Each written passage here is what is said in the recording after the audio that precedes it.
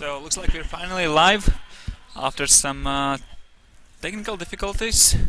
Lost connection, but it's 3-1 already in a quarterfinal game here, Rigas Rudens, in this brand new arena hall. Quarterfinals between Swedish Örebro and Estonian Saku Ultimate. Swedes starting really strong. Break already on the first point, and now they are up 3-1. And Saku taking a timeout, obviously seeing that the game is not going in their direction. They need to change something, and change something really fast. Quite short games, still in the quarterfinals, only 25 minutes, so not a lot of time. 8 minutes already played, and even if you started an offense, it's quite a big advantage here because no half times. Now Saku down by 2 points.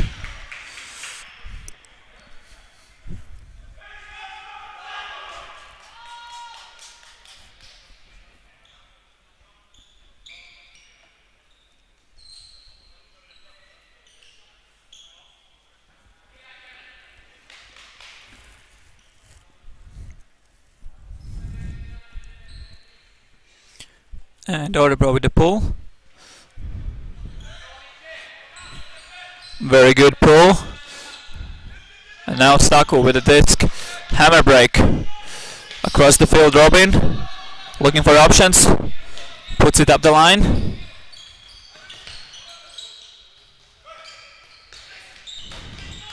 Lauritz back to Robin. And the interception in the middle of field.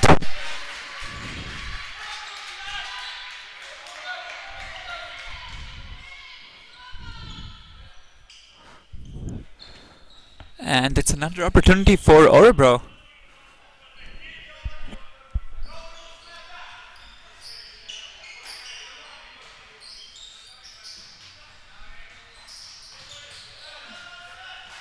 Number 2 on the side, very quick disc movement, nice save there, close to the sideline.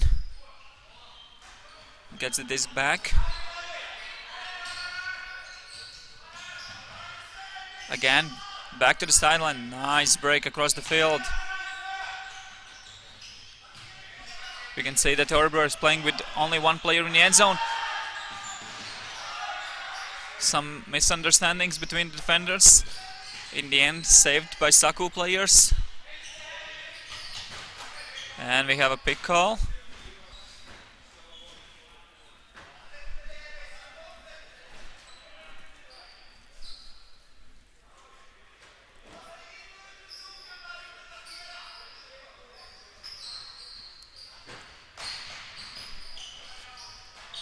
Again, very fast disc movement from Swedes. They're leaving one player in the end zone.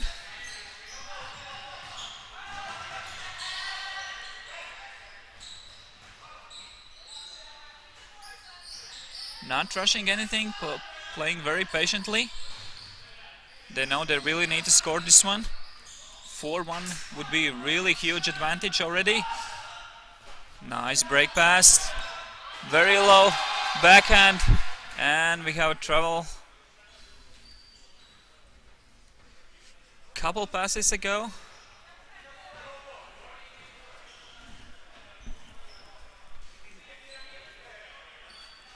Sachlin with the disc. Discussing with Lauritz what happened there. But still disc with the Swedes. Give and go movement. Nice break pass again. We can see always from the break side. Swedes are just giving the pass the open side and going for the follow-up pass up the line.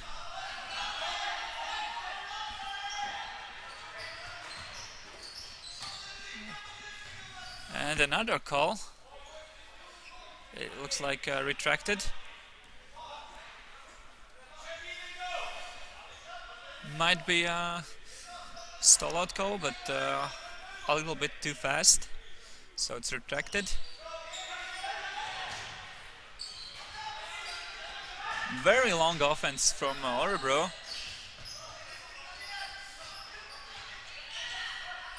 You can see Saku players switching a lot, trying to play smart defense.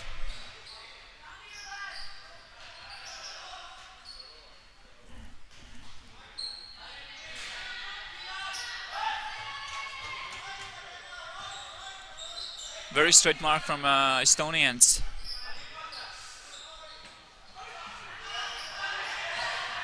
And a hammer in the end zone for the point. And looks like again we have a travel call, so there won't be a call. So, is it a call?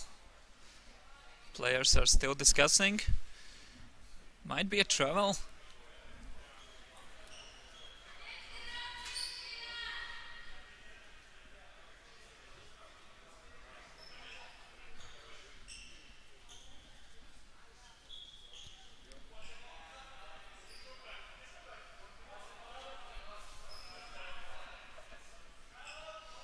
So it's a travel.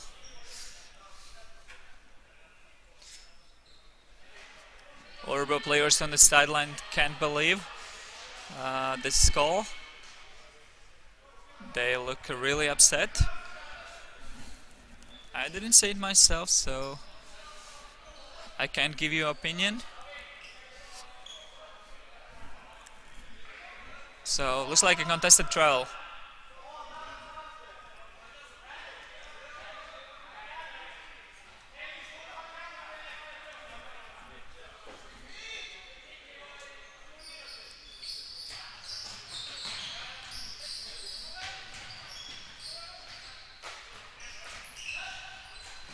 Very close to the defense.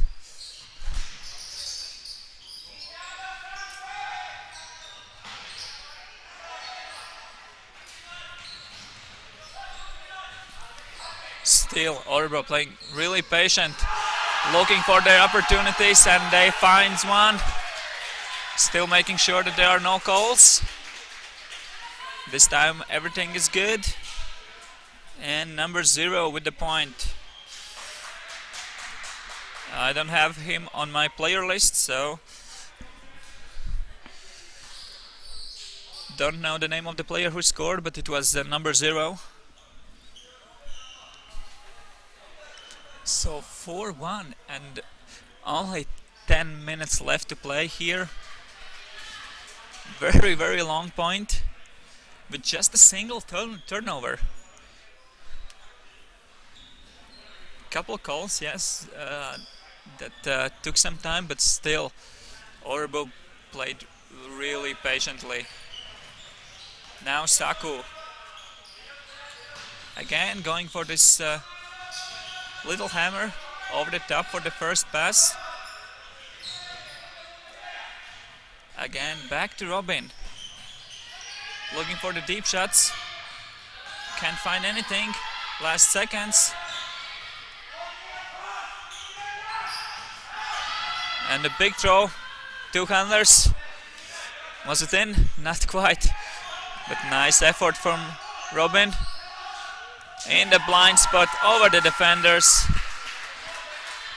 Saku answer with the point for themselves.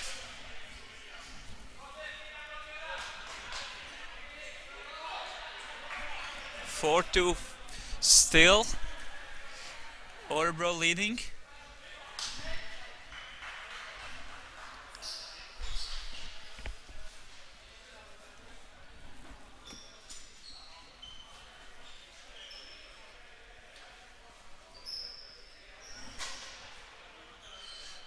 Let's see what Saku will prepare for the defense.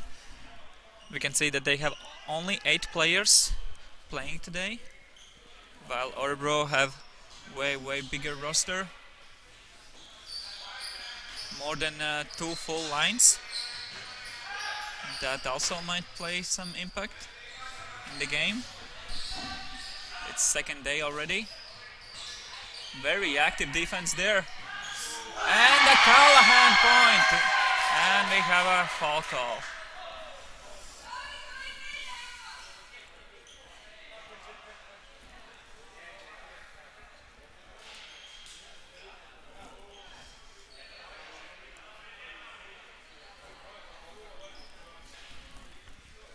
Looks like this won't be the best spirited game. We have some misunderstandings basically every point.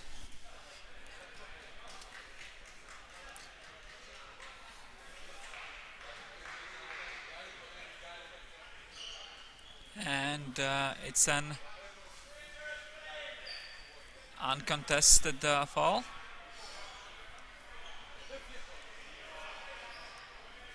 Christian stepping in from Saku's side. This was actually an example of good spirit. Even though you thought you get a Callahan, that's one of the sweetest fruits in the ultimate game. Still, player in the end gave it away as an uncontested foul.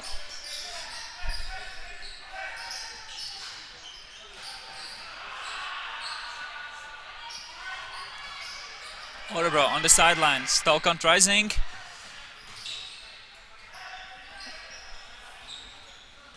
Again, Orebro playing their patient game, and we have a foul. It's uncontested. A bit too aggressive on the mark. Very quick stoppage. Again, close on the defense. Estonians pushing hard. They really need to get some blocks.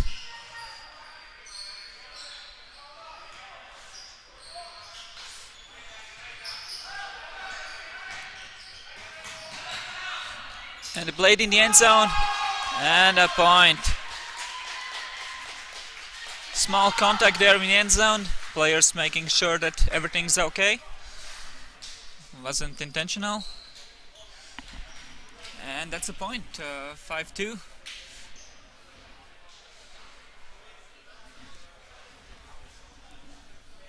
Only 6 minutes left here in this quarterfinal. I'm quite positive we won't reach the point cap, 11 points.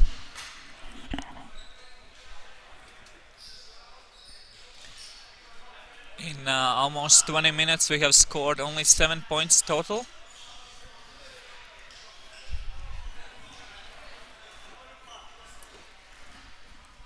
Still Saku haven't get any single breaks in the game.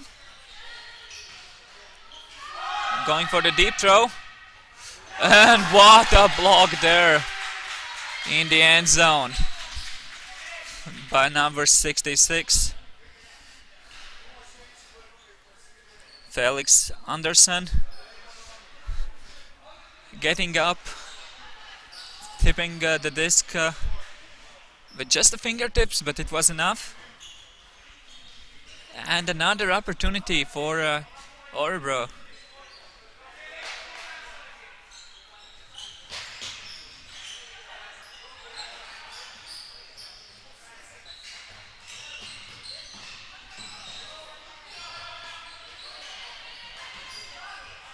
Number 2 on the sideline. Nice quick disc movement on the side. Low pass saved by number 0.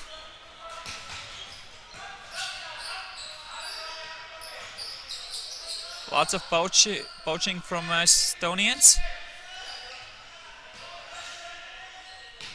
Again, there's always a free player behind the handlers. And a big pass for another break for Orebro. It's number 0 in the end zone. 6-2. 4 points up. Sweets. They have scored 4 break points in the game. And again, they have a very deep roster of players Orebro now sending fresh legs on the field. Some of the Saku players have been on the field basically all game long. Again, this casual hammer throw between the handlers. Freddy now. Usually a very good player in the defense, but now playing in the offense. And again, Christian to Robin. Those two handlers connecting for the deep throw. And this time it works out.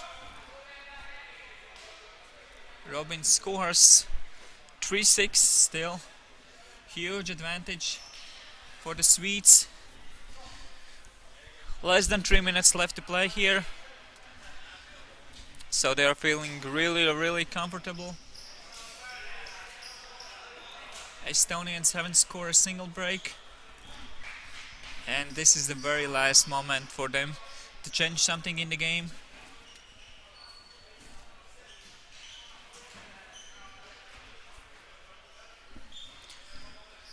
Coming up next, we'll have another quarterfinal in the men's division. We'll have a Latvian matchup. Two Latvian teams facing each other. It will be between Salisbury's Wild Things and Ventspils. But still, we have to finish this game. Nice grab there from Orebro player on the side. Dumps it back. Again, wide open player. Defense wasn't even rushing there to be on the mark.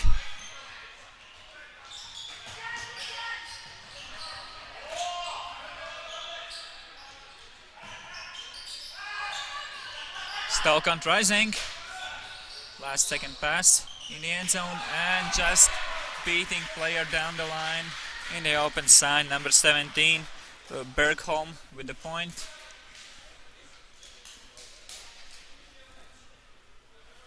Just casually scoring another point for the Swedes. Looks like they will advance to the semifinals. And they're just taking a timeout. Playing as usual, really smart ultimate. That's one of the signature things for the Orebro team. They have experience, they have some great coaches, they know some tactics, and now, for example, they say it's just 1 minute left to play here. Let's just take a timeout, burn the time till the end. So even if Saku scored the next point, it will be the new point cap, and they will just need to score once. I don't think there were any other reasons for Orebro to take this timeout.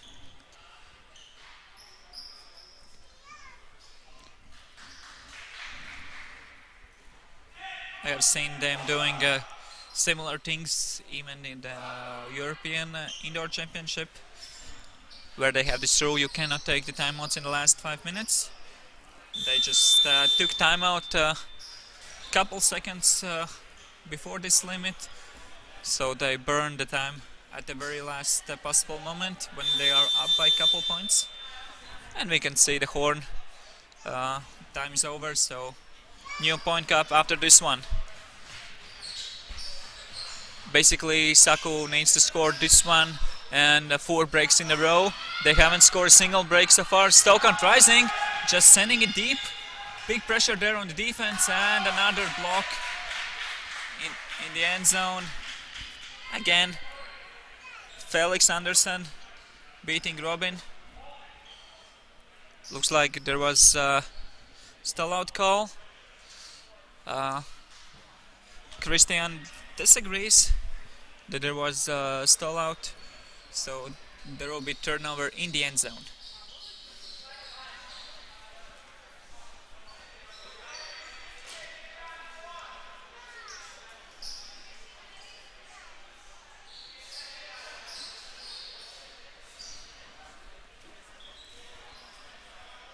We have seen Saku trying the same deep throws a couple of times in this game, but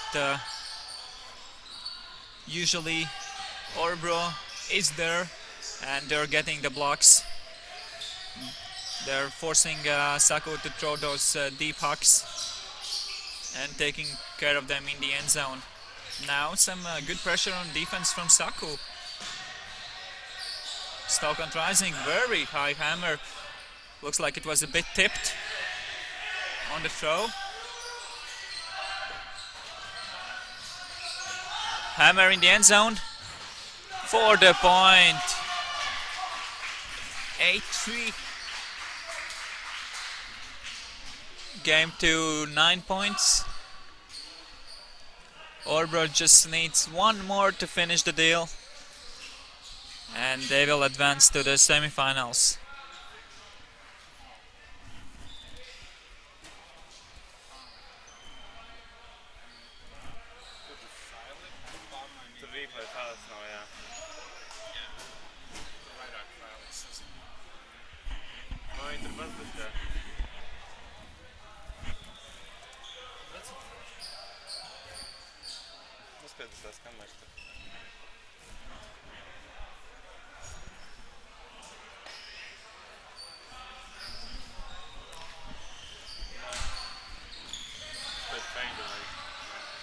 So Saku on their last offensive point.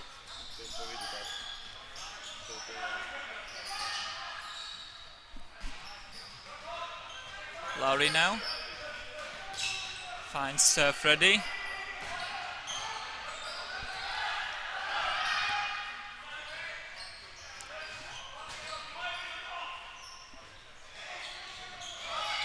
And an interception. Very close to the end zone. Scuba across the field, but Saku isn't finished yet, just yet. Getting a block. Another opportunity.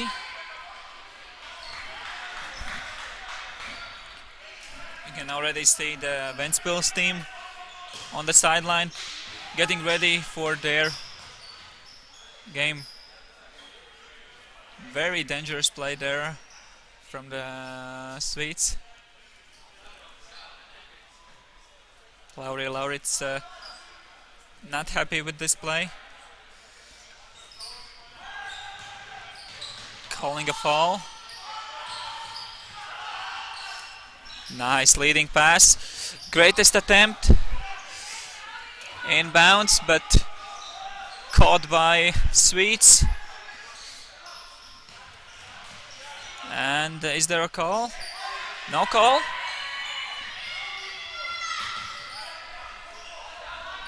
A bit chaotic last point here. And again, same idea, just going with a hammer and putting up there in the space. Saku saving this point in the end. 4-8. Good thing for Team Saku. They get 2 turnovers in this 1 point, so maybe they prove to themselves that they can get this back. They can get some blocks.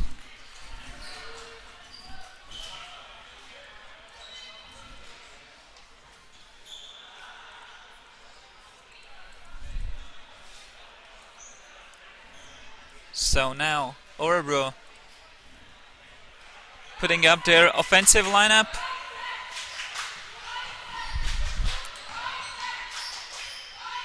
Some cheering from Estonian girls, trying to hype up their boys to get another block.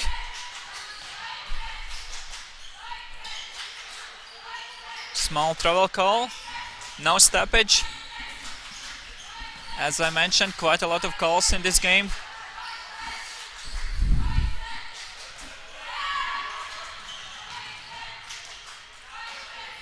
Again, Orebro in their casual play style, just passing around, throwing hundreds of passes if needed, just to be safe. Small bump in the back from Robin.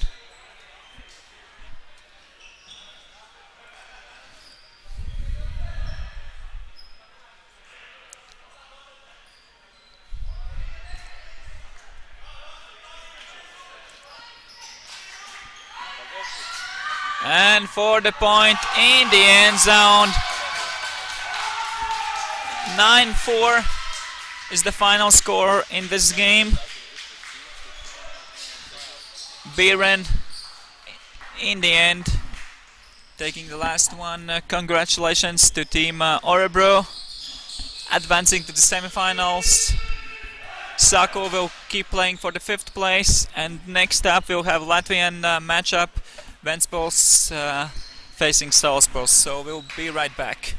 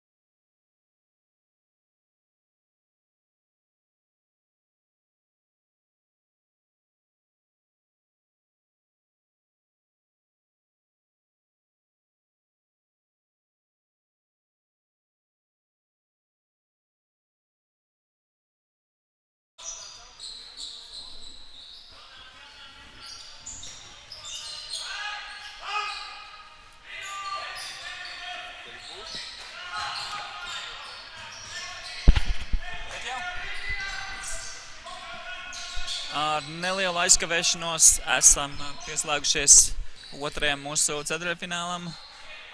Divas Latvijas komandas tiekas savā starpā jau ceturtfinālā. Salaspils Wildthings 2-0 vadībā šobrīd pret Ventspils komandu. Sāk spēli ar 2 breikiem pēc kārtas, un mums ir minūtes pārtraukums. Ventspilnieki pieprasa pārtraukumu, grib paņemt pauzīt, izrunāt lietas. Pirmajā punktā Orlovskis dabūja aizsardzību un punktu, un otrajā punktā Malders izpildīja tieši to pašu. Līdz šim tie spēlētāji, kas gūši aizsardzību, gūst arī pašu punktus. Abas no komandām pirmajā dienā uzvarēja 2 no 3 spēlēm. Un ir spiestas jau priekšlaicīgi tikties šeit ceturtfinālā. Salaspils, protams, daudzkārtēji šī turnīra čempioni. Savukārt Ventspilnieki ir tieši tie, kas šobrīd aizstāv titulu. Pagājuši gadu viņiem ļoti liels sasniegums. Izdevās beidzot tikt pie panākuma, uzvarēt Rigas Rudens turnīru. Ventspils komanda vienmēr bijusi visos turnīros, kur piedalās starp favorītiem, bet īsti līdz tam titulam aizsniegties viņiem nebija izdevies, tā kā ļoti liels panākums viņiem. Un šobrīd viņi cenšas aizstāvēt šo čempionu godu.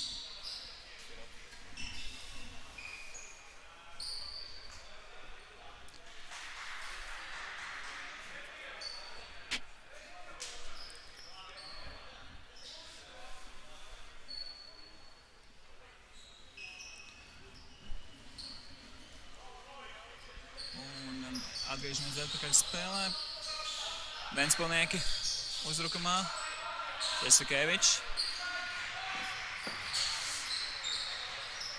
Skudra.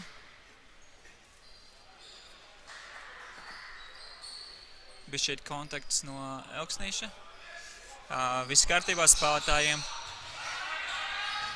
Nekādas pretensijas.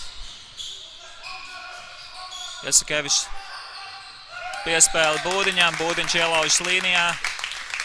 Un pēc šī minūtes pārtraukuma izdodas Ventspilniekiem gūt savu pirmo punktu. 1-2. Vēl ar vienu izteikts pārsvars Salaspiliešiem. Guva viņi 2 breikus.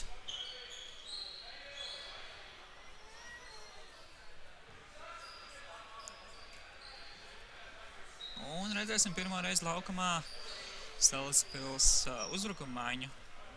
Salaspilieši sadalījušies uz pusēm. Aizsardzības uzbrukuma virknējumos.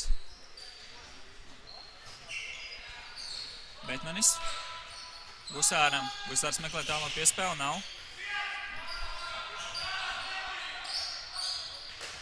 Jurgensons.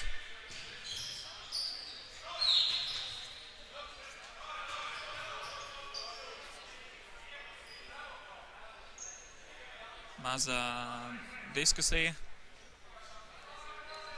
Pēc nostaigāta spēle netika apturēta, bet diskusija ieilga un spēlētāja laukumā domājot, ka ir nosaukts kaut kas, tāpēc spēle tika apturēta. Gusārs atspēle atpakaļ ļoti tuvu Bergmanas aizsardzībā, tomēr neizsniedz līdz šim diskam. Atkal Betmanis. Jurgensons. Gusārs. Jurgensons. Iegājis viņš saspēlē. Mazliet kontakts. Viss kārtībā spēlētājiem. Jurgensons neiebilst pret šādu kontaktu. Vai vismaz lielākoties viņš nesauc šeit sodus. Ābeltiņš Jurgensonam. Gusārs. Hamer piespēle. Un Ābeltiņš, kurš vakar nebija kopā ar komandu, šodien pievienojies, gūst savu pirmo punktu. Salaspilieši izmantoja 4 spēlētājus šajā punktā. Taurens vairākas reizes izskrēja, bet reiz pie diska netika, tika labi nosegts. Bet tik un tā vēl Tings gūst punktu. 3-1.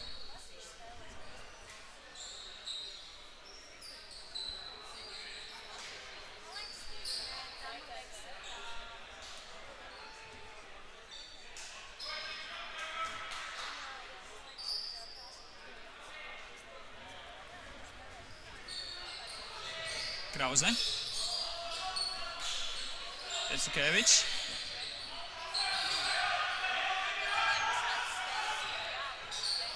Un izskatījās outs, bet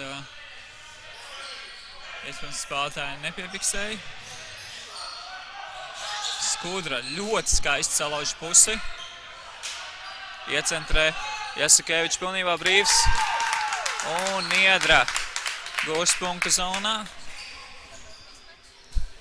Palicis bijis pret augumā īsāko Kasparānu. Un izmantoja šo augumu pārsvaru Ventspilnieki. 3-2.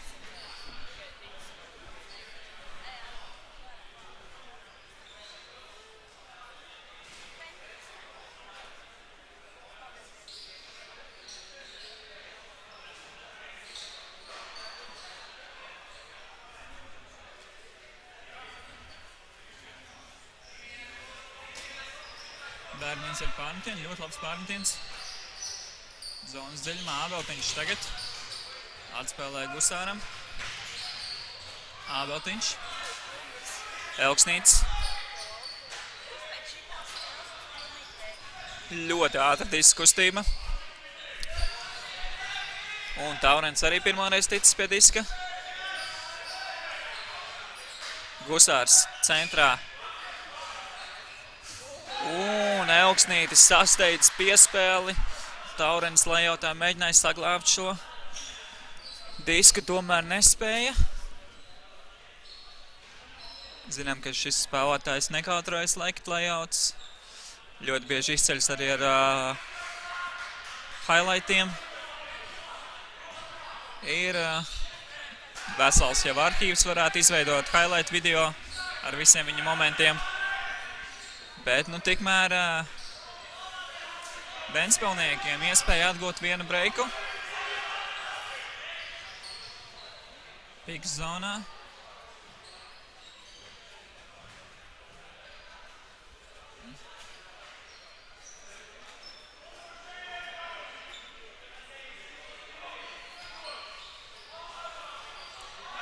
Un Skulba ar piespēli zonā. 3-3. Ventspilnieki izlīdzina rezultātu.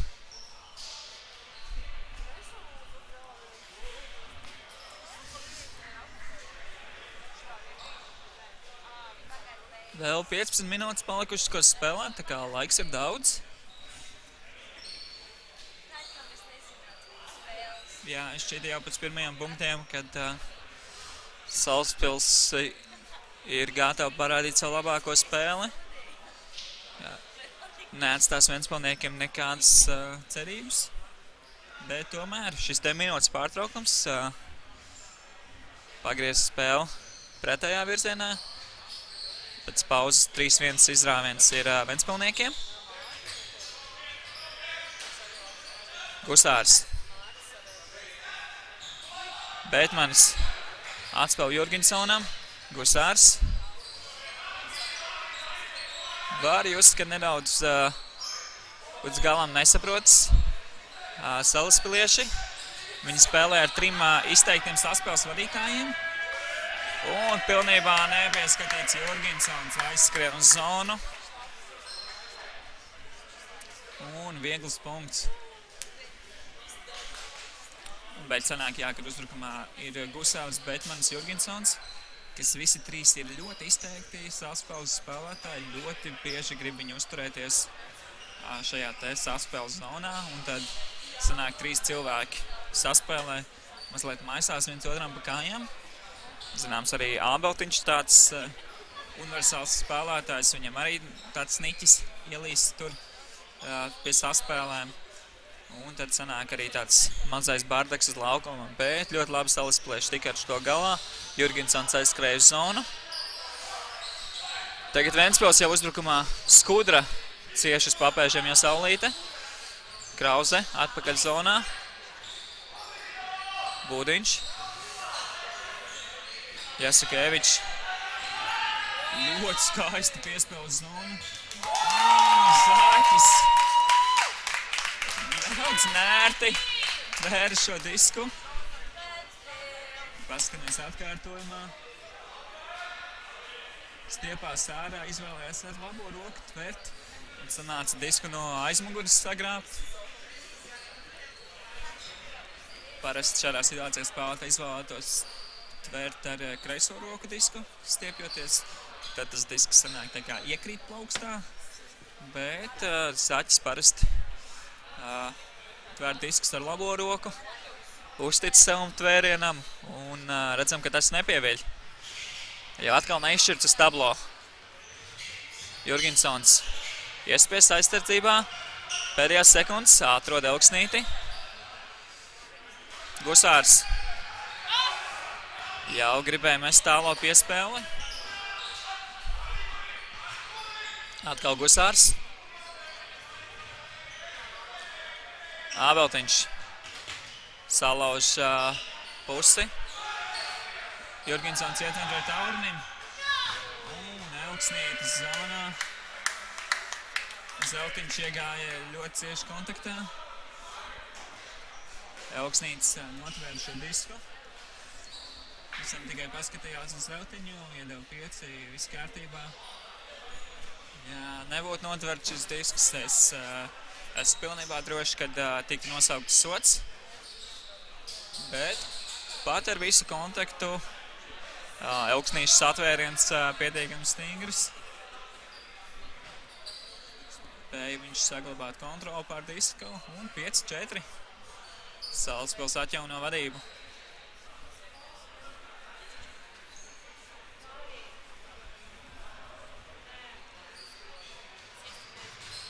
Ļoti labs pārmetiens no Salaspils. Jasukēvičs.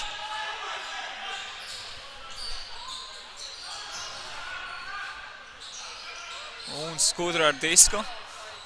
Arī no Salaspils bija šī kontaktiņš uz tvērieniem. Redzējām, ka Kaprāns diezgan agresīvi uzgāja visu Skudru. Un Mārcis Skudra layoutā zonā nespēja aizsniegties līdz šim diskam.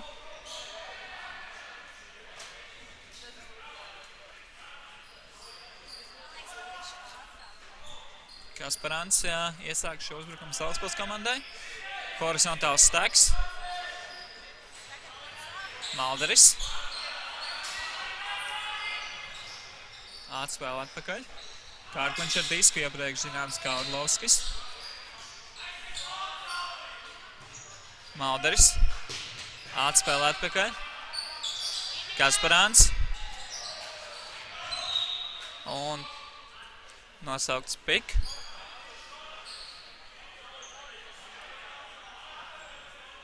Vēl viena piespēle atpakaļ.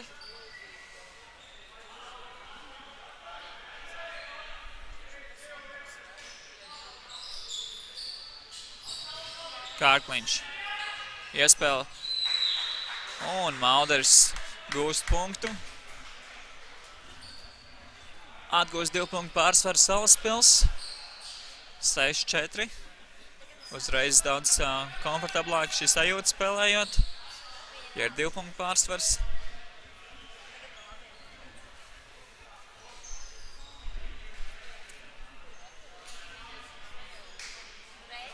Vēl 8 minūtes atlikušas, ko spēlēt. Tā kā laiks vēl ir. Viss iespējas Ventspilsniekiem atspēlēties. Viņi jau pierādīja, ka var būt breikus. Būdiņš nespēja tvert pārmetienu, bet indorā tas nav nekas traks. Zināms, ārā tas uzreiz būtu turnovers. Kaspars skaisti piespēle no Skudras. Atkal Skudra ar disku. Skatās opcijas. Atrod Bergmani. Niedra. Pick-up spēlētājs Ventspilī. Un Kārkliņš pārtver šo disku.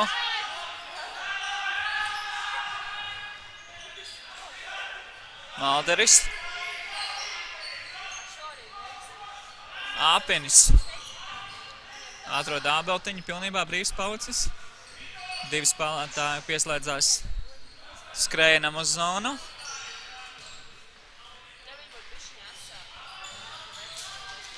Saulīt uzreiz turpina ābeltiņš. Pilnībā brīvs. Un Kaspar Polča no Skudras nolasīja šo situāciju. Pieslēdzās un dabūja atpakaļ disku savai komandai. Un kamera piespēle zonā. Un Niedra jau aizsniedzās līdz šim diskam, bet tomēr nespēja to tvert.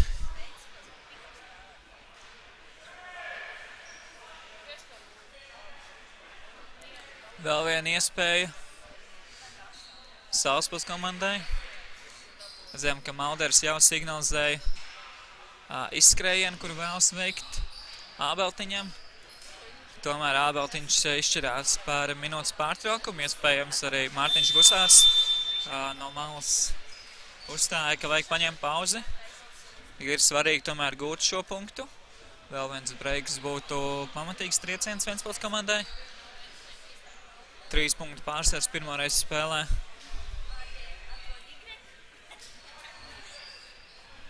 Šobrīd 6-4.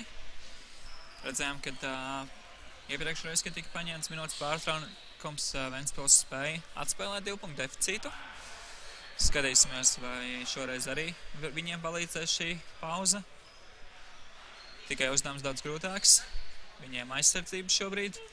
Vispirms disks jāatgūst. Redzam, ka Gustārs arī kaut ko zīmē savai komandai. Iespējams būs kāda konkrēta izspēle sarunāta. Redzēsim, ko spēlētāji būs sagatavojuši.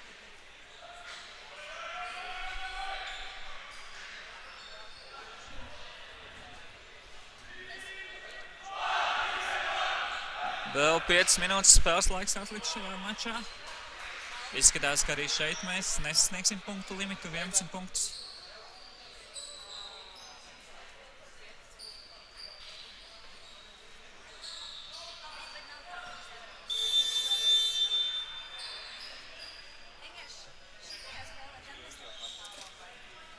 Salaspils pārgāja uz horizontālu steku. Redzējām, ka tikko viņi bija pirms tam pārtraukumu nostājušies vertikāli. Iespējams sarunājuši kaut ko konkrētu. Pagaidām tikai savā zonā saspēlējis. Beidzot pavirzās arī nedaudz uz priekšu. Ļoti laba Salaspils vadītāja darbība Salaspils komandai. Ļoti ātri kustina šo disku. Varam redzēt, ka ļoti bieži tika atmet atpakaļ disku, uzreiz piespēlē nākamajam spēlētājam. Pat ja neko daudz neiegūsti, pakustina disku un iegūst spēlētāju, kuram uzreiz ir skats uz laukumu. Malders. Āpieņem zonā. Un punkts. 7-4. Salaspils palielina savu pārsvaru. Pirmo reizi šajā mačā priekšā pa 3 punktiem.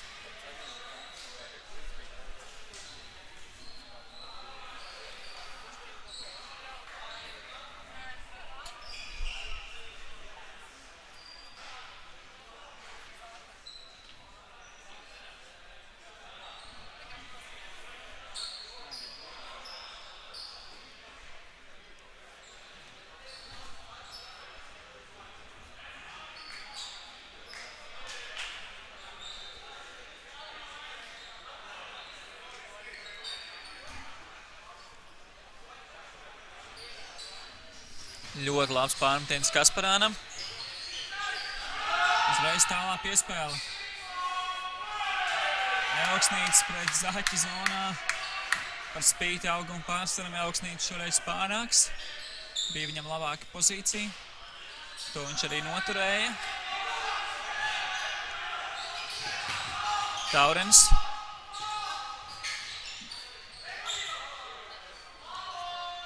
Nosaukts Stolauds, Gusārs saglāb šo disku. Atsaukts Stolauds ir, izskatās.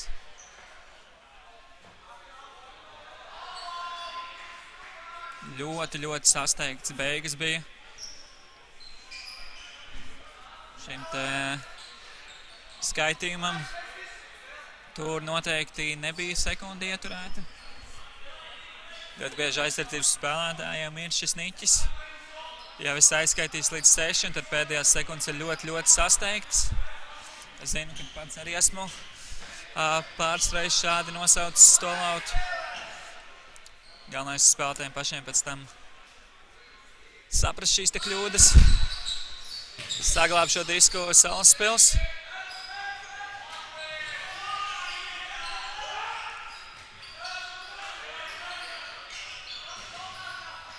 Gusārs. Ļoti zems bleids. Saglāb šo disku Salaspilieši kaut kādā veidā. Un gūs punktu. Vēl viens breiks Salaspils komandai. 8-4. Un tas jau ir ļoti pamatīgs pieteikums.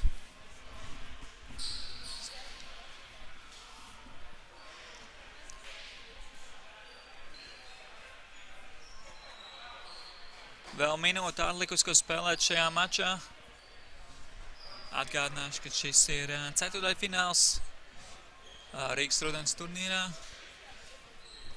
Uzvarētāji turpinās cīņu par medaļām.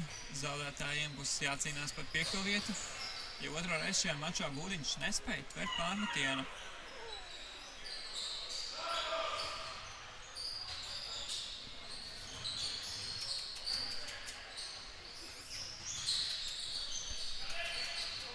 Būdiņš atpakaļ zonā saspēlē savu un vienu ar Jaskeviču. Un Mārcis Skudra pilnīgi neticami saglāb šo disku. Varam apstīties atkārtojumā. Skatāmies atkārtojumu. Ļoti grūti pateikt. Kājas viņam noteikti bija iekšā, bet ja roka nebija pie zemes spēlētājiem, tad disks tika tverts iekšā.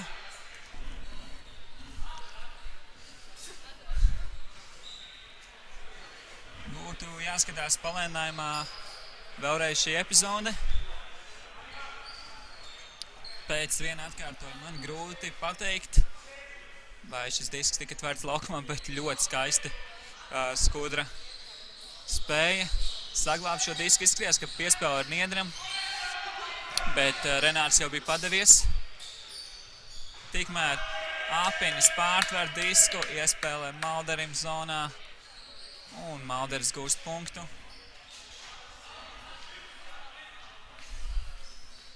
9-4. Vēl lielāks Salaspils komandas pārsvars.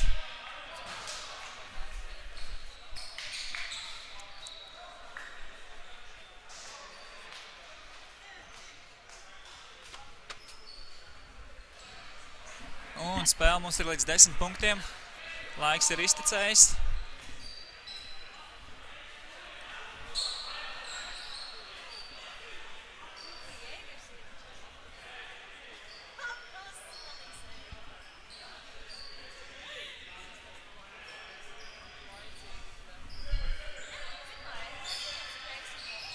Būdiņš.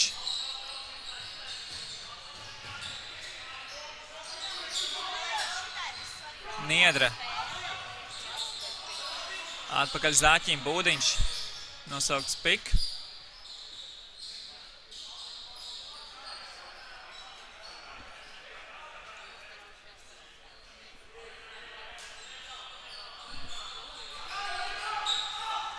Atspēl atpakaļ un atkal Zāķis savā ierastajā stilā tver disku no aizmuguras. Bergmanis ļoti skaisti salauž pusi. Skaisti piespēle pār aizsardzību un Niedra zonā. Layout lecienā. Tieši priekšā mūsu fotogrāfam. Cerams, ka būs arī kāds skaists kadrs no šīs epizodes. Ļoti atletiska darbība. Renārs Niedra zonā. Esam ieraduši viņu tur redzēt, bet parasti viņa epizodes ir augstie tvērieni.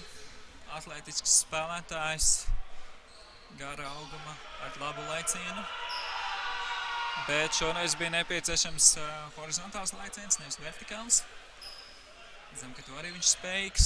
Un Ventspils nebūtu nav padevušies. 9-5, spēle līdz 10. Un ļoti ātrs break punkts Ventspilniekiem. Bet man Sapinis savā meistarībā. Pats arī to saprot. Zinu, kad uzbrukuma līnijā ir 6 spēlētāji. Uzreiz pēc šīs epizodes viņš dodas apsēsties uz soliņa, lai pārējā uzbrukuma līnija iet virsū. Ļoti ātrs breiks Ventspilniekiem. Atgriež viņiem tādu nelielu cerības stariņu, bet tiešām tas jau ir tikai mazs stariņš. Nepieciešami 4 punkti pēc kārtas. Gusārs. Ābeltiņš. Jurginsons. Iezemē disku laukumā. Gusārs. Hamer piespēle un kļūda. Mazliet par zemu šī piespēle. Iespējams, Apinis savos ziedu gados būtu lecis pakaļ šim diskam. Šoreiz izvēlējās nedaudz sevi pasaudzēt. Galu galā ir pārsvars un priekšā vēl svarīgas spēles. Un skūbers pār visam laukumam. Un Mārtiņš Taurinis ar lēcienu iztraucē visiem citiem spēlētājiem.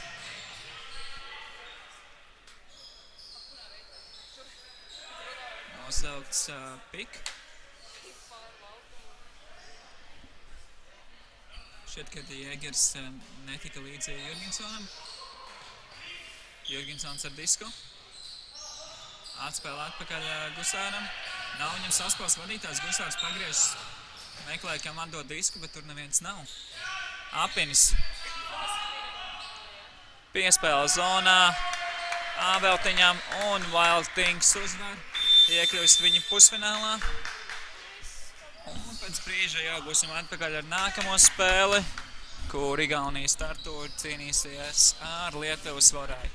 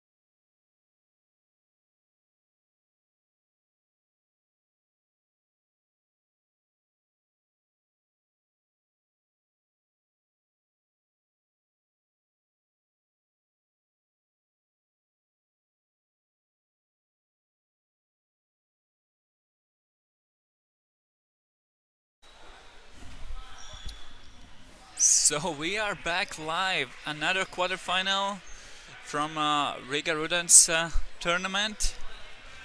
A very interesting one. I'm really looking forward to this one. Lithuanian strongest team, Vorai, facing against uprising Estonian team Tartu. Tartu have been really good in the last couple of years, getting better and better with every single season. And of course Vorai, Lithuanian powerhouse, main force for I don't know how long, but basically last 2 decades maybe even. And of course Vorai starting strong. Modestas with the point.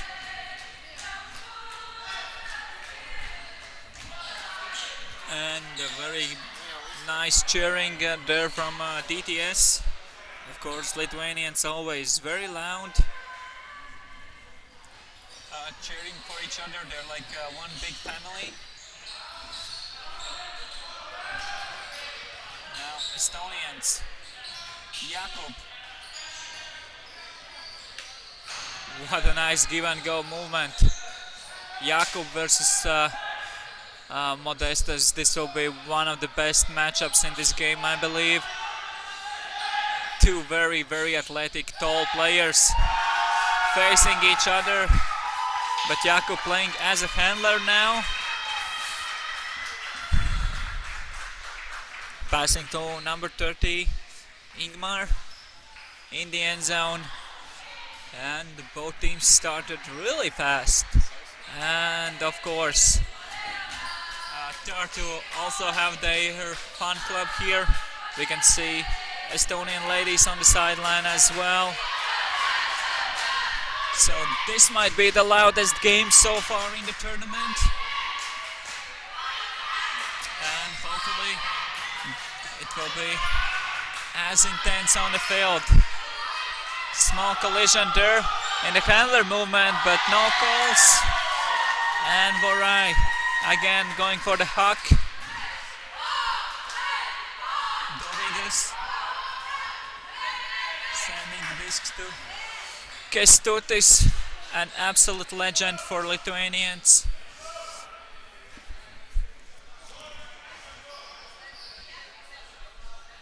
Again, two of the best Lithuanian players.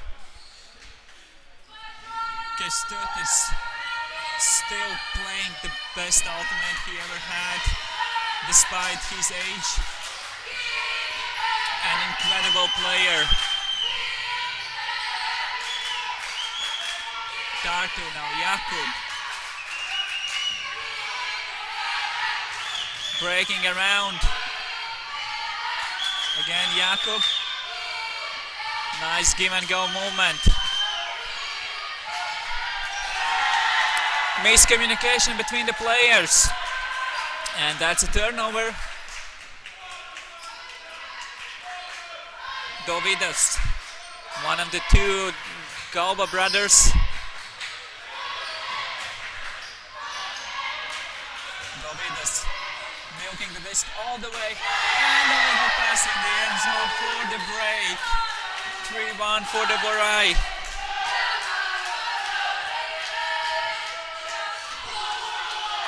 Malinauskas in the end zone with the point. One of the players I haven't seen so much playing with the Vorai. Vorai have usually been the team with the same players all the time, but actually now they have worked a new player program in Lithuania. They're playing with the two teams. They have played in some other international tournaments with the two teams as well, so they have a next generation coming in.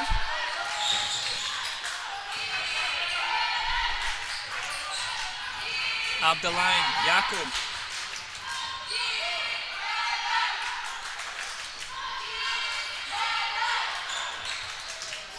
Jakub again. Stalkon rising. Finds a wide open player.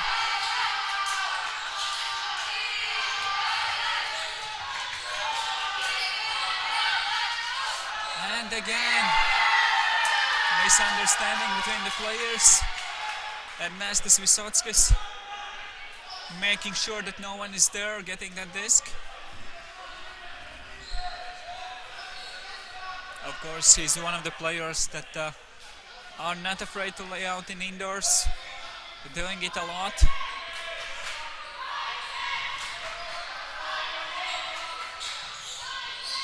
Richardas, the president of Lithuanian Federation. What a nice disc moment there.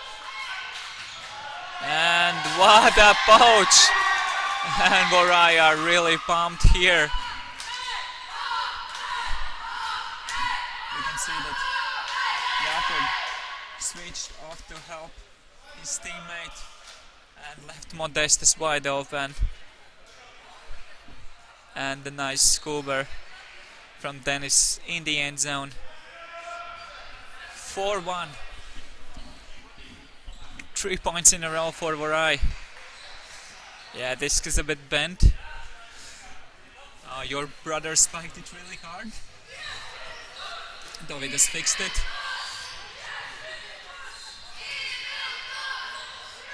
And another miscommunication error. Dovidas looking for the scuba. There is a poach. Wide open player in the handler zone.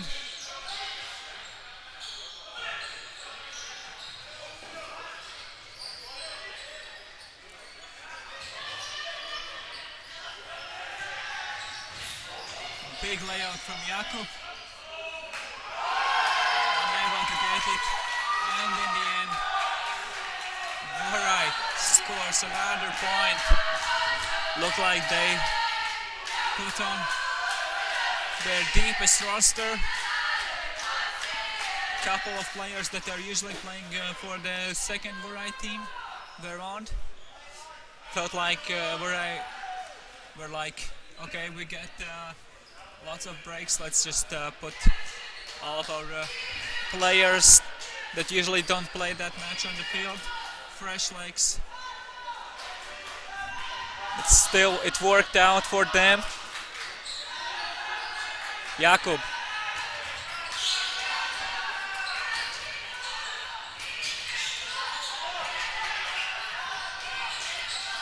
Number 77 on the side. Jakub again. And finally, Tartu able to score, getting their second point. We can see that Jakub is playing a big role for his team. He's usually the star player in the team, MVP of many tournaments. But it feels like that Tartu is here with a quite short roster. They're missing a couple of key players. Some miscommunication between the players. There are two players defending same person. And Vorai just casually throwing couple passes and scoring in the end zone. 6-2. Looks like this might be the first game today that end up before the time cup. But we'll see. Still plenty of time. 16 minutes left. Tartu can flip the game over.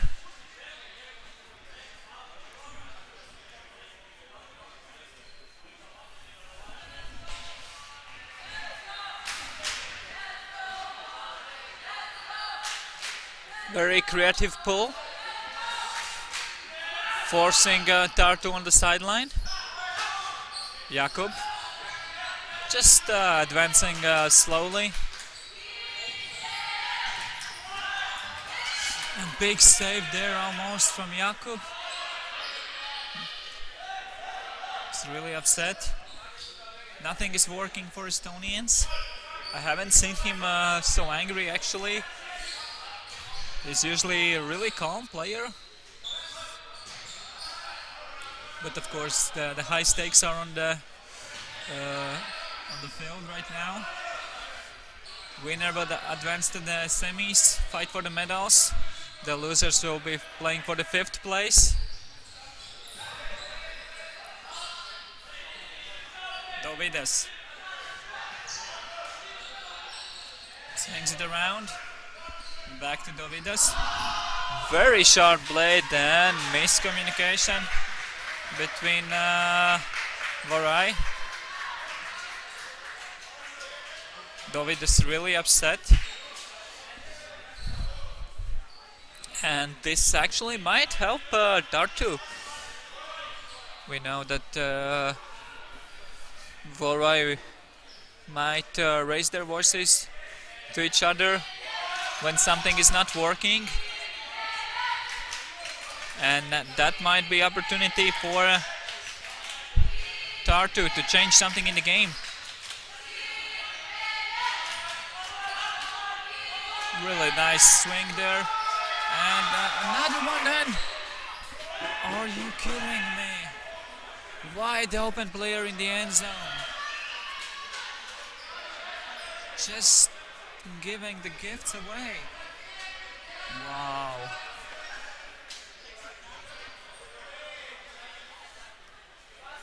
Really surprising to see such plays. Of course, everything can happen. I myself have dropped wide open passes in the end zone as well. And the big throw. right in the back of Dovidas, and looks like Christmas have came early this year. Both teams just gifting the disc away. Nice Skober in the blank spot for the defenders. Another pass in the end zone. This time it works out. The longest point in the game so far. Ended up with a point for Tartu.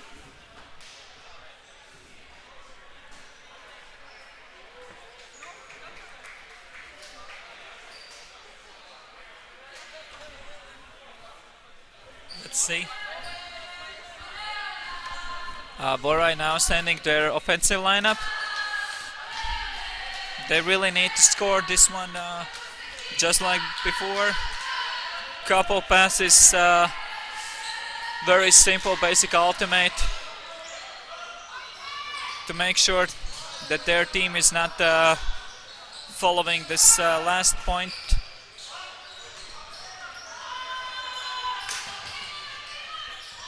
Modestus almost in the end zone, dumps it back. Ernestas dumps it back. Skober to center the disc. Too many players in the end zone.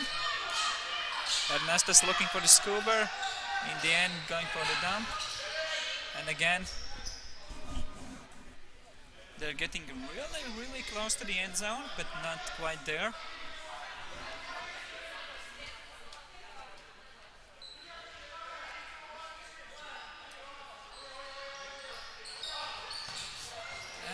Richard is unable to get the disc.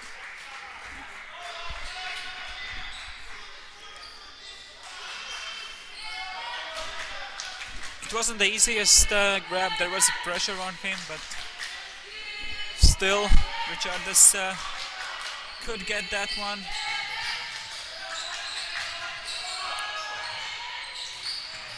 And Tartu just gifting the disc away. It was their opportunity to get one break back, to get some momentum here. And a beautiful throw from Kestutis. One of the good old classics in the indoors. You get the pass, you turn over, your defender isn't on the mark. You just send the disc in the break mark. Good pressure there on the defense, but of course Modestas, one of the tallest players, if not the tallest in the tournament. Very good in the end zone. Have some basketball background, still playing basketball as well. Very tall, very athletic, and of course very good in the end zone in ultimate. Jakub centers the disc.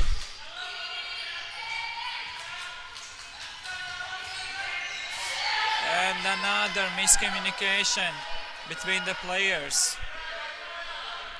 I don't know what's happening to Tartu. They cannot find their own game today.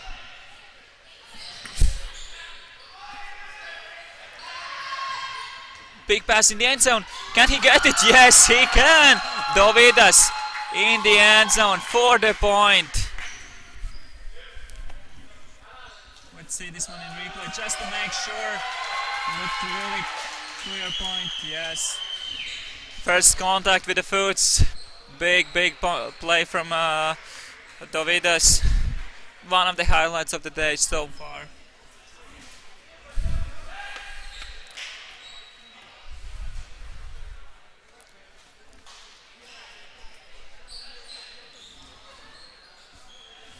8-3 for Morai. Looks like Lithuanians will advance to the semis. And another gift. I don't know what's happening to Tartu. That's not the Tartu team we are used to see. There is some kind of call. Looks like everything's okay. Just dumps it back. using the poach.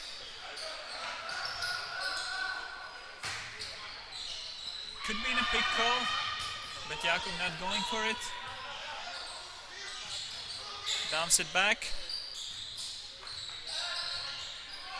Bit chaotic offense. Not the best pass at all, but it was there. Let's see this one in replay. Very wobbly pass. Not the pass you want to see from your teammates, but it was perfectly put for Modestas. Of course, you usually want it a bit deeper in the open side, but defender wasn't even close, so Vorai just taking another break. Another superb pull from Ernestas. He's usually throwing those running backhand pulls. I haven't seen a lot of those pulls outside of Lithuania, but they are really, really effective because you are already on the run. A nice beat there from Kestutis. Almost get the block. Jakub really, really upset right now. We can see emotions taking over him. And a block.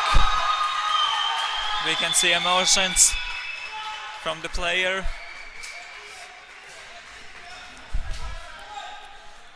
And Vorai just taking a timeout, making sure that they will get the point in the end.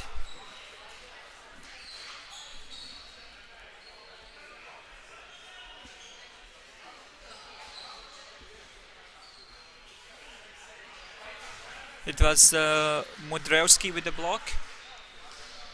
He previously played for Vorai 2, I believe. He was one of the key players in their second team, and now he's playing for their main team here in this tournament. And of course, he's really pumped to get those plays, getting the block, getting some points on the stat score. It's always really good when you are just jumping in the team and proving yourself really useful. You're not just an extra legs on the team for the key players to rest when they need, but actually giving a big impact. And as I mentioned, yeah, Vorai having two teams to play. It's really good for the club future because some of the players for Team Vorai is playing, I believe, close to 20 years already. So that's really, really impressive, and they won't be playing forever. I know it looks like Kestutis will, but we'll see. Speaking of Kestutis, getting the point in the end zone. Modestas goal, but this time with an assist. 10-3, where I just need one more point to finish the game.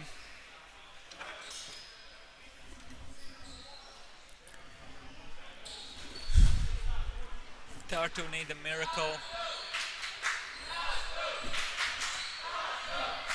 We can hear Saku hyping up their mates. We already saw that Saku lost their quarterfinals. There were two Estonian teams in the quarterfinals. There are actually two Lithuanian teams as well. In the next game you'll see Cosmics facing Vif from Sweden. One Swedish team already advanced to the semis, Örebro. We'll see, maybe there will be two Swedish teams. But we need to finish this game. Dovidas throwing a big scuba. And is there a call? There is a call.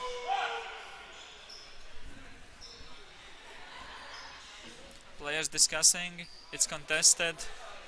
Defender completely disagrees. Not the best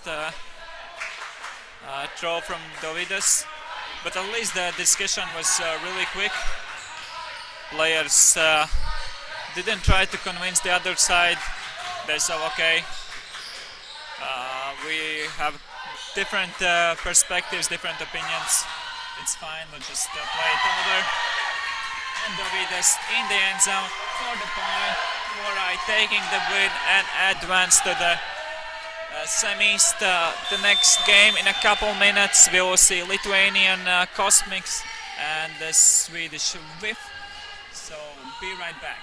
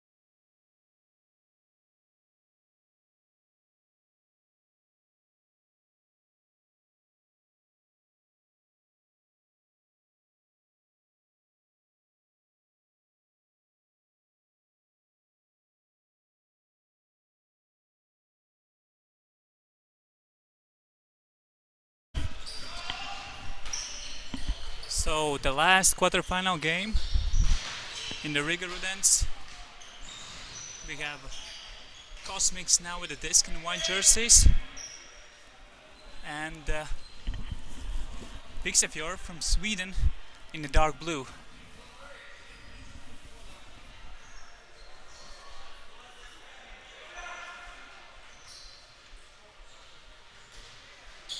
Big pressure there on the defense.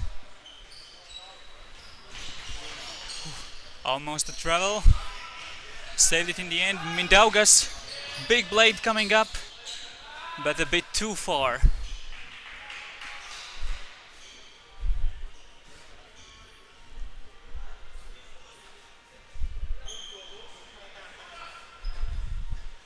So it's 1-0 now for the Swedes.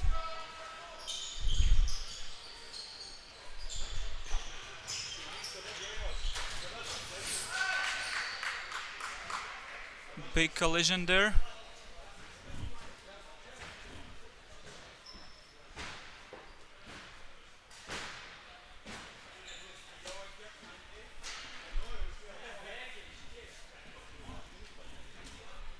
So discussion there between the players.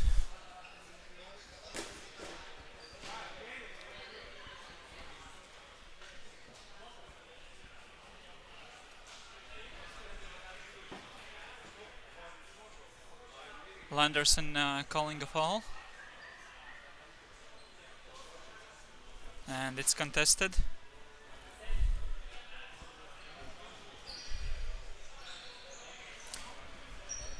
Bobina believed that he got the disc clearly, so it's contested and disc is going back.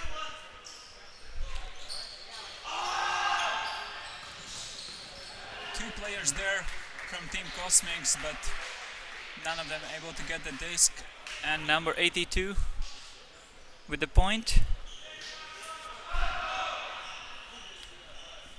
Unfortunately, I don't have the full list with the numbers and the player names. I've only for half the Swedes, so I don't know the name of the player who just scored, but still very good point. And 2-0 for Biff.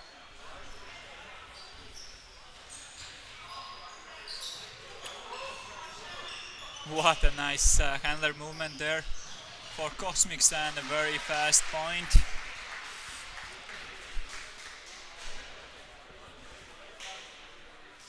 Justas Bobina in the end zone.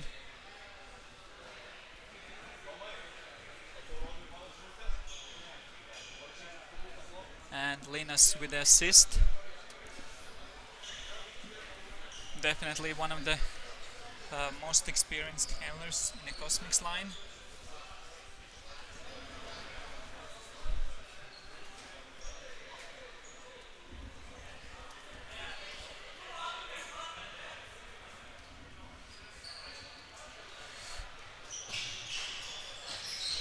Frisbija now. Nice scuba to open up the field, and followed by Blade, almost a block.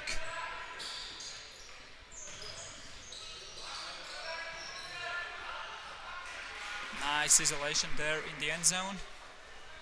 We saw that they left only one player in the end zone, giving him all the space, and a big IO backhand break on a throw.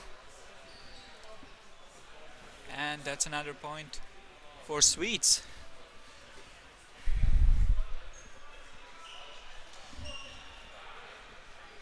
We already saw one Swedish team advance to the semifinals in very first game of the day.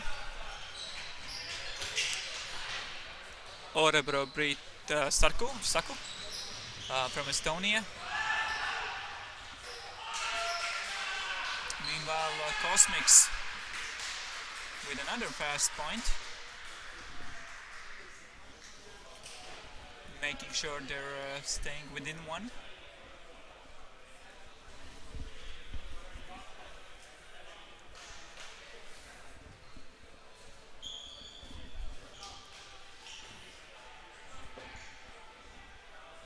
So the three semi-finalists in the men division, we have already Örebro from Sweden, Salaspils Wild Things from Latvia, and Borai from Lithuania. And we'll see if there will be two Swedish or two Lithuanian teams in the semis here in the Rigas Rudens. Big hammer going up in the end zone for that point.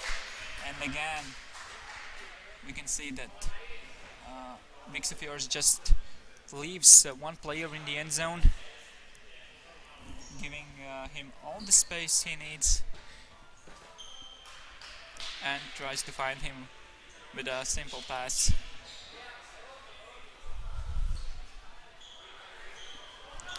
As a defender, it's one of the hardest things to do when you are left to play alone in the end zone, in indoors, where you can throw absolutely anything, anywhere on the field.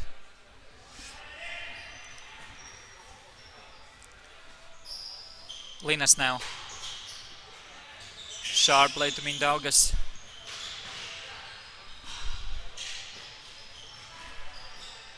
Bobina now dumps it back to Mindaugas. Another Bobina. I believe we have two brothers on the Cosmics team. Number 7 Justas Bobina and number 25 Jozas Bobina.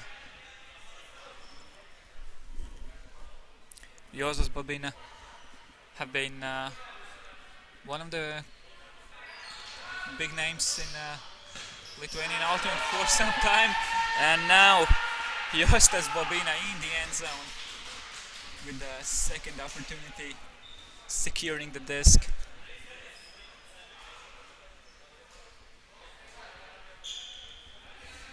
That's a really good sign for the ultimate player.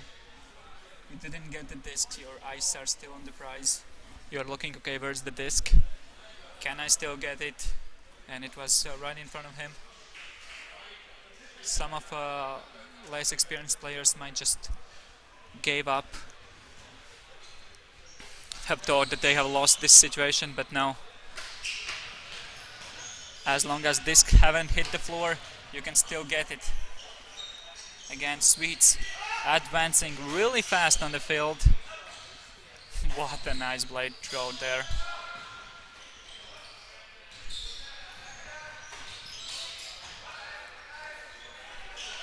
And hammer in the end zone. And another point, just in the same style as before. Leaving one player in the end zone, throwing a hammer.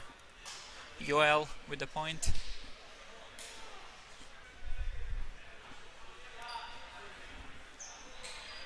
Also one of the big names for Sweden.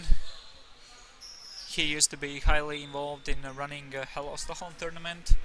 That's actually happening again this season. During COVID time it took a break, but it's one of the biggest indoor tournaments on artificial grass we have. Great tournament to be. So if you are interested in this tournament, check out their Facebook page for the more information. Really, really good tournament. Do recommend it. Now Cosmics. Jozas Bobina centers it. And almost get there. Very good connection, very nice give and go, but just in the end, pass was a couple centimeters too far. Just out of reach of Justas Bobina.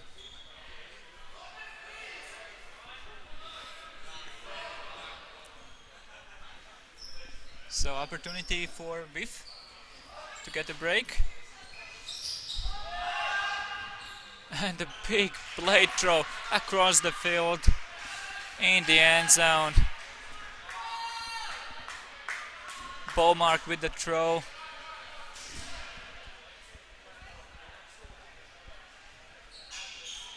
We saw that he's the left-handed player. I believe it was Hargiva in the end zone with the point. And 6-3. Swedes taking a 3-point lead for the first time in this game.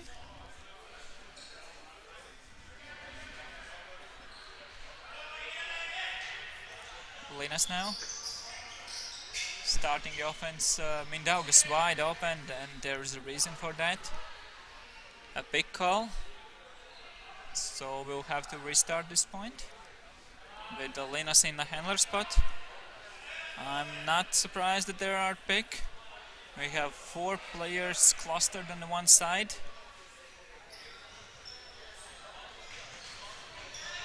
Still Mindaugas getting the disc. One of the most athletic players in Lithuania for years. We've been dealing with some injuries, and what a throw there from Mindaugas. Very sharp blade across the field to Linas.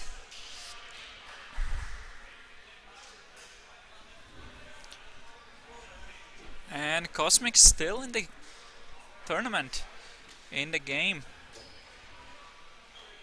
Not losing a hope for the semifinals. I have to admit that Cosmic's playing in the quarters is biggest surprise for me in this tournament so far. I'm not saying the Cosmics is a bad team in any way, but there are lots of good teams in this tournament. But still, Cosmics prove that they are top 8 worthy, and now they're getting a block. Josas Bobina getting a block, this time clearly. Asking for the vertical stack. We'll see what he wants to cut. Gets the disc in the open side. Big Skuber. Mindaugas gets it. Centers the disc. Nice disc movement now from Cosmics. And they're giving it a goal. Small contact there. Let's see this one in replay. Yeah, he gets barely in bounds, but even if he would be out of bounds, I believe it would be forced out. A bit of contact there.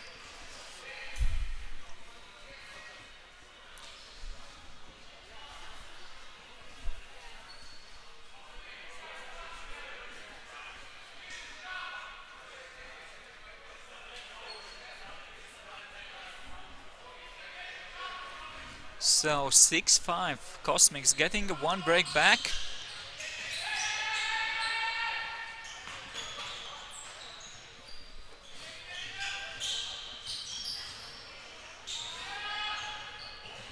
And a bit too far.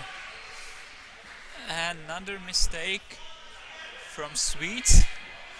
We saw in the last point Bobina get the block, but the pass was too short as well. That led to this turnover, and now they don't even need a touch from Cosmics to turn the disc over. And we have another disc on the field.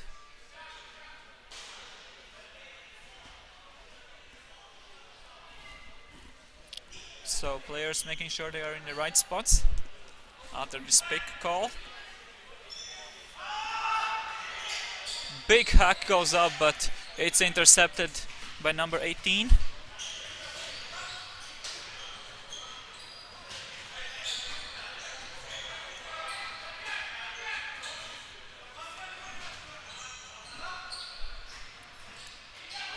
And the big blade goes up. And that's a point. Landerson with the point. Not the easiest grab. Very fast blade. Very hard throw for the thrower. Defender was close. 7-5. Cosmics had an opportunity to tie the game, but in the end, Rigas again with a 2-point lead. They were up by 3 points. And now it's a brick.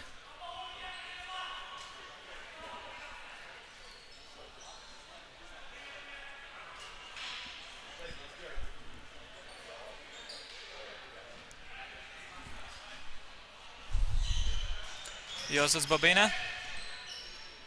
And another pick. Lots of picks today. Looks like they will be just setting back up.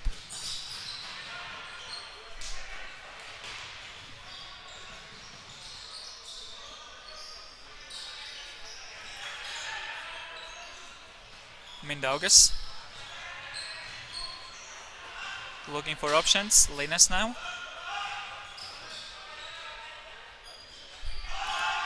Putting a big hammer in the end zone for the point. And that's Justas Bobina again in the end zone. He's having a couple points already. One of the stat leaders as well for Cosmics. Looks like.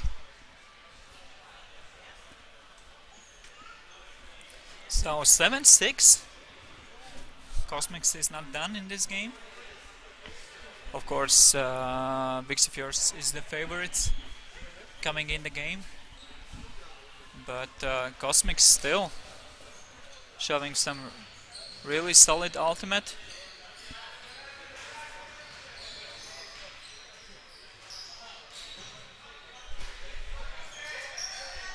Bowmark.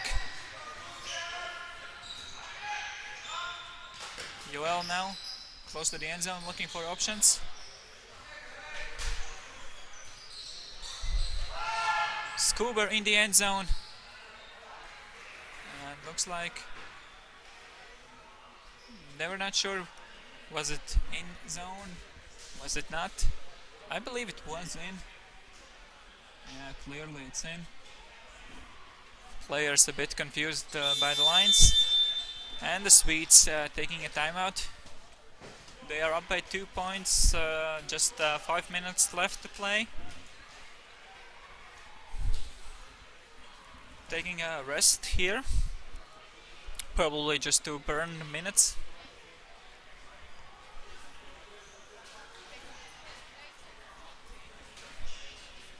Coming up next, we'll have semi-finals in the women's division. We already can see another Swedish team warming up. It's Örebro women's team. Their boys squad reached the semis this morning. Ladies managed to do it yesterday in a very intense quarterfinal game against DTS.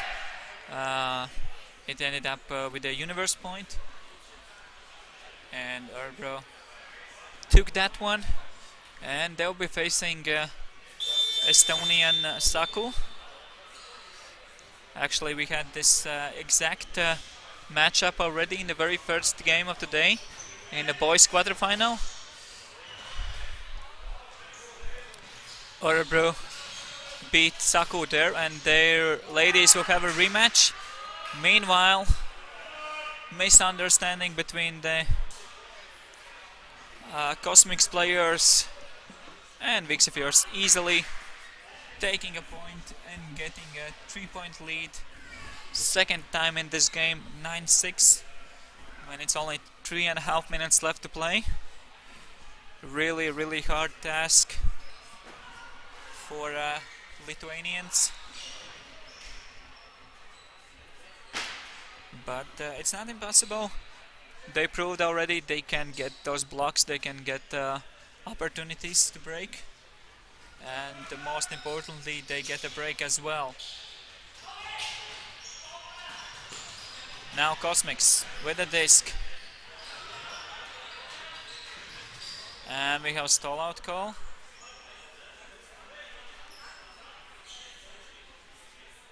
Bobina not happy with the call, and it's retracted. Seems like it was a bit too fast in the end.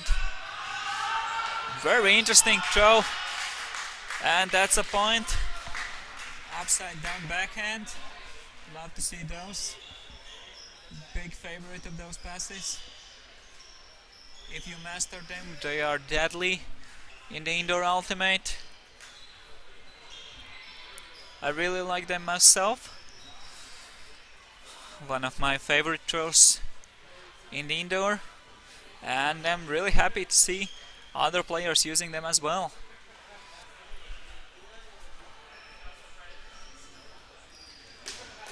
And again, Lithuanians with their running pulls.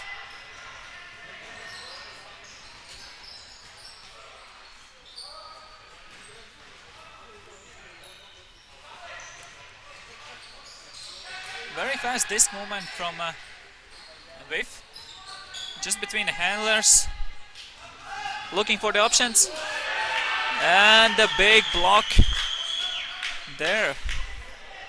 And again, Justas Bobina. I believe it's first time I'm seeing him playing, or at least first time noticing him, and he's having a really good game. And for the break, what a fancy footwork there from Mindaugas, making sure he lands inbounds.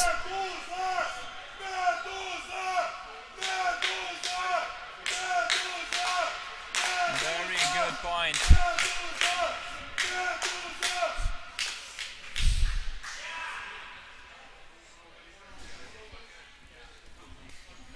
(9-8).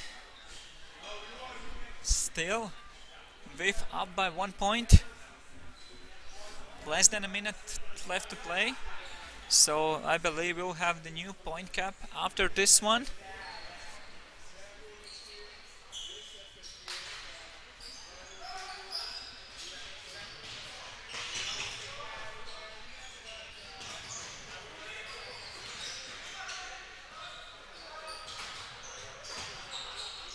So again, handlers only, working for the Swedes.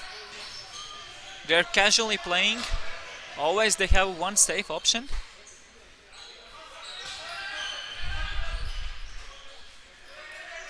Just trying to play safe, not rush any passes. And we can hear the horn. And it's 10-8. Game to 11 points. So we need one more to win. Cosmics need 3 points in a row.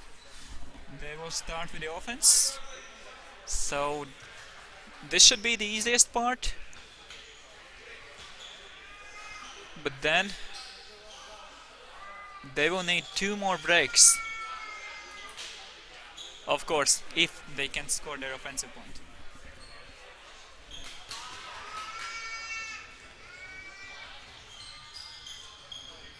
And the ball goes out of bounds, so it will be a break. Again, Cosmics playing with a single handler. They have a quite deep horizontal stack, leaving a space in front of the stack for the cutters.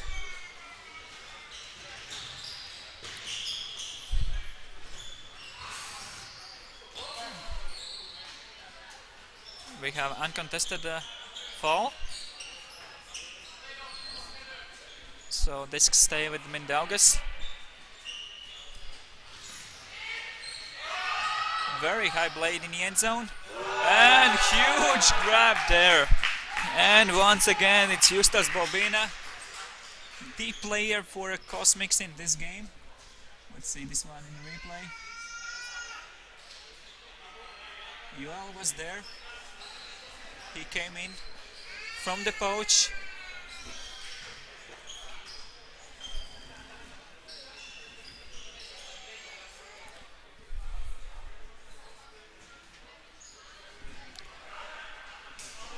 So 10-9. Cosmics score a first point.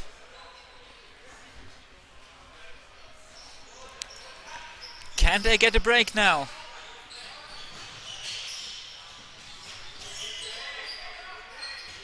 Stolkont rising. Last second pass. Saved in the end. And a mistake on the follow-up. And that's an opportunity for Cosmics. Unbelievable. Can we go to the universe? It will be first universe of the day. We all want the universe games. Let's see how many we'll get them today.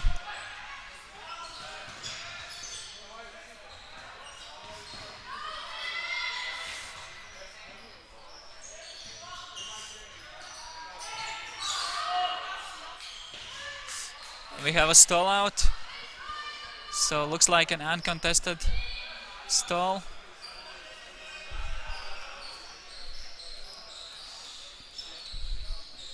Yeah, no contest there. Good spirit from Lithuanians. Another opportunity. Can Swedes score this time? Getting closer and closer to the end zone. There's a wide open player.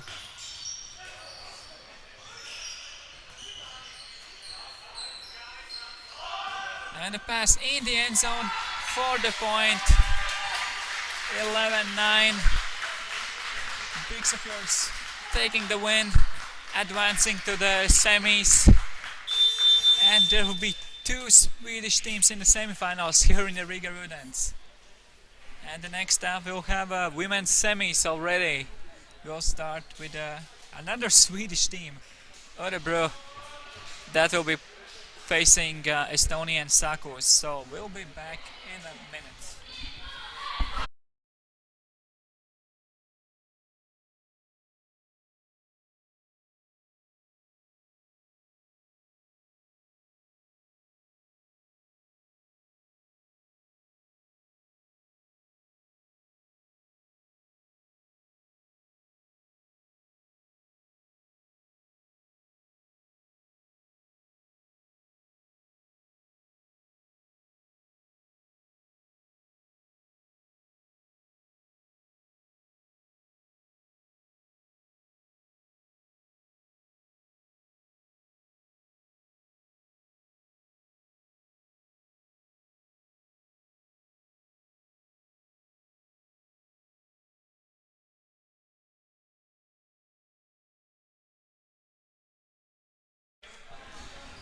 So welcome, first semi-final of the day, first women's game we have,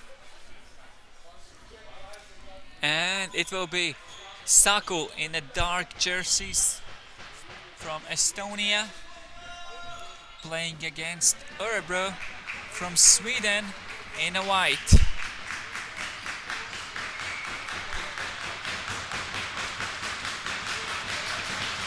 So still 1 minute, both teams are ready to play.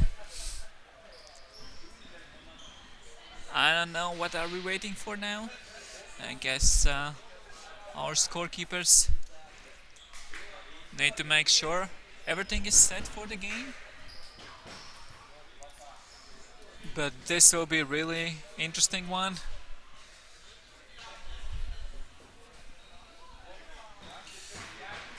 Saku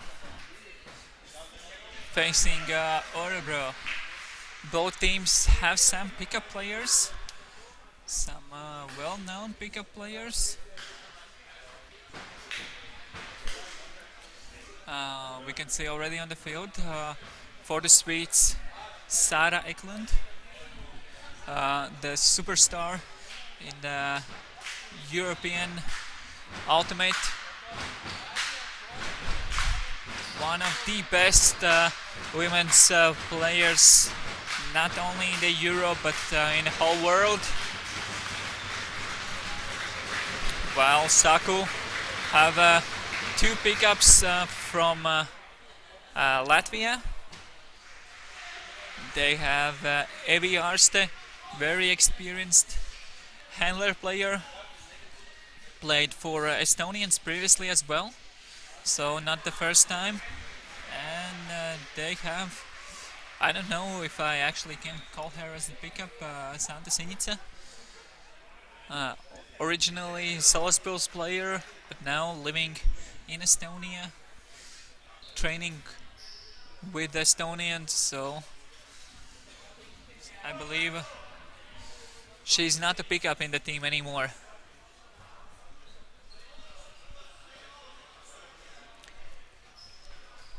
So, team's ready. We are ready.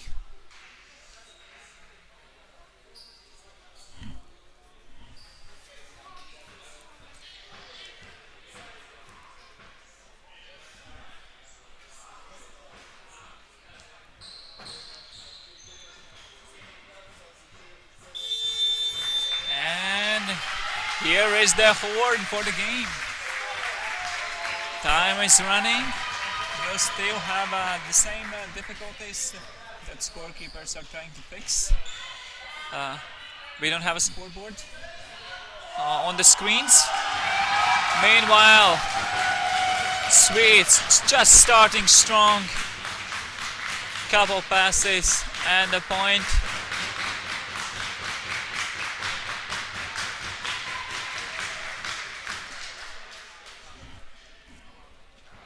Swedes also one of the very few teams that have a coach, we can say. The coach wearing number 4 jersey, calling the lineups, giving some tips.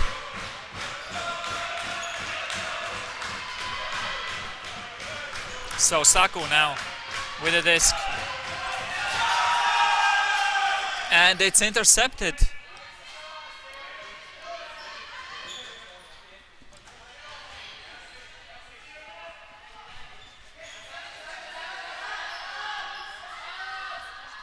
Nice blade across the field. And getting the disc right back.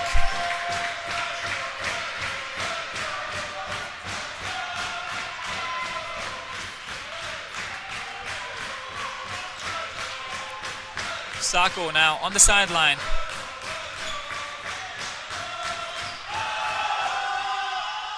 Big pass in the end zone, and that's a point. Marin Graba in the end zone.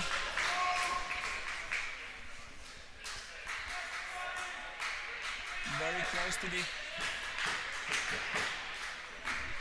outline. But still, she was in bounds in the end zone. And it's 1-1.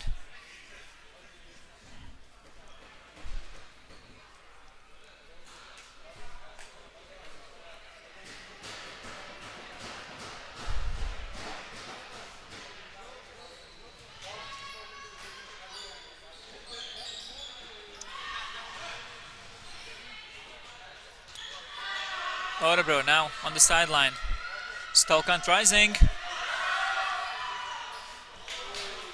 And Sara Eklund in the end zone. But feels like we have a stall-out call. So it's uncontested stall-out. Arste put a nice pressure there. Disc should be on the ground. And just check it in.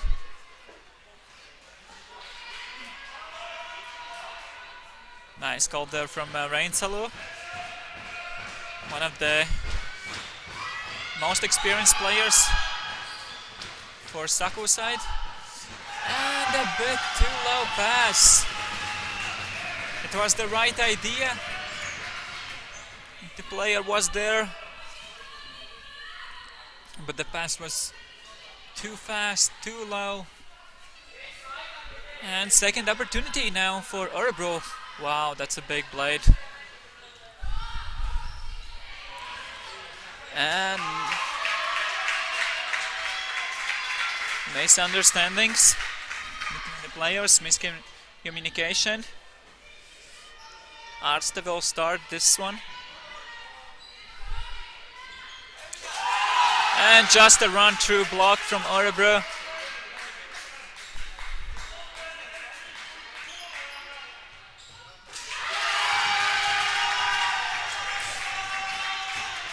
that's a point. Sara Eklund getting the point. Her sister Sofia Eklund get the block.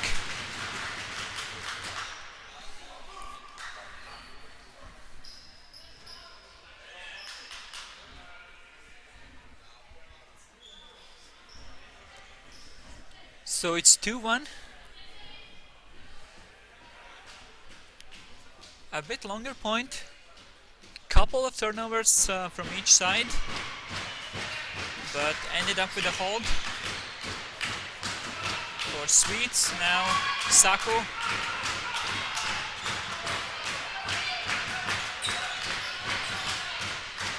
Hammer across the field. Two players are there. Maria Mulder. Raba now.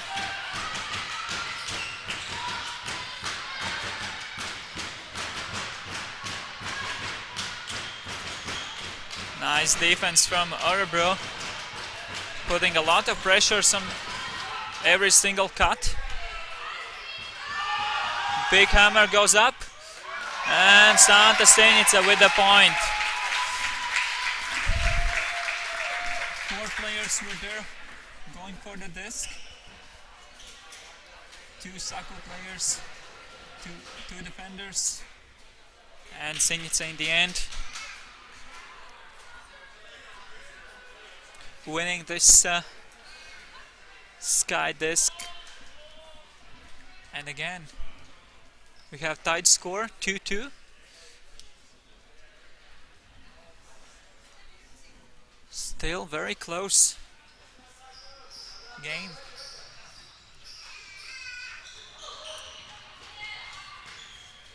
Sara Eklund putting up disc in the space, but a bit too far in the space. Skull contrasting for Arste. Finds an open player. Hammer goes up. Pressure is there, but still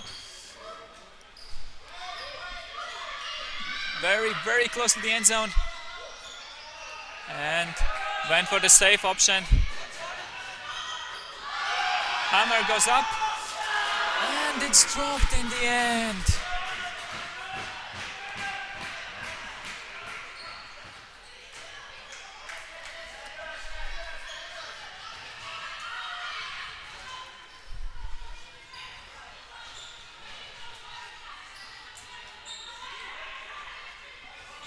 Just dumping the disc back, playing safe. Big pressure there from Arste, but that's not enough. Viktorsson with the point. You can see Arste closing in. But Viktorsson just getting up there, getting the disc, and getting point for Örebro. So 3-2.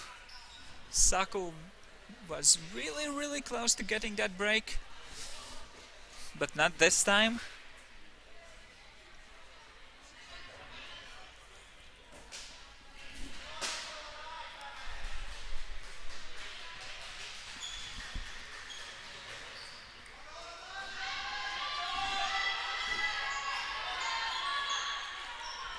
Andre with the disc. Hammers it to the center. Back to the side. Some misunderstandings in the defense. And Maria Mulder just taking a quick point. And once again, Saku ties the score. Very, very intense game so far. It's not even a closed game, but it's also a game with lots of opportunities for the both sides.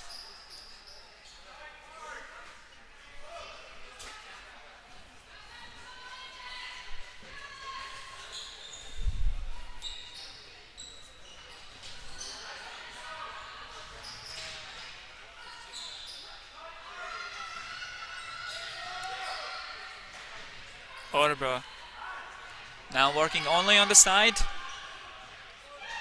Still down the same sideline.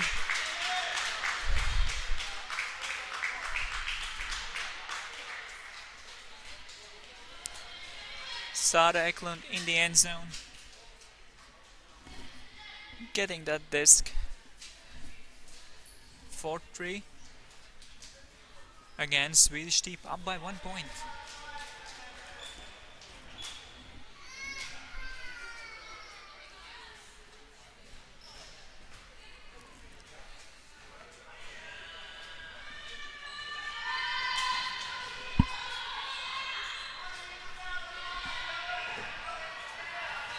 Raba. Andre. On the sideline. Senica. Back to Andre. Big blade going up. Nice save there from Mulder.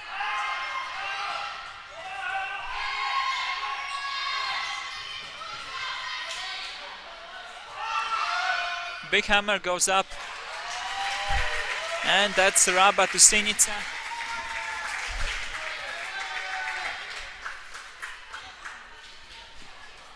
Second point for Santa in this game, in the same corner.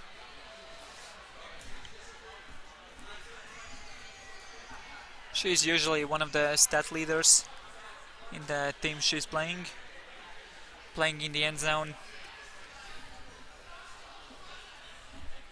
getting those points, having really smart and athletic cuts.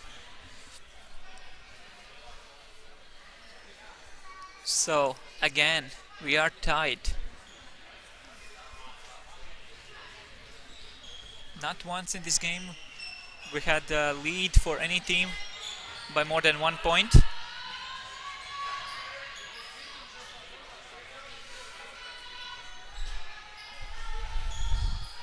Again, Örebro just always relying on those blady throws in the free space, swinging a lot.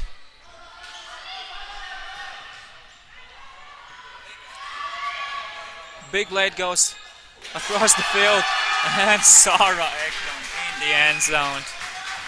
Arste was there as well. Read the play perfectly, get the position, but just Eklund towering over 2 defenders. And that's what she do.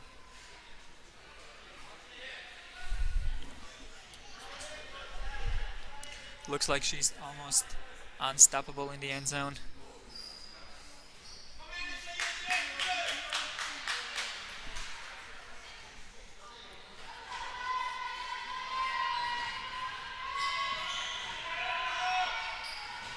Mulder to Senica. Back to Mulder.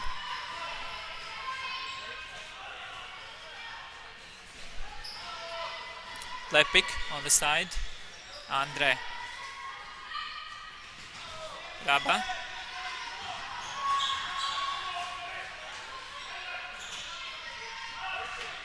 Andre. Puts up the hammer, and that's perfect.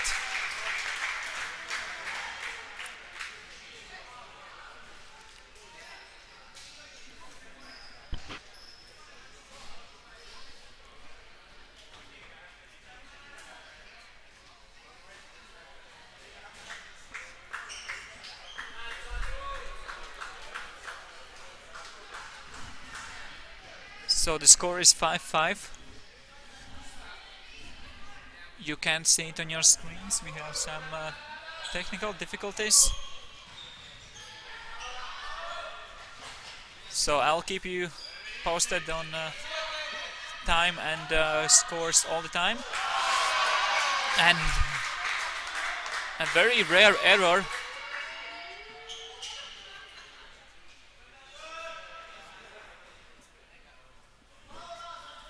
So 5-5, a bit over 10 minutes left to play.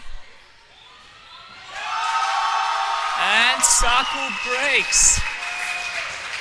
They were so close so many times to break.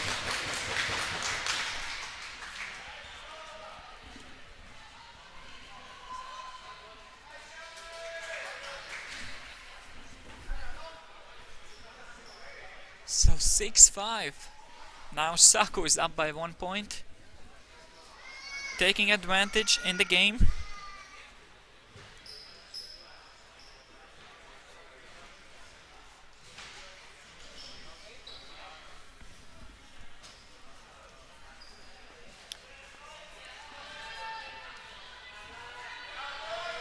And now Saku will have different lineup on the defense.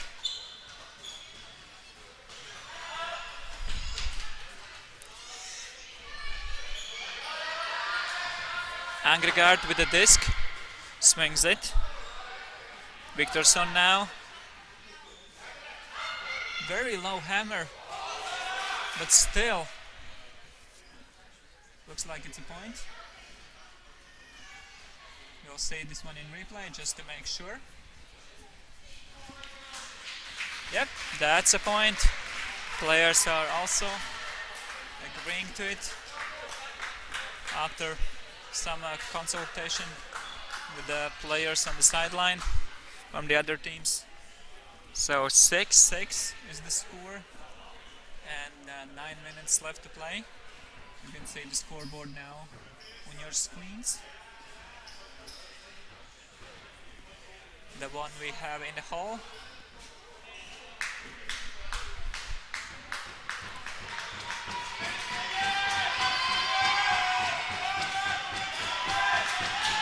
Same players from Saku staying on the field. After this one, Andre putting up the hammer. Pressure is there, but it's saved. What a play there from Saku. Marin Raba not getting the disc with the first attempt, but still keeping her focus on the target, playing out, making sure she gets the point. Huge play for Estonian. 7-6.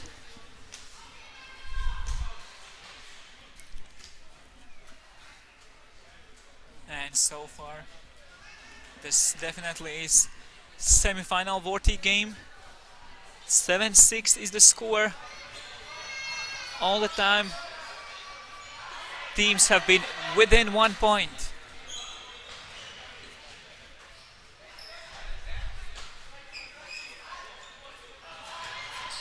Orbro getting really close to the end zone, and number 26 scores. It's Erlandsson. And again, tied game, 7-7. And 7 minutes left to play. So triple sevens on the scoreboard.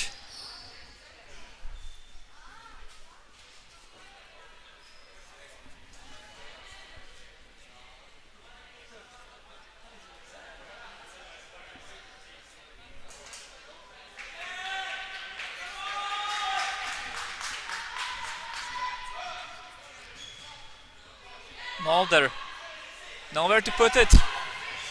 Very high disc, saved in the end. Very lucky for Saku.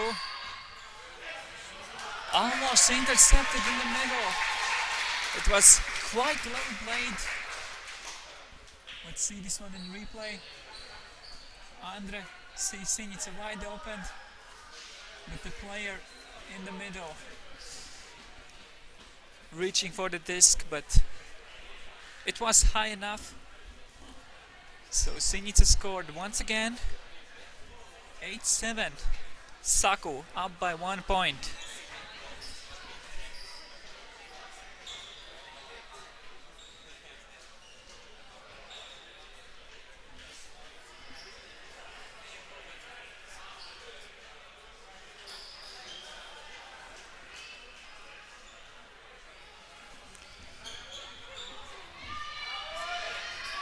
Örebro on the offense now.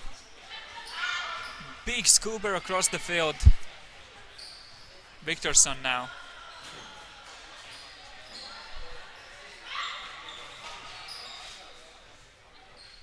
Eklund. Give and go. Very interesting pass in the end zone. Number 26.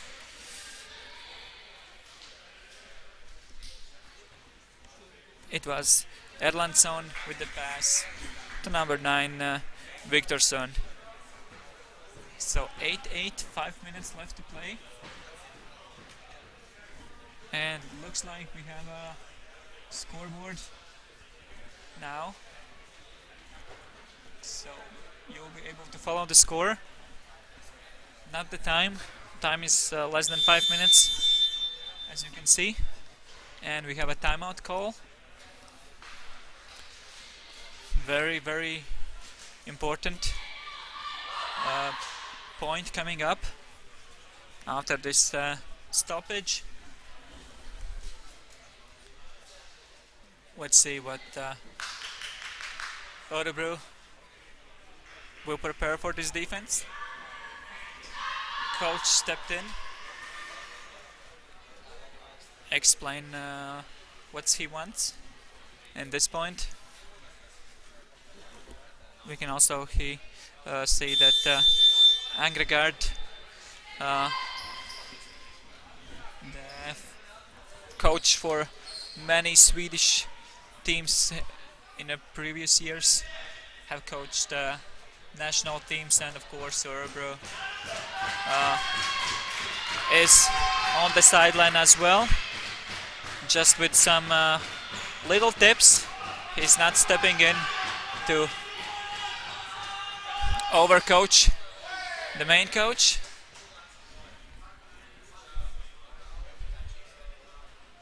So Sinica with the save.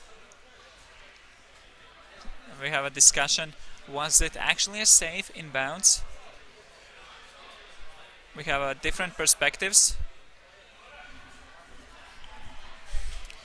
It's out of our eye of sight, so Eklund sending the disc back. He thought it was on the line. Saku players saying it was inbounds. Of course, both teams are interested in seeing what they want, so players not completely sure, just sending the disc back. Big hammer goes out from Sinica. The cut was there from Andre. Of course, Sinica was putting up the hammer, but it was way, way out of bounds. And now it's an opportunity for Örebro to take back the lead.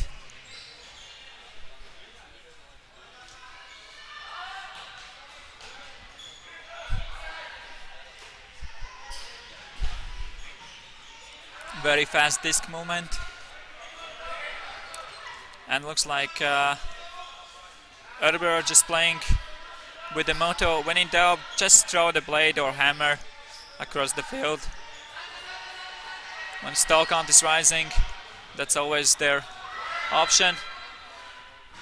And Eklund in the end zone, getting the break back for Örebro. 9-8 is the score.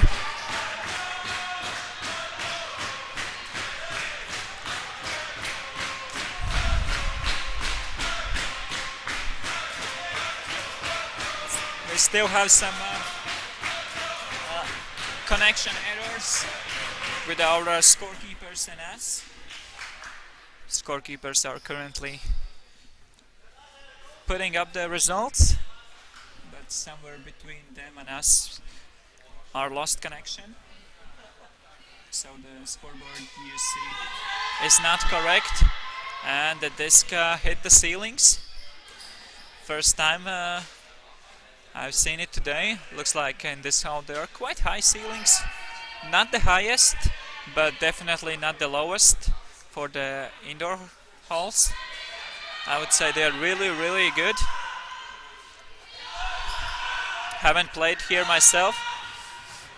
And an error. Once again, Sinitsa's pass didn't connect in the end zone.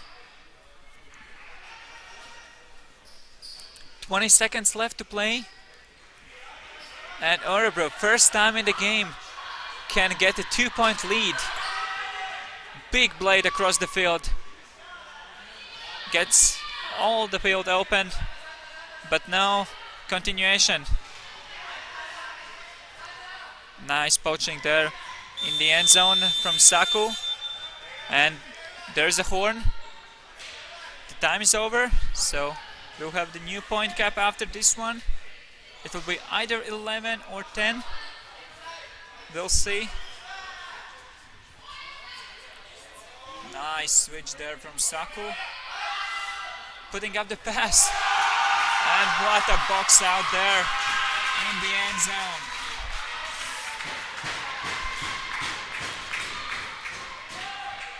Looked like it was number 6, Simone.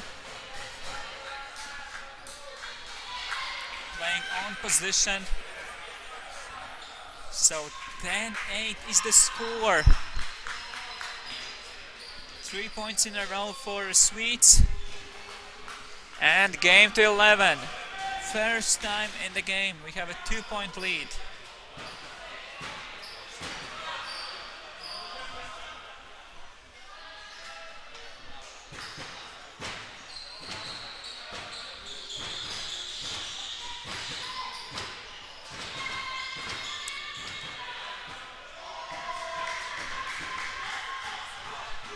Andre looking for options. Big hammer goes up.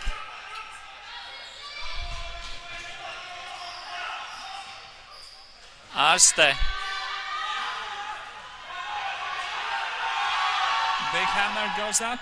And Sinica in the end zone. That's what she did the best. Getting those high discs in the end zone. We saw twice she tried to assist in the end zone. It ended up with the turnovers. But every single time she's been on the receiving end, it have been successful. And now we have mixed lineups from Saku. They were playing usually with 2 lineups all game long. Arste stepped on the previous one, but now they have mixed the players, putting the best players on the field, and of course Örebro is doing the same. They have both Eklund sisters.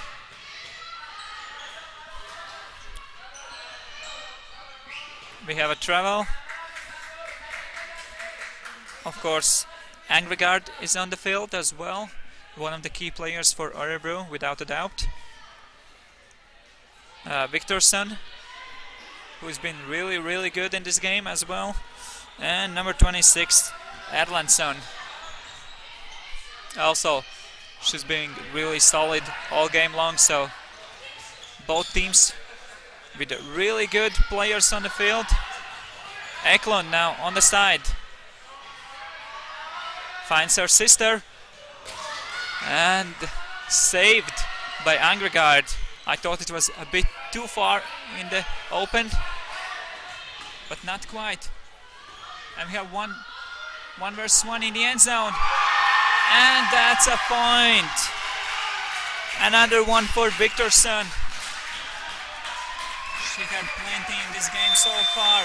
And Örebro advancing to the finals in the Rigas Rudens 2023.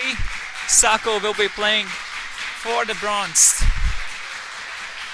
Just like in their men's matchup we saw in the very beginning of the day, Örebro beat Saku.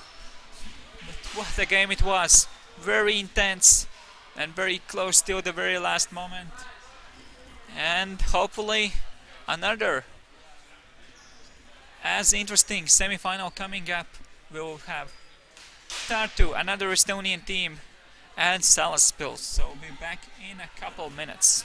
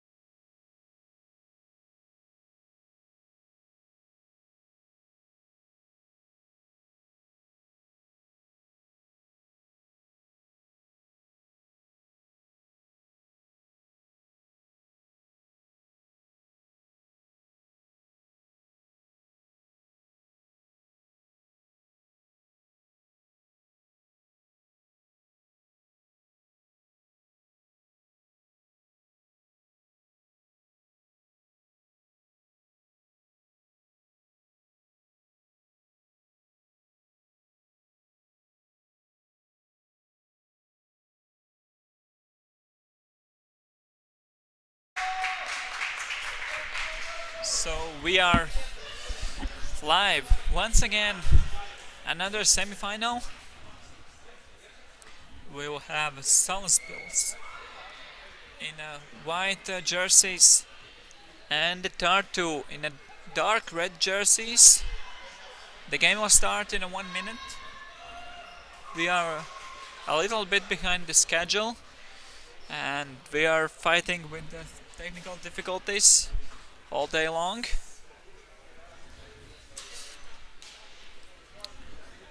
So there is just a teeny tiny delay. Both teams have a last chance to discuss their strategies. We can see Salaspils on your screens, just having a small game to warm up their hands.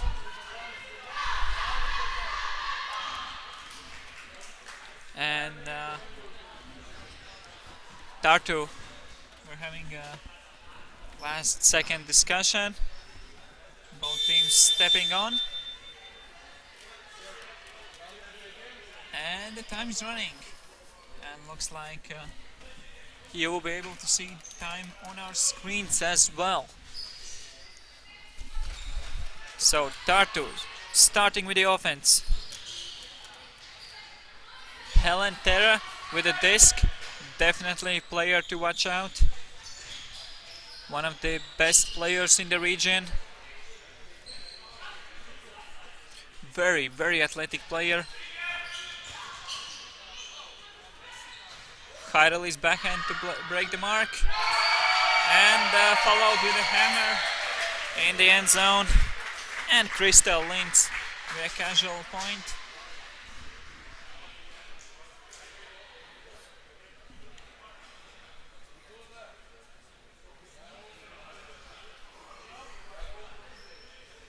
She's also a very experienced player. Have played for different Estonian teams in the years. She played in Tallinn with the Lynx previously.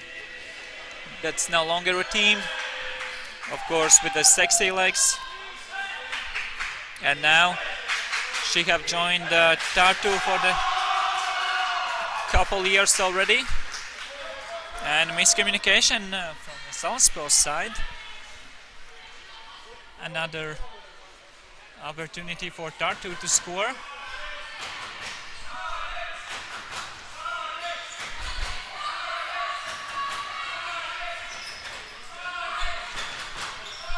Terra.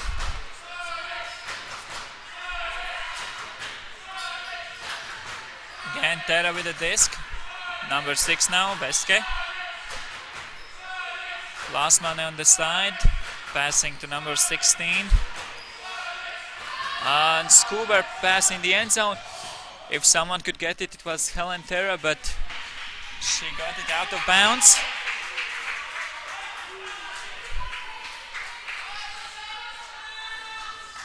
Another opportunity for Salaspils at this point. Gasiņa. Salaspils with a vertical stack. Boldere. Kublitska. And Gusāve up the line in the open side from the handler space.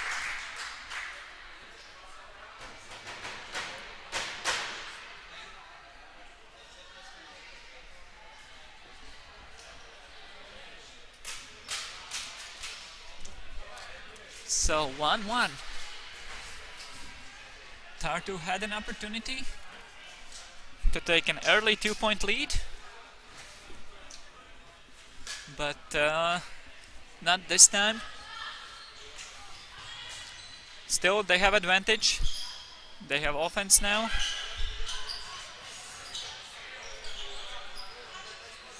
Lanes.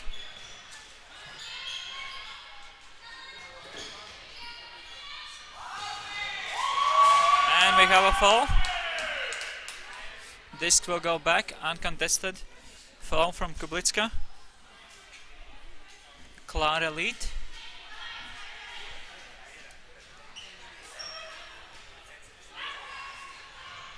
Dumps it back to Linz. And we have a block from Jakovele. Poduma.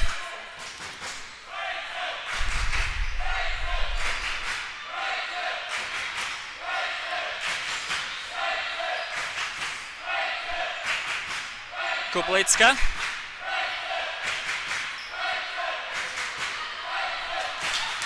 We can hear that both teams using the same chant. And there's an error.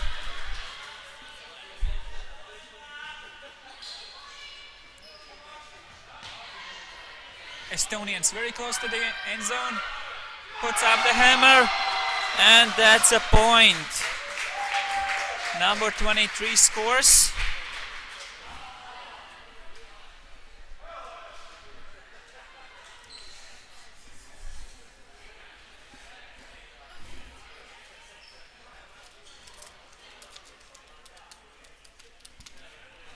So 2-1, Tartu is up. Both teams in previous points had opportunities to break, but none of them succeeded. Gusāre, really nice backhand pass, advancing up the field. Gasiņa, just a small contact there. Finds Kublitska. Heidel is backhand, tipped by Lasmane in the end zone, but still Gusāre able to bring that one down. Let's see this one. Lasmane getting up, touched it. It was a bit wobbly afterwards, but it was enough to stop Gusāre from scoring 2-2. Again, tight game.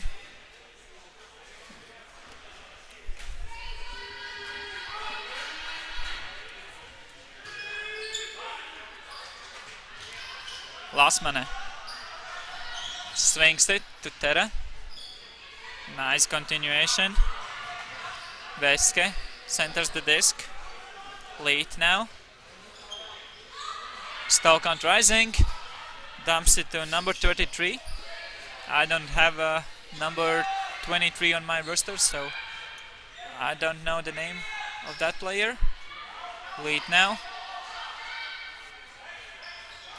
Again, Stalkant rising, putting up the Skuber in the end zone. Poduma gets a block. Small contact there from players, but Helen Terra is very spirited player. She understands that there might be some contacts on those high discs in the end zone, so she's not calling them. Meanwhile, Salisbury's just giving the disc away.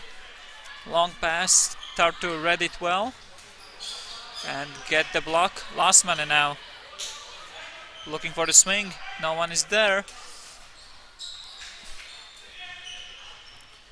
Back to Lasmane again. And up the line, Clara lead with the point. We saw that Koblitska stopped a bit, didn't expect that someone would put there. She was quite close, but I guess Terra just saw the opportunity, put it a bit deeper in front, and that's a point.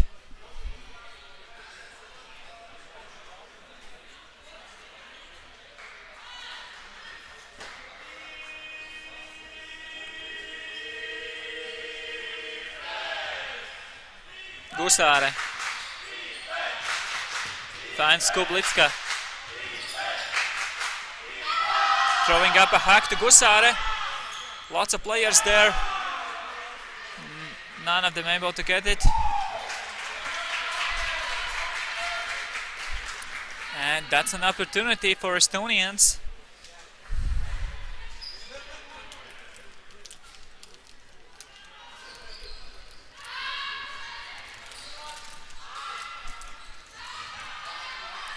Big hammer goes up.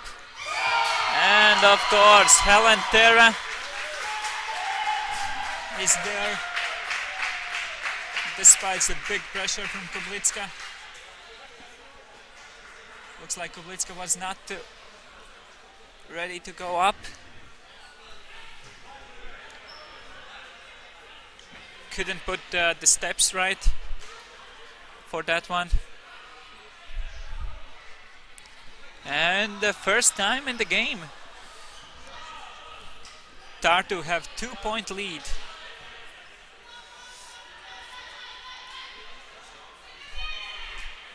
Salisbury struggling a bit against Estonian defense.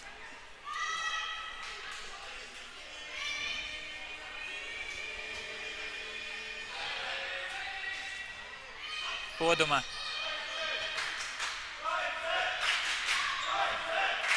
Gosare.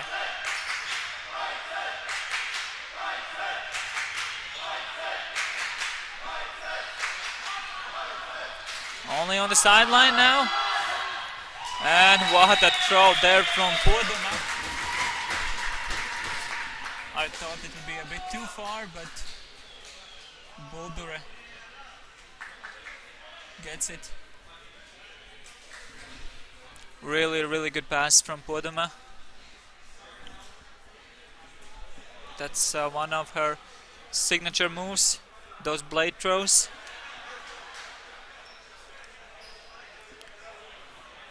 She have always been really good with them, and now she's stepping back on the ultimate stage after some break, and still we can see she got those throws.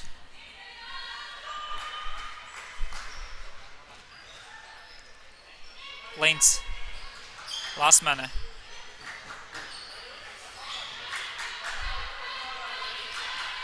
Back to Lasmane. Lead.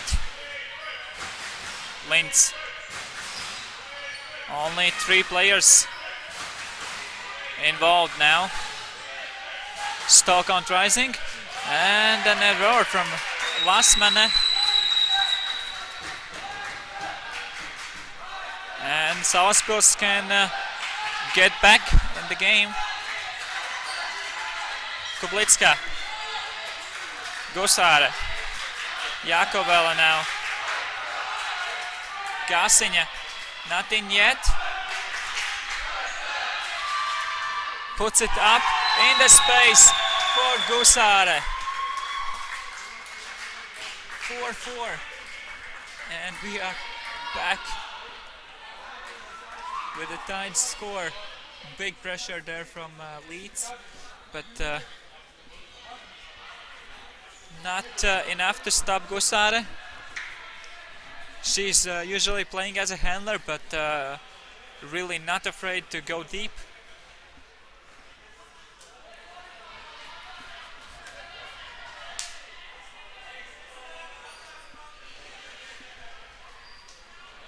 Gusars from Salisbury's Wild Things giving some coaching tips to the Salisbury's ladies, trying to help them out.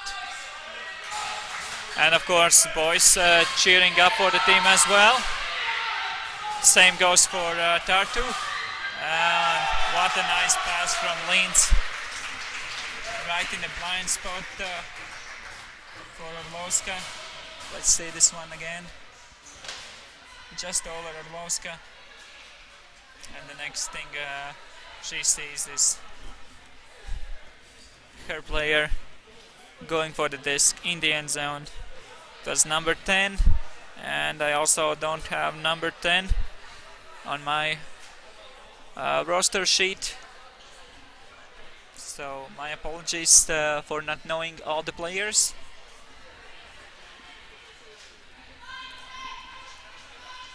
(5-4). Again, Estonians in the lead. Gasiņa sending it deep to Orlowska. Lasmane is there. And Orlowska get the position. Blocked out her defender, but didn't get the disc in the end.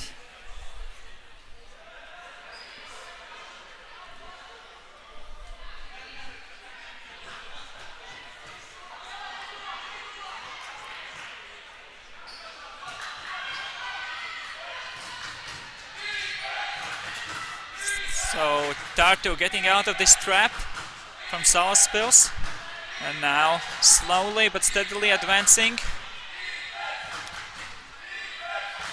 And hammer goes up for the point, and that's a break.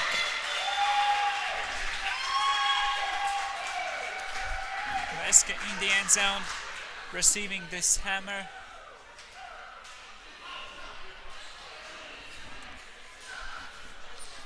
And 6-4, Tartu answering with a break right back. Just a bit over 10 minutes left to play here. So still plenty of time. Both teams have braked already a couple times. Salaspils broke Tartu once. And now Tartu got one break back. Not quite in. Kublitska thought she was jumping in for that one, but Boulder using advantage in the end zone. She was left to play alone. And her defender turned the back on her. And of course, you can always punish your opponent in those moments.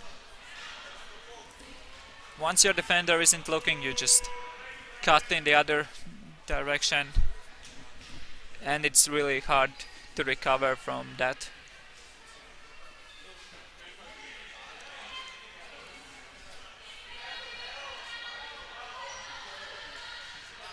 Linz to Veske. Back to Linz. And Kublitska with a poaching D.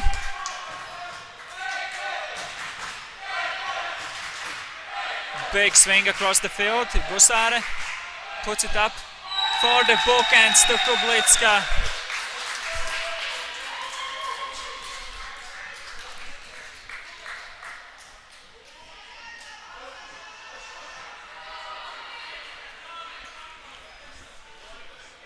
Veske was there, but it wasn't enough to stop Kublitska. Kublitska getting bookends. She's definitely one of the leaders in the Salaspils team, and it's proven here. when the team needed it most. She got the D and got the score. And Orlowska getting the D, making up for the mistake earlier.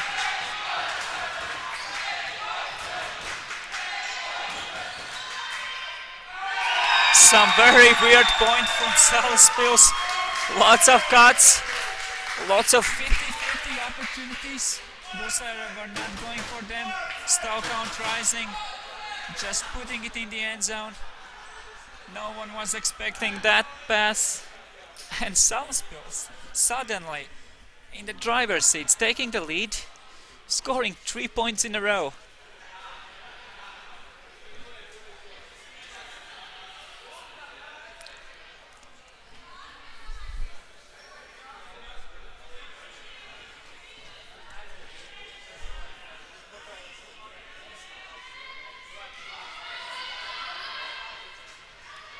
Tera to Lasmane. Tera.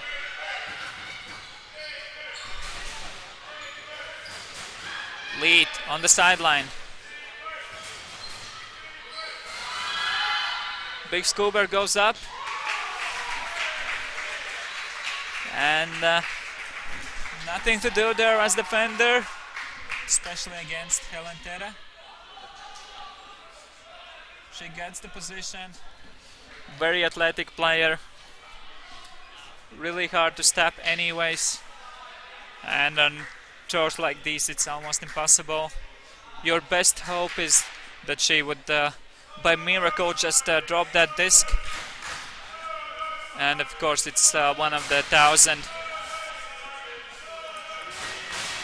chance. So 7-7 is the score. Very intense semi-final, just like the previous one, where Örebro from Sweden took the lead in the end, advancing to the final.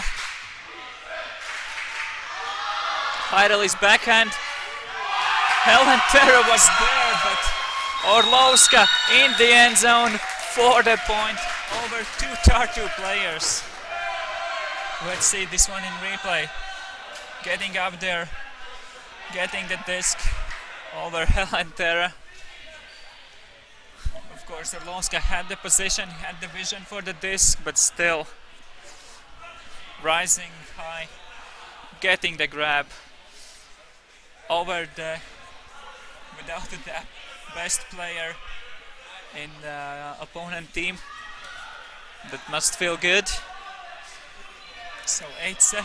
5 minutes left to play. Lintz.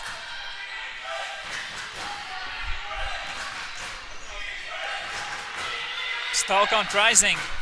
Finds Helen Terra. Lintz. Cutting. Not getting the disc.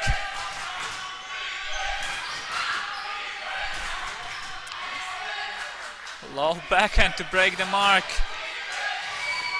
And Kublitska towards the wrong side, I believe. It was force flick from all the other players. And that led to an easy point for Tartu in the end. But the easy part was only in the end, because they were really struggling for the first cuts. We can see Salaspils supplying lots and lots of pressure on the cuts, but still they were not able to stop Tartu in that point. Nice give and go movement. Gusare and Gasinja. Now Orlowska. Kublitska cutting down the line, not getting it. Going for the safe option, just swing it back again on the sideline. Low disc for Orlowska, but she's able to get it. Once again, Orlowska, the one who scores.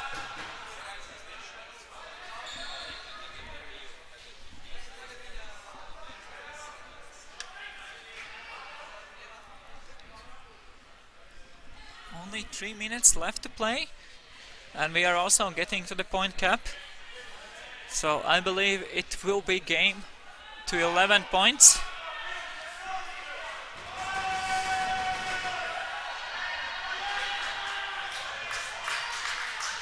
Kera, Linz, Lasmane. Big blade across the field, but a bit too sharp.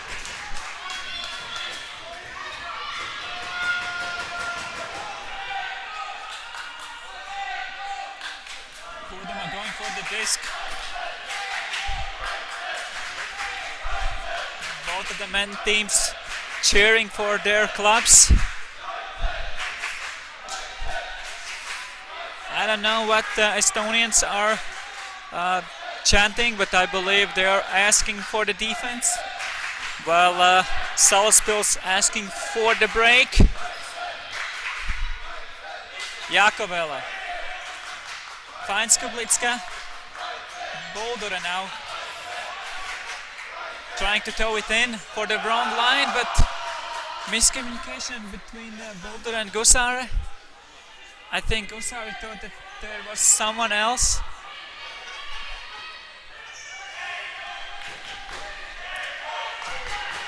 Now Tartu once again can tie the score. Linz. Helentera. And another opportunity for Salaspils. Kublitska showing that they need to take a timeout.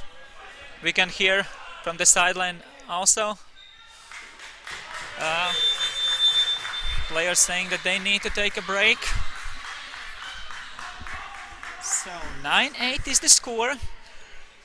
We will burn basically all the time now with this timeout, so we'll have the new point cap after this one. So if Salaspils score, it will be game to 11. However, if Tartu breaks in the end, it will be game to 10 points. So basically, when there were 3 minutes left to play, the only scenario we wouldn't have a game to 11. Once I said it will probably will be game to 11, is that we'll be having this kind of situation. We'll be burning all the time with couple turnovers, and now Tartu need to get that point. Of course, Salaspils will do everything to score this one, taking a 2-point lead, and then it will be game to 11. So time is already over. Gusare on the disc, Linz on the mark. We have horizontal stack.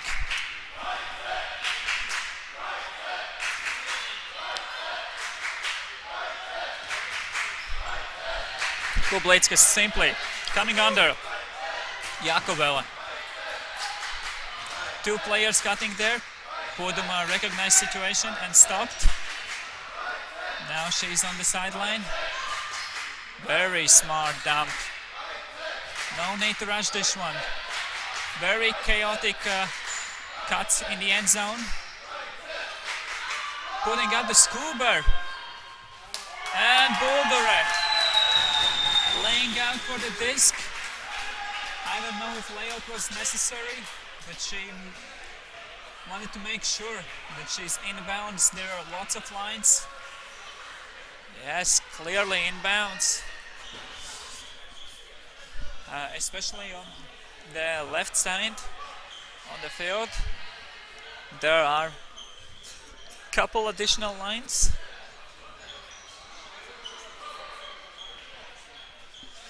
I believe those are for badminton. I'm not fully sure, but there are some yellow lines. If you can see them on the floor, and sometimes it's confusing some players. But now Tartu starting from the brick mark. 10-8 is the score. Game to 11. This is the semi-final in the Rigas Rudens. Lead on the sideline. Big pressure on every single cut. Linz looking for options. Nowhere to put it. Big hammer goes up. Helen Terror close to the end zone, not quite in. Nice defense in the end zone from Orlovska, stopping this follow-up. But now they break the mark with a beautiful pass to Veske. Linz, definitely one of the heroes in the Tartu team. She is usually stepping up in those clutch situations. We'll see. Can she do it now? Tartu needs a break, or they are out of the tournament. Well, out of the final. They will be still then playing for the third place, but of course, everyone wants the final. The ultimate glory, the gold medal.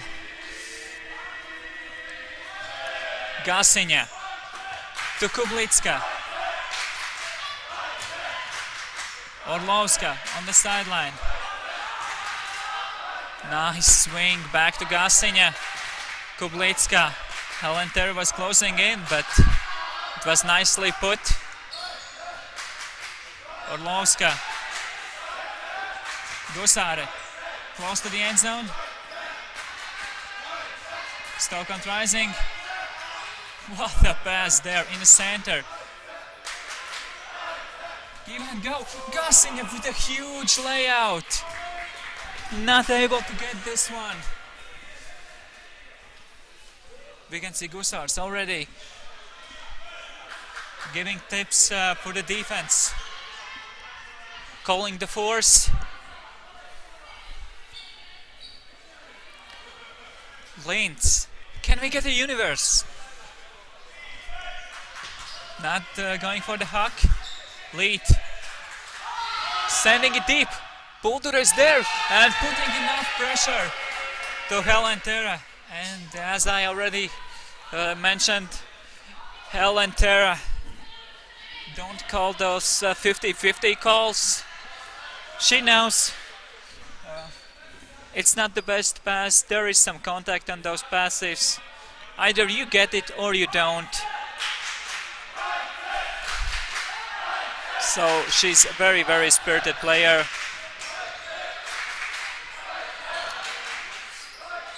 And Orlovska not able to save this one. Linz looking for options. Veske, Linz, give and go in the end zone for the universe. 10-10 is the score.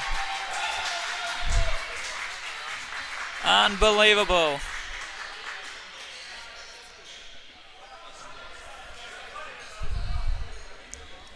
And we have a universe. Both teams putting their best lineups on the field.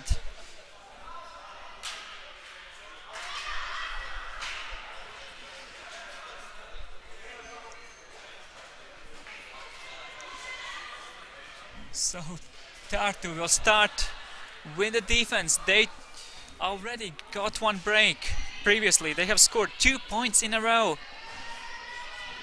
Can they get the third one? Can Salaspils score? Gusare on the sideline, big pressure. Gasinya gets the disc. Puoduma. Gusare. Kublitska. Orlovska. Gasinya. Gusare. This is taking all the nerves. Puoduma. Kublitska. Step away from the end zone. To Gasinya. In the end zone for the point. Unbelievable game. What a universe win. What a game. Congratulations to Team Salaspils. They are advancing to the final. We'll be facing Swedish Örebro. While for the bronze, we will have Estonian matchup with Tartu and Saku. Thanks for watching, and we have a games coming up next between Cosmics and Saku, so stay with us.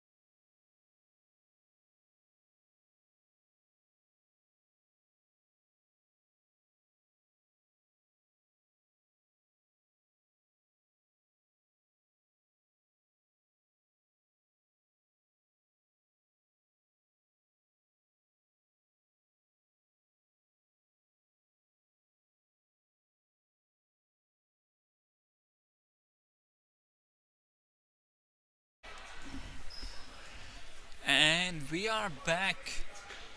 We have a 5th place semi-final. So winner of this game will play for the 5th place. The loser will play for the 7th place. We have Saku in the white jerseys on your screens on the right side. And currently out of the screens we have Cosmics in the dark.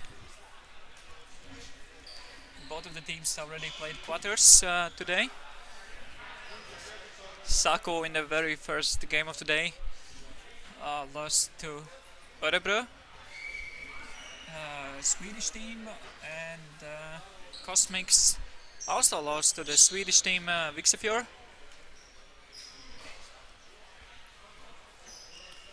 So both teams are ready to start. We are a bit behind the schedule. Our scorekeepers making sure that we have everything set for the game.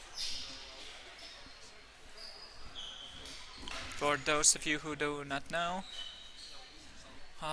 scorekeepers have to put the score in our online scoring system, so you can see the scores online. You can see the scores actually on your live stream scoreboard. That's actually also coming from them. They should fill out the paper form, the official one, and of course making sure that scoreboard in our arena also is correct. So lots of things going on for them. They need to set everything up. And now we are ready to start. Cosmic starting on the offense. And that's a turnover on the very first pass. So Saku can start with a break. Robin.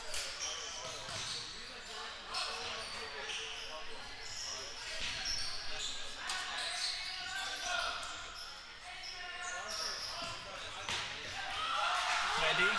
Very close now. Big blade in the end zone goes up, and that's a point. That's a point, number 91.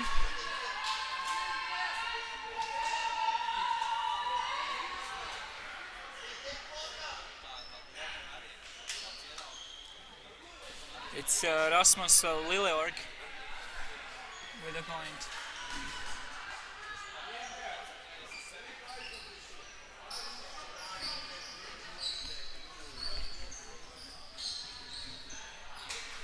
So 1-0. Saku starts with the break.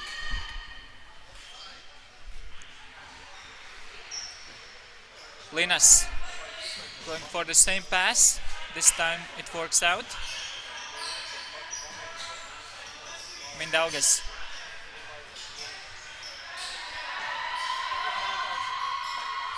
And a big block incoming from Freddy. A bit of contact there from Freddy with Linus, but Linus, of course, very experienced player. He knew that it didn't affect the outcome, so didn't call anything. Robin now.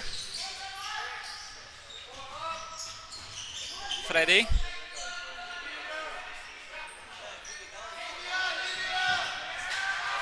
And Robin for another break. 2-0. Saku starts really strong. Looks like they have found something for this game, because in the very first game they played against Örebro, nothing was working for them, but now they start with 2 breaks. From the other hand, Cosmics had a very solid performance against strong Swedish team Vixifjord, that I believe still is undefeated in this tournament. Like very low pass from Linus, but now is able to get it. We have a pick, so the disc will go back.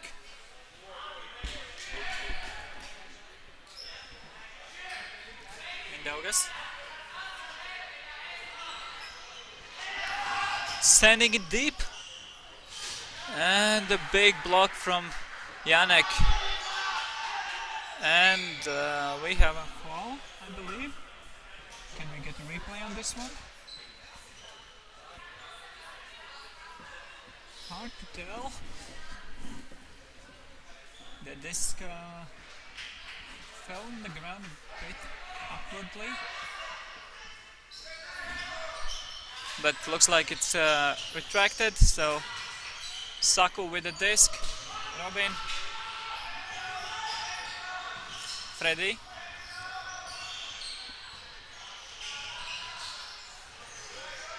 Robin, very low hammer, and it's intercepted.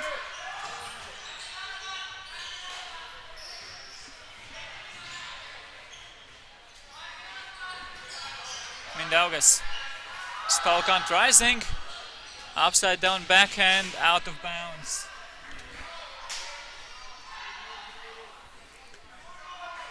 Plenty of turnovers already in this game, and it's only the 3rd point now.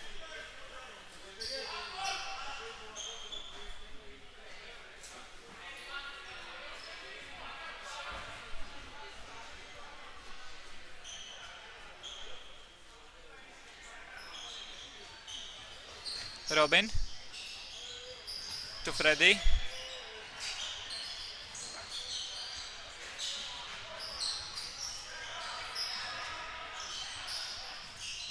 Freddy inbounds, saving the disc.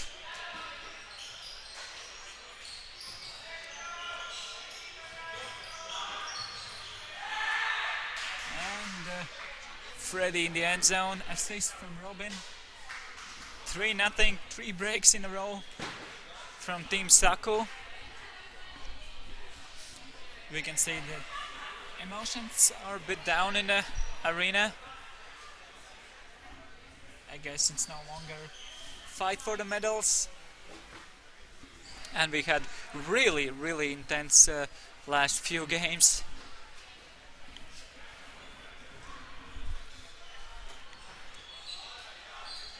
So 3-0, I believe this is actually the biggest margin we have had since I don't know how many games ago actually, because in the last 2 games we didn't had a bigger margin than 2 points.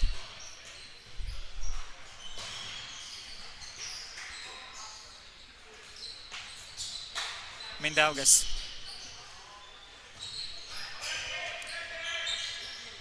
Puts it up, but a bit too far.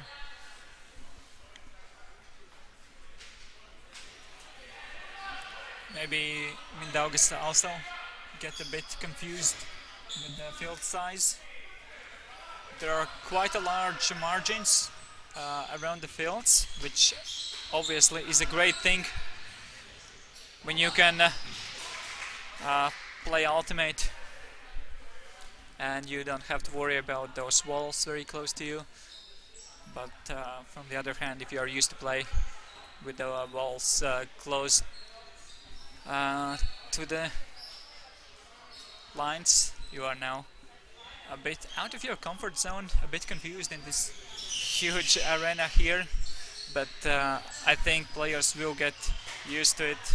This is amazing field to play, and I believe we'll have more and more tournaments here. Mindaugas now with the disc in the handler zone. Jozes now. Skuber in the end zone, and looks like nothing is working for Team Cosmics.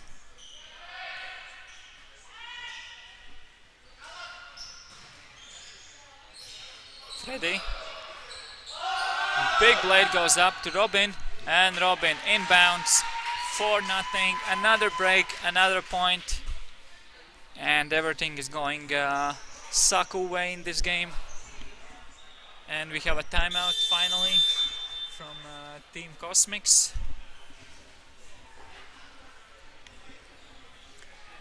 And I think they really needed this one. And of course, about whole Rigas Rudens tournament, this year we had 16 teams in the men's division and 8 teams in the women's division. We have 3 venues across the Ogre. Very good fields actually all across the tournaments. So hopefully in the upcoming years Ogre will be able to host some European-sized indoor tournament, because as we can see here, we have huge arena with the stands. I think that was the last missing piece for Ogre to be able to host it, because we have of course Ogre School Hall, which is a great field, and Ogre main hall next to the stadium, of course. That's also amazing ultimate field, and now they have even a better one here. So 3 amazing fields here, just in a couple minutes walk distance from one another.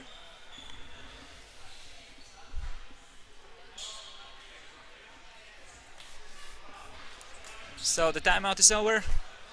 We are back in this 5th place semi-final. Linas to Jozes. Skuber. Mindaugas to Linas. Very fast disc movement suddenly. I don't know what they have discussed, but it looks like a completely different game. And Skuber in the end zone. And that's the first point for Cosmics. Very fast point.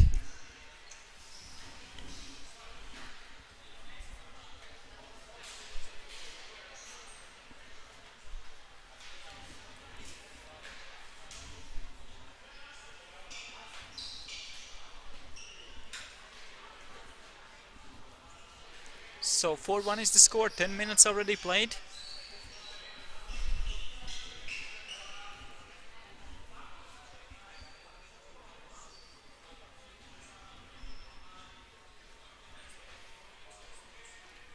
Mindaugas with the pull.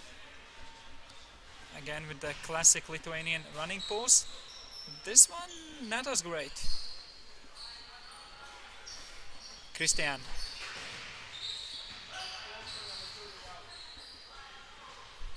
Christian stealing the disc from Robin.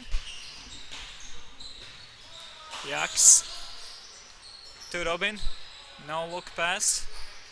Of course, Saku teammates already expecting stuff like this from him. Robin almost went for the layout, but in the end it was taken right in front of him. And just a simple pass to Yaneks. And that's a point. Another one for Saku. Really simple, really casual.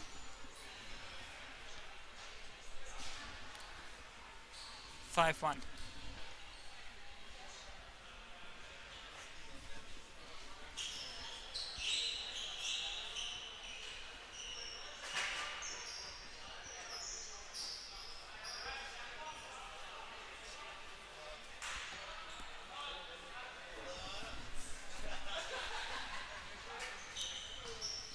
Linus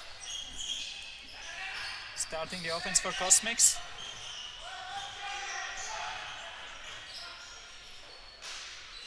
Looks like we have a zone from Estonians.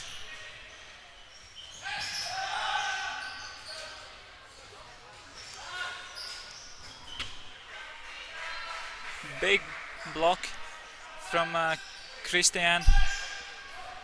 Lauri, very fast disc movement. Robin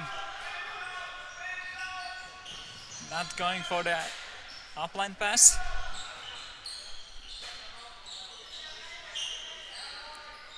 Again, another no-looker from Robin, and another point for Saku. Feels like Saku can do anything in this game.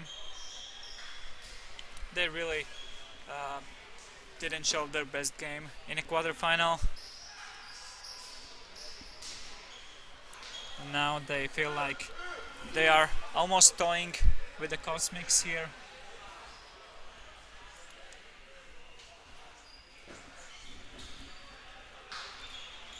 But we'll see. Maybe Cosmics can score some points and get some breaks and punish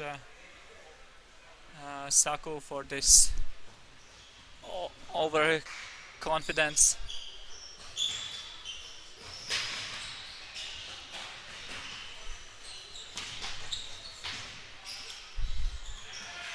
Joses now centers the disc, gets back on the side, trying to lead the play here. Give and go. Almost intercepted, but Joses scores in the end. So second point for Team Cosmics. 6-2 is the score. Still plenty of time left. A bit over 10 minutes. So maybe Cosmics can get one break here. One break a bit later, and suddenly we have a game again.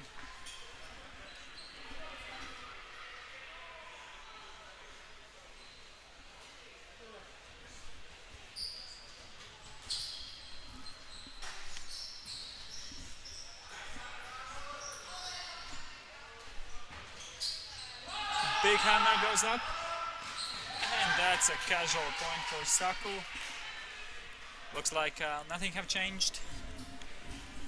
Saku still playing strong despite the loss they have in the quarterfinals.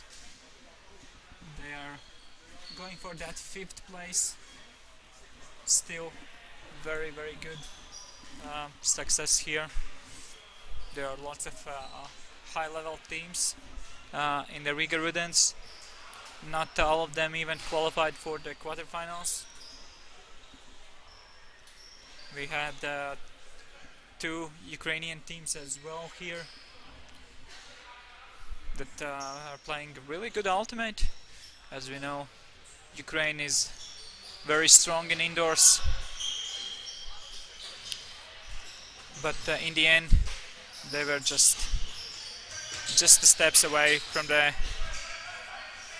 quarterfinals. Big pass went up there, it's intercepted. Freddy casually in the end zone. Another point. 8-2.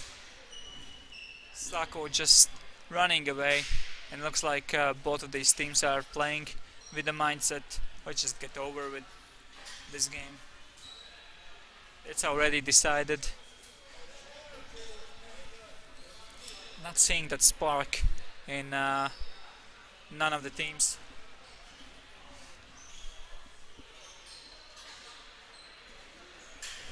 maybe in the beginning Saku were a bit for it, but now when they are doing anything, they don't have this kind of defense on them.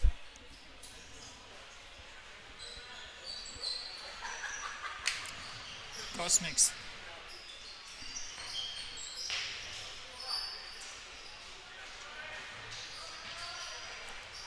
Travel call. We saw an isolated play there from Cosmics. Joseph was taking a matchup against Robin, playing in half the court, 1 versus 1. But Robin doing a really good job on the defense. Now finally, Cosmics just sending it deep. Did it came in bounds at any point? I'm not sure. So we'll see. Will they start from the front cone or somewhere in the half the field? Looks like from the front cone. Robin now.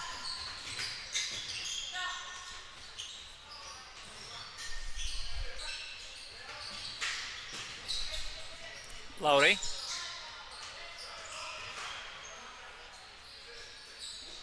Yaks with a big scuba across the field. Putting it up. Oh, it's too high. It's too high. Just a tiny bit of contact there, but everything's fine.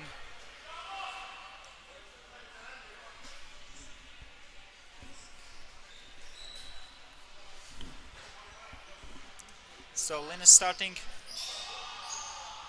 once again for a Cosmics. Mindaugas tried to fake out Lowry, but he was not getting there, and it's a foul, uncontested foul.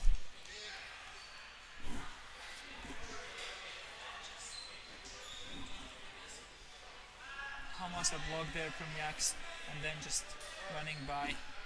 He tried to block the pass, but hit the disc out of Mindaugas' hands. Of course, he immediately agreed to the call.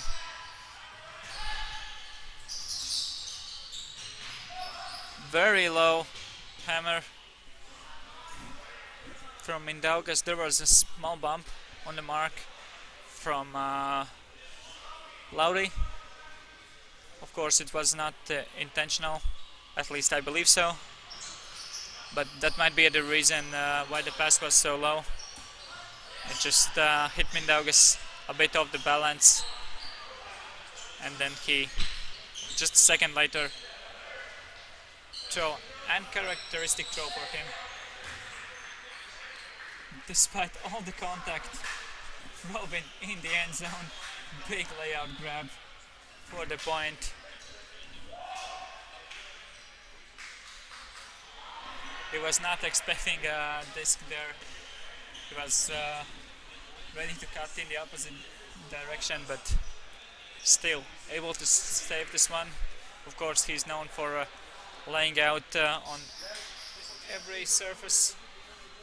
It doesn't matter, it's beach, outdoors, grass, artificial, or the hardcore indoor. He's always ready to go horizontal, so it's not too difficult for him. 9-2 is the score already.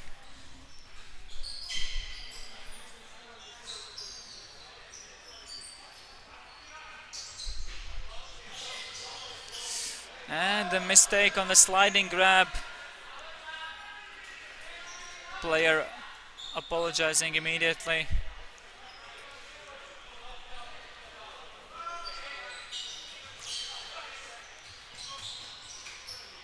And another point. 10-2. Saku needs just one more to finish the deal. Looks like this will be the first game that will end up in time.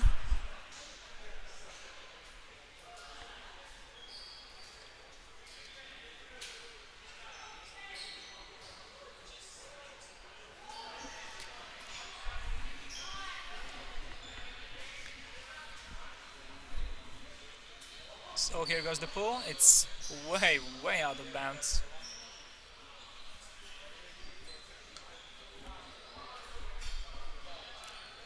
Mindaugas on the brick mark. 4-player vertical stack. Mindaugas switched Linus in the handler spot. Maybe it was planned as a set play. And Mindaugas getting up high. Looks like Cosmics want to go out with a boom. Just taking this huge grab in the end zone. At least they will have some highlights.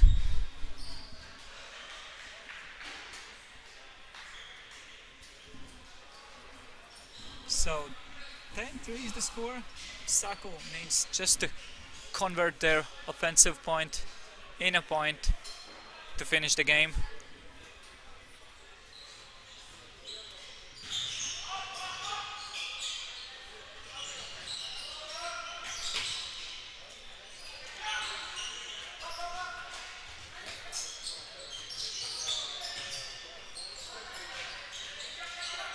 Hammer across the field, looking for options. Yaks again.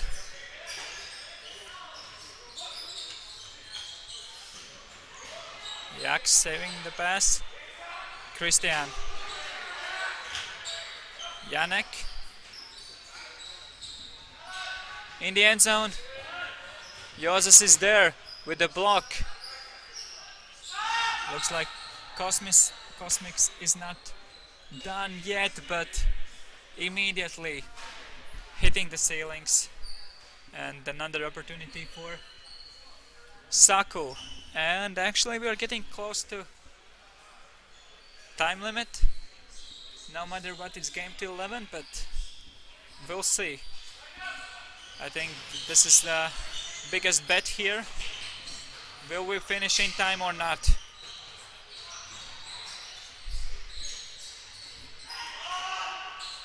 Pass goes up, not in the end zone. 25 seconds left to play.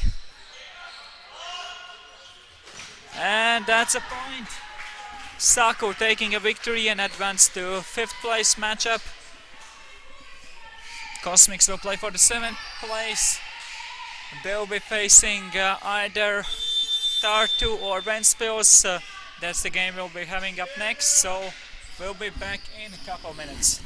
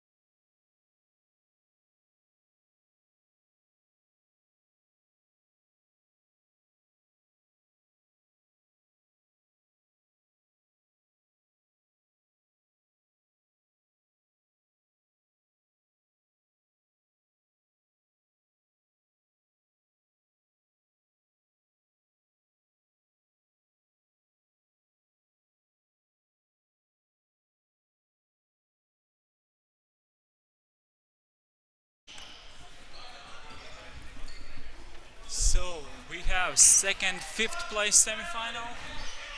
We already saw a beautiful point from Zatis in the end zone. 1-0. Ventspils in the white jerseys currently leading against Tartu in dark red, and with currently leading, I mean they are not leading anymore. It's tied game 1-1.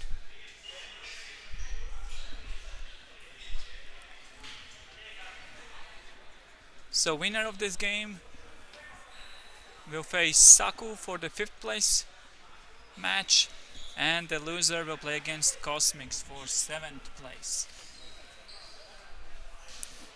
After this game we'll have some really interesting games coming up. There will be men's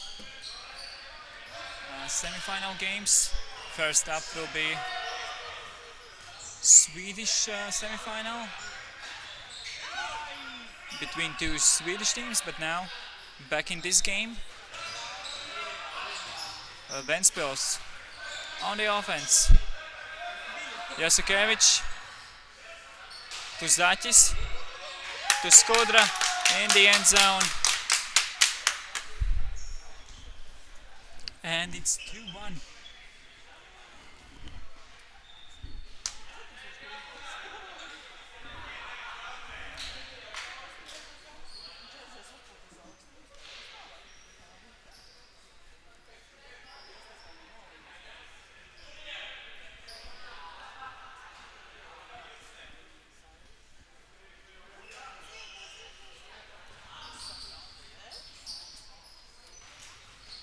Jakub with the disc. Pass it to the side.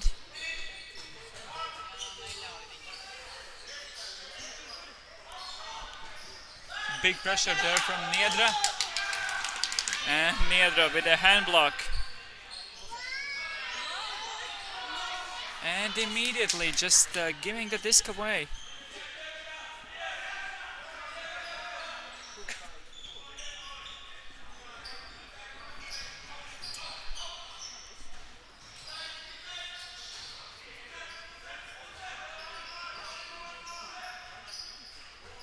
Nice swing there from Tartu. Hammer goes up, and that's a point. Jakub, of course, in the end zone. One of the key players in the Tartu team. Have scored both of the points so far. Daniel Tedder was the one who assisted him with a pass.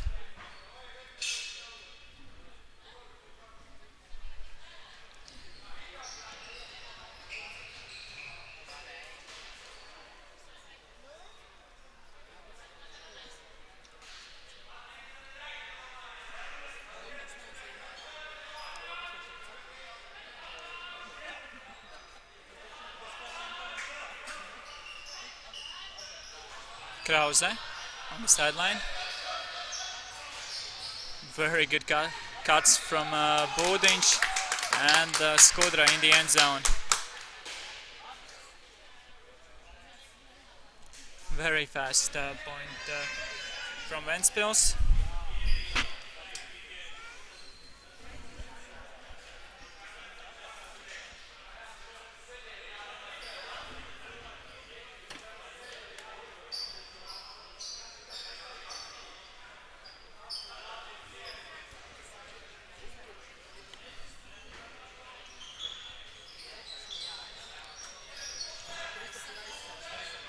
Tartu already with one pass advancing half the field.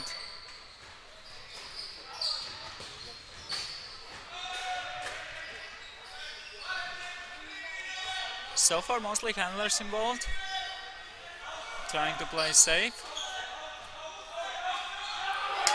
Hand block. Second hand block in this game from Renars Niedre. Bergman is there making sure that no one gets it. Lukshevitz. And And hand block right back from Janek. Janek with a disc to Jakub. Almost a block from Bergmanis.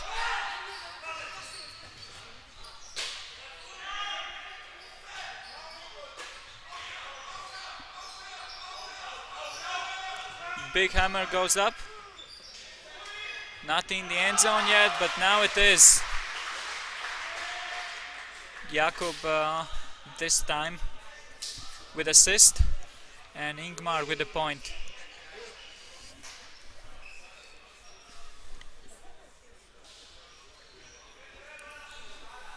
So 3-3 is the score.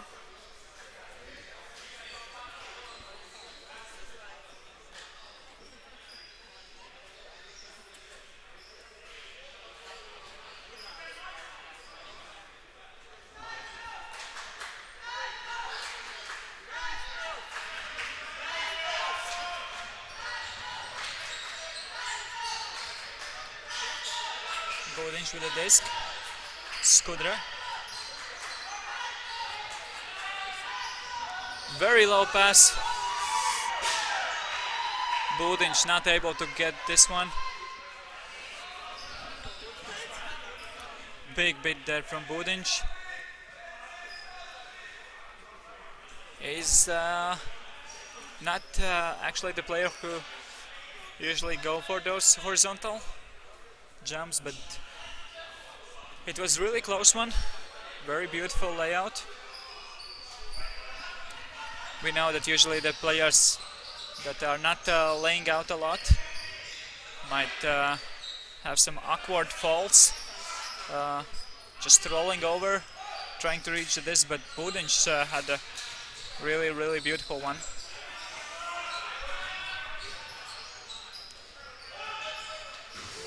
And Jasukevich,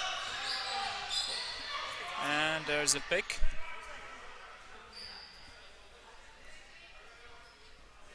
Big bid from Jasukevich. Didn't get it, but now calling a pick. He's actually just recently back from the injury, had a torn ACL. But now he's still playing.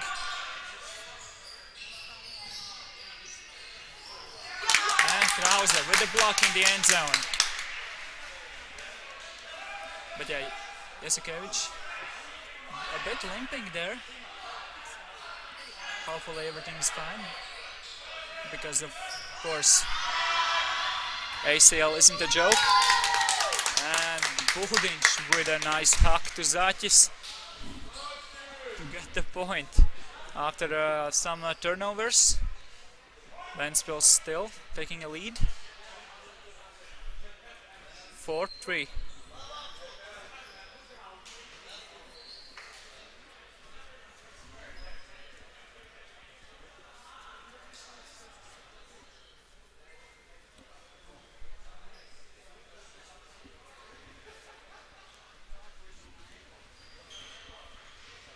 Jakub to Janek. Back to Jakub. Almost a block there from Bergmanis. Big hug goes up. And that's a block. Bergmanis. Bergmanis again. To Niedra.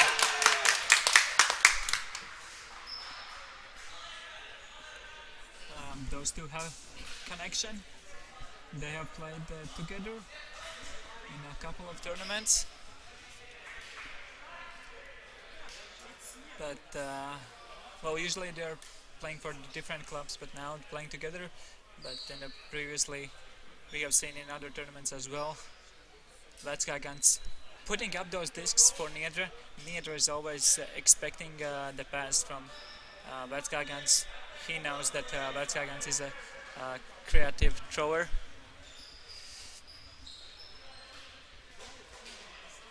Always ready to put some interesting throws there. My apologies. It's Bergmanis now. Have changed their surnames, so.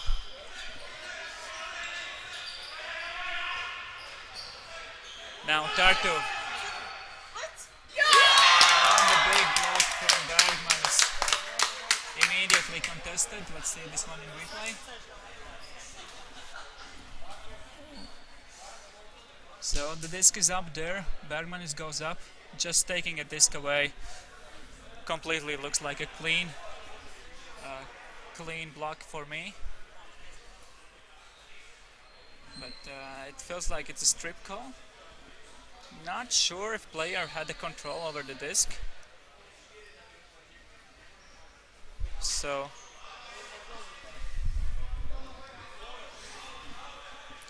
disc was at the receiver's hand, but I wouldn't say he had the control for the disc. So looks like we lost some of the lightnings in the hall. It's a bit darker, but still the game goes on.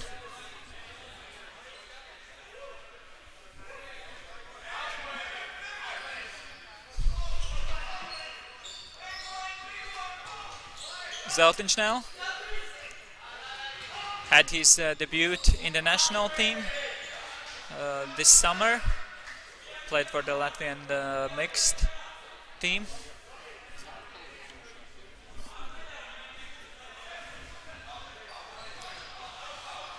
Jakub.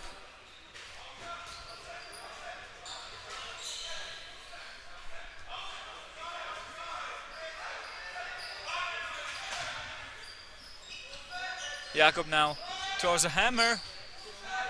That's a good one. Estonian slowly advancing. And a push pass in the end zone. Sick with the point. And looks like we have our lightning back.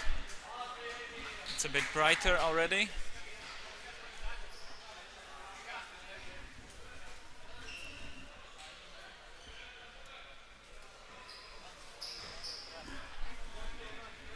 As you can see, it's fully lit again.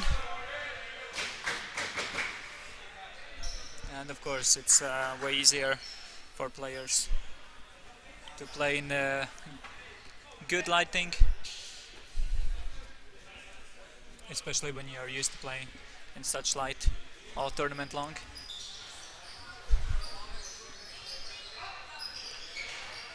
Jusukevich to Zaķis. Būdiņš to Zaķis. What a beautiful give and go. And a nice scuba there. But huge layout interception there. Number 30, Ingmar. Saying not on my watch. Let's see this one in replay. What a nice layout there. Keeping Tartu alive in this game.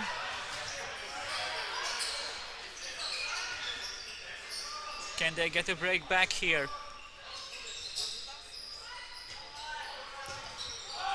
Big hammer goes up. And no call there.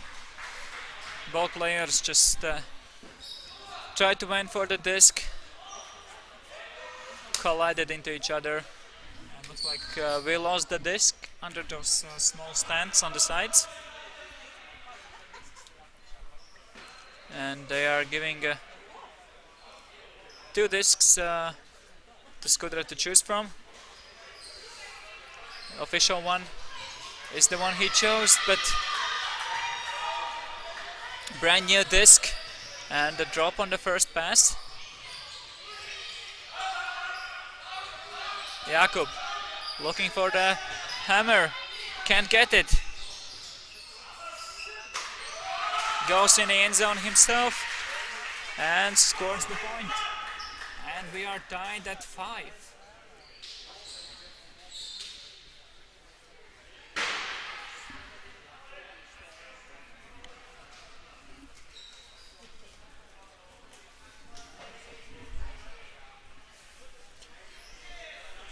Less than 9 minutes left to play.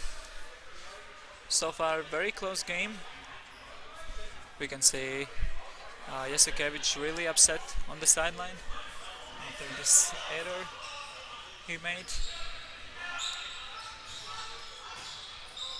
But now Ventspils on the offense. Zaķis to Budiņš, Krause, Niedra coming under, gets the pass. Budiņš going up the line. Zaķis getting closer and closer to the end zone, and Niedra for the point. 6-5.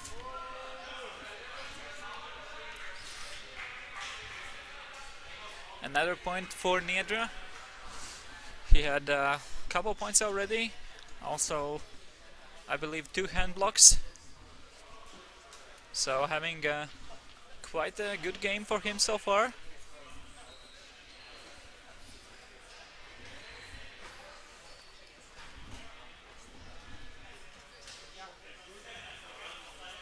Bergman is with the pole.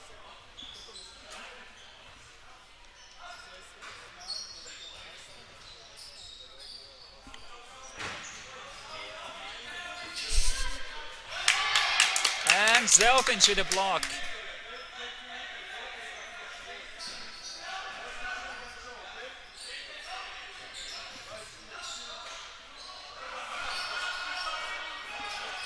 Bergmanis.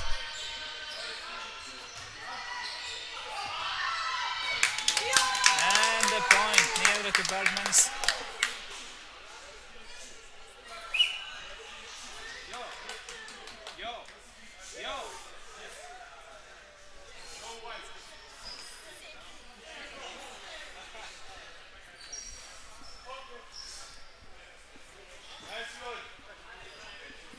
Seven 5 is the score.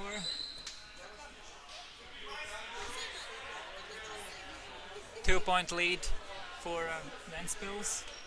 Once again in this game, getting another break.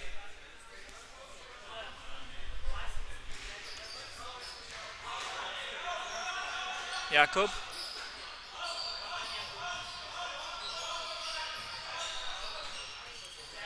Jakub again on the sideline.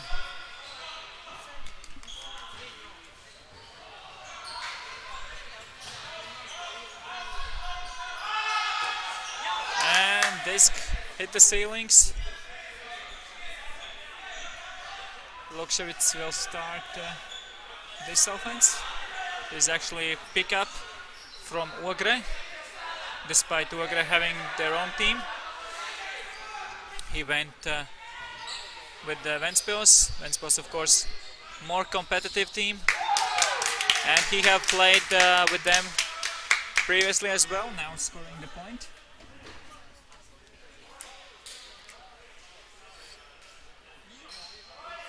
8-5 is the score for the very first time in this game. 3-point lead for Ventspils.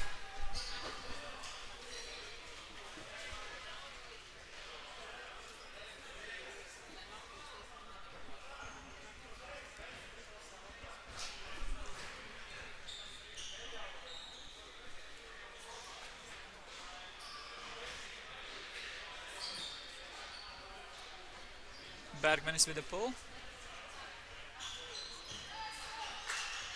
Jakub. We can hear some cheering for Tartu team from their ladies. Jakub.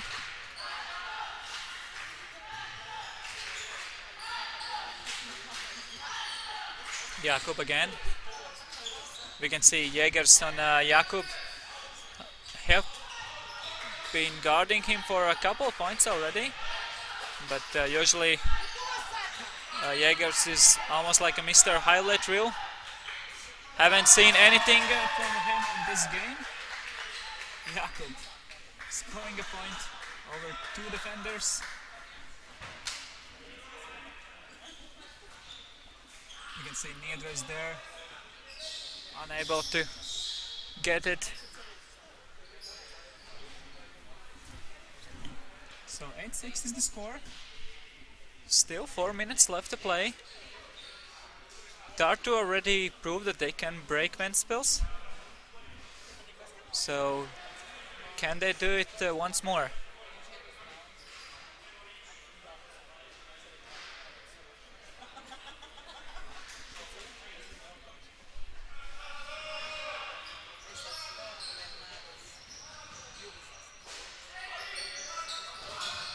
Krause with a nice undercut. Jasukevich. Skudra now. To Zaķis in the end zone. 9-6. Once again, 3-point lead for Ventspils.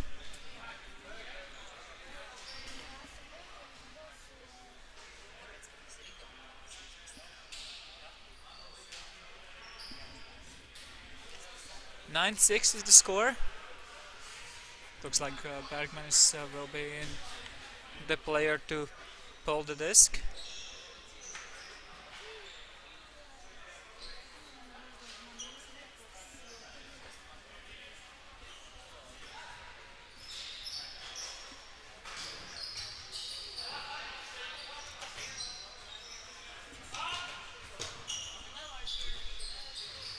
Tartu now close to the end zone now.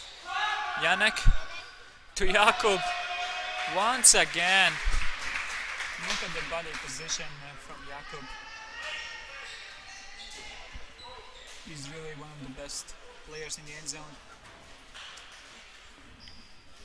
He have a huge body to use and he's not afraid to use it.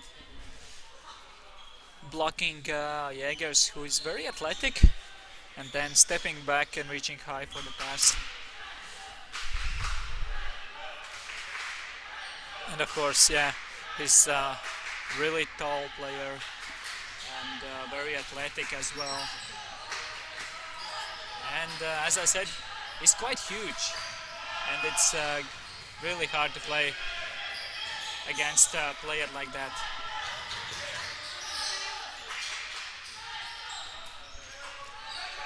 Rudens to Jasukevich.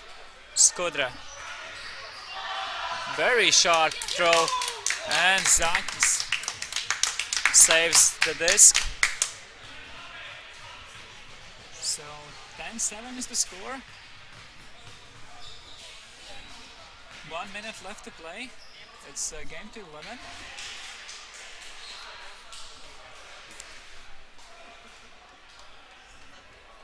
Looks like Ventspils really wants to finish it now. At least they are cheering each other up and saying, let's finish it. They need a break to do it, so we'll see. But nothing is over. Tartu on offense, Jakub. Jägers close in defense, but not there. We have a foul call. Uncontested.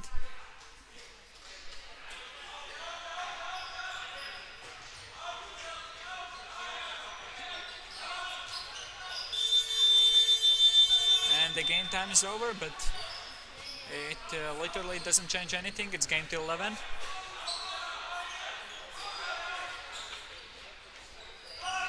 Big hammer goes up, and that's a point. Tomsalu with the point. So it's 10-8, game to 11. Ventspils just needs to score a single point. They will have at least 3 opportunities.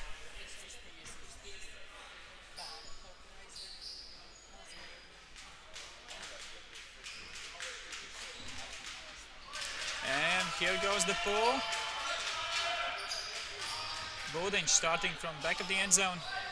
Zaķis now there.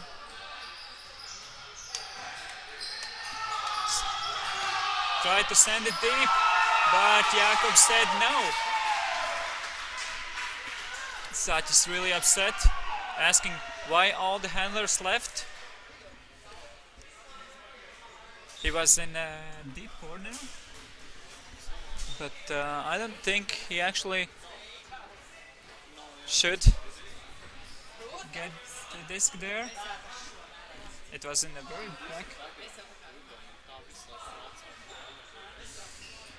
So that's a break for Tartu. 10-9.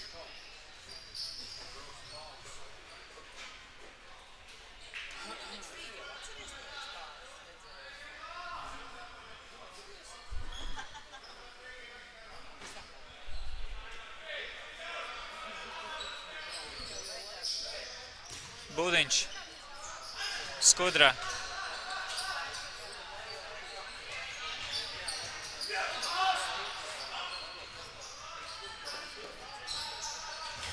What a grab there, Jasukevich calling an injury after this one. Let's hope he's okay. He's able to walk off the field by himself.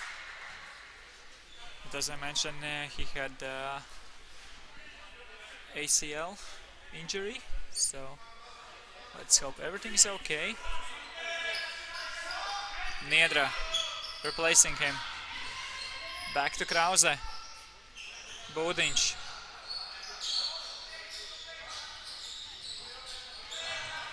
Zaķis. Skudra. Niedra. Skudra. Swings around to Krause. Now in center, Budiņš. Zaķis. Back to Budiņš. Niedra in the end zone to Skudra for the win. Nice layout bid there, but it wasn't enough. 11-9 is the final score. Ventspils advanced to the 5th place game. And Tartu will play for the 7th. Next up we'll have men's division semifinals, so we'll be back in a couple of minutes.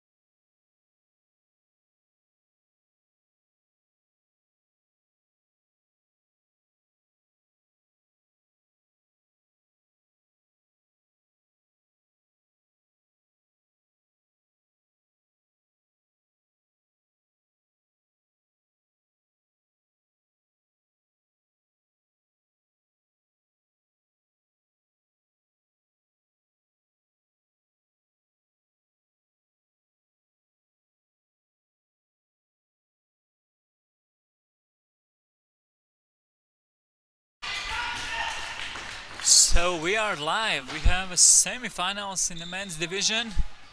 First up, we have a Swedish matchup here.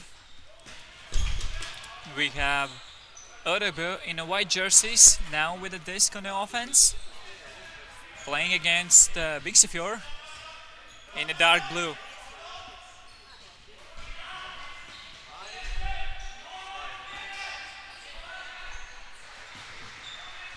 Viksefjord, I still think, is the only team in division that's undefeated.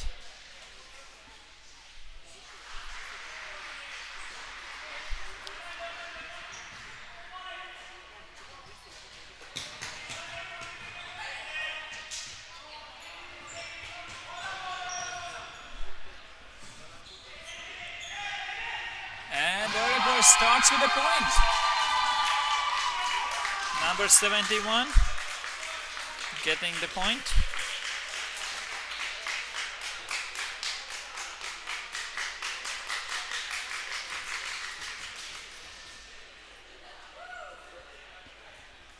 It's Adam Blomgren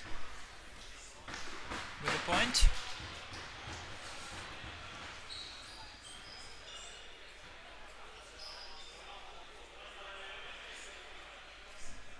And now Viksefjord will go on the offense.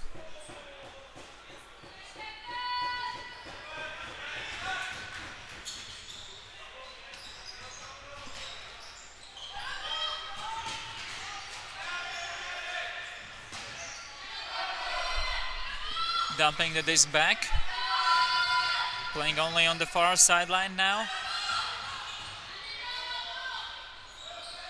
Landerson now. Dumps it back. Looking for the hammer. Nowhere to put it.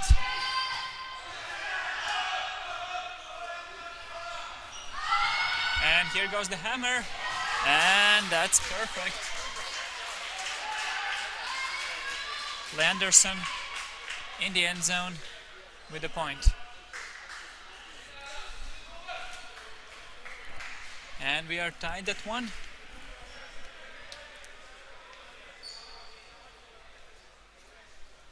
So Viksefjord in the group stage won all 3 games, and already today they beat Cosmics in their quarterfinal, while Örebro, they lost 1 game in the group stage. They had a 3-way tie and they ended up with the 2nd place in that group. And in the very morning today, in the very first game, Örebro beat Estonian team Saku.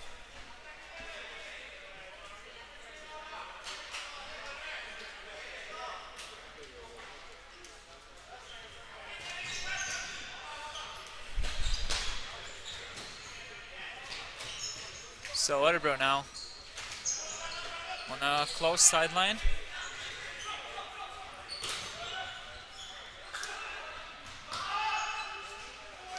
And a pass in the end zone for the point. Again, it's Blomgren with the point. And Biren with the assist.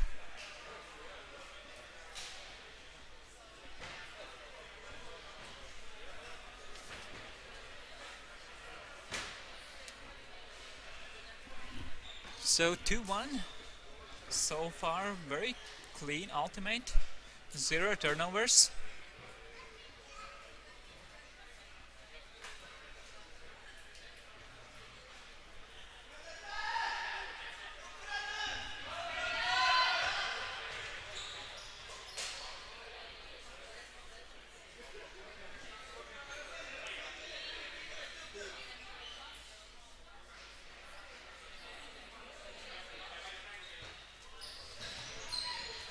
Starting from the brick. Viksefjord now on the sideline.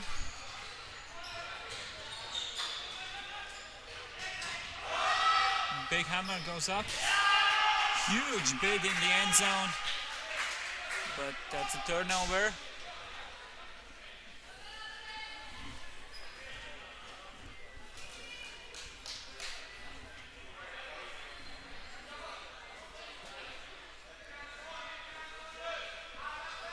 So let's see, can Vixifjord get it back, or will Örebro get the break?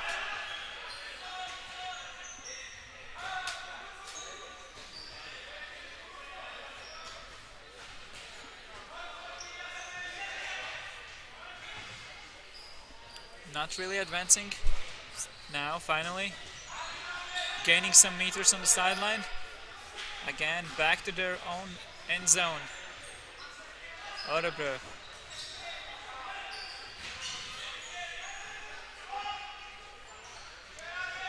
And up the line pass. Will it be in bounds? Yes, it will. Number 89 with a point.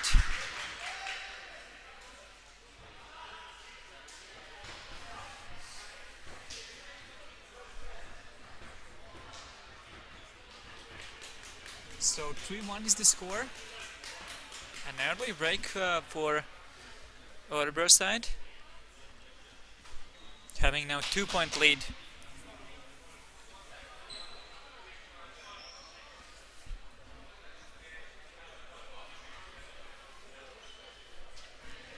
So as a reminder, this is a semi-final. Winner of this game will advance to the finals, and they'll be facing either Vorai or Salaspils. Now up goes the Hawk, and oh my goodness, how did he get that one? UL with the point between two defenders.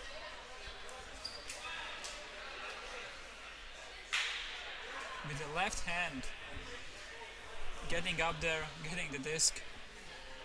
Looked like even the defender was surprised.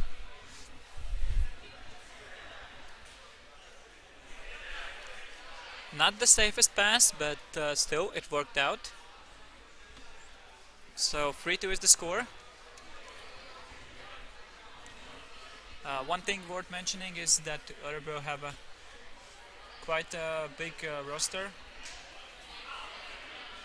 Looks like they have 12 players here, while Vixifjord is playing only with 8, and that might play some role, especially later in the game.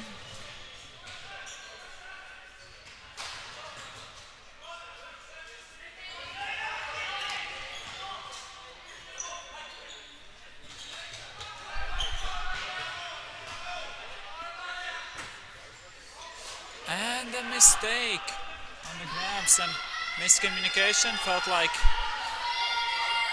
Johan Biren wasn't expecting the pass there. And that's an opportunity for Vixifjord.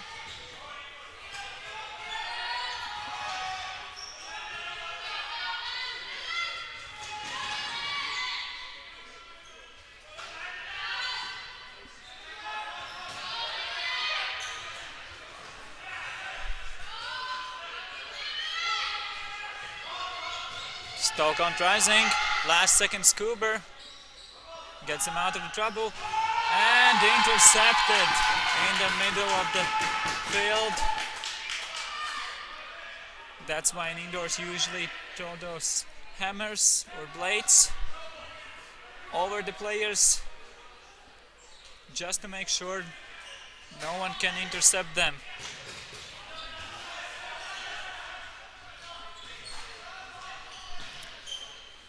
Now Örebro marching down the field, swings it back, beautiful blade, and in the end zone for the point. We've had an opportunity, but they didn't succeed it. So with the second chance, Örebro scoring the point, holding their offensive point. 4-2 still. They are up by 2 points.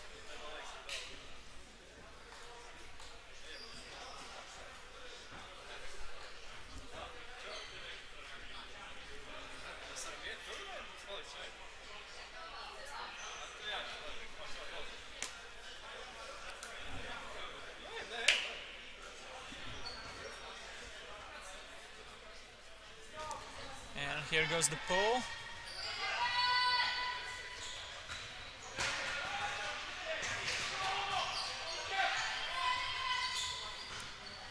Joel with the disc. Close to the sideline. Landerson putting up in the space. They're calling it not in. And now it's in for sure.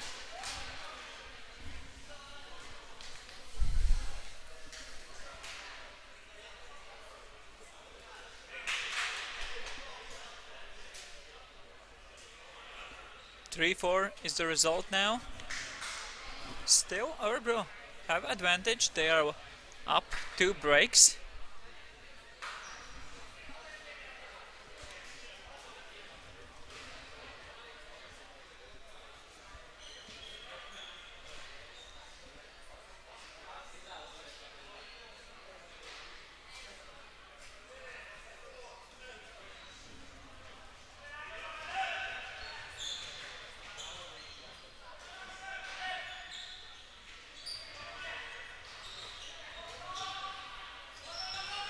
Big blade across the field, caught.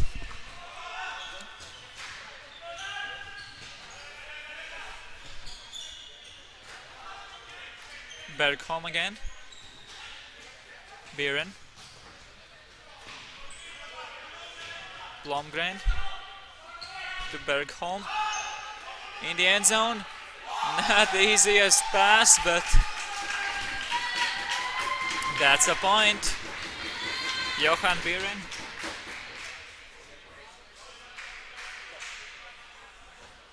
In the end zone.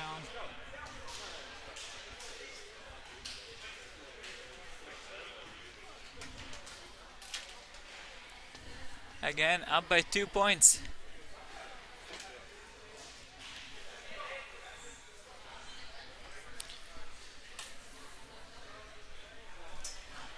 So the game time have reached half point mark. Only 12 minutes left to play.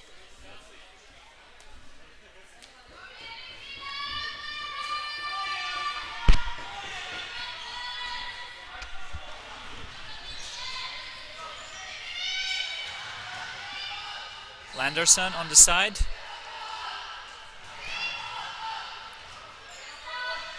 Gets the disc off. Joel now. Big diagonal blade across the field.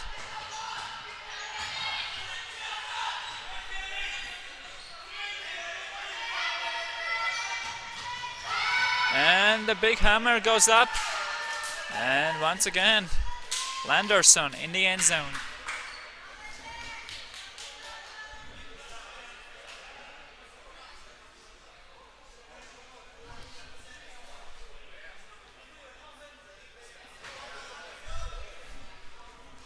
We saw that Örebro player number 2, Sveven, was really upset after this play, a bit angry to himself. He was defending Landerson in the end zone. Maybe he get caught in some fake. Didn't sell anything that terrible, so don't know the situation.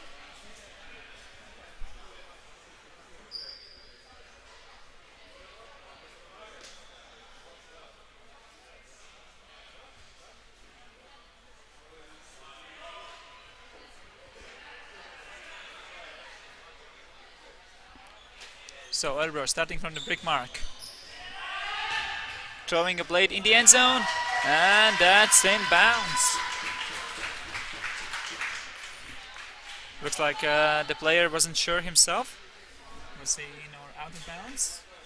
But we'll see in the replay that's clearly in bounds. Close to the line, but in. It's Bergholm with the point. One pass was all it took for Örebro.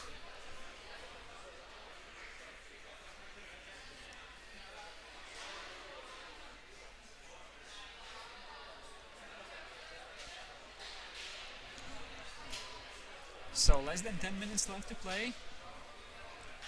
6-4. Very, very clean game so far. Only a couple of turnovers. We saw Vixafjord had an opportunity for a break. They didn't use it. But Örebro got one for themselves. Beside that, it has been a really clean offensive game. And once again, number 4, Johan Leandersson.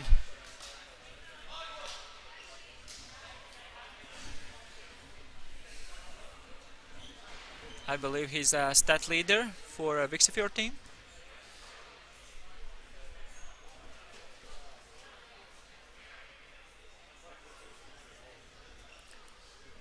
So looks like a timeout is called. We can see that both squads have coaches involved in the discussions, or at least some form of support outside the players. It's Dahlberg on Vixafjord side. We can see him on your screens in a white jersey. And on the Örebro side we have let me quickly check. Angregard. He's actually a son of Stefan Angregard, who's playing, player with number 1. Haven't seen him a lot of the field in this game, but still, yeah. Jonathan Angregard is currently not playing. I believe he have also ACL injury, so we'll see when he will completely recover from that. He get it last outdoor season, but still he's with the team, helping in any way possible.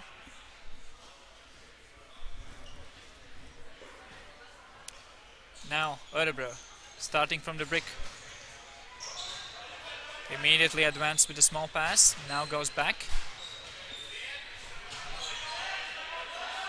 And here goes the hammer. Defense is there, and that's clearly out of bounds. So that's a turnover. An opportunity for Vixafjord to tie the score.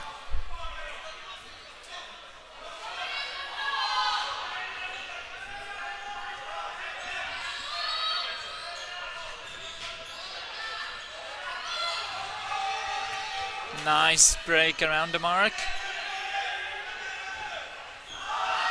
Up goes the hammer, but there is a block. Robertson stepping in, not allowing Vixafjord to break here. Svart with the disc. Biren.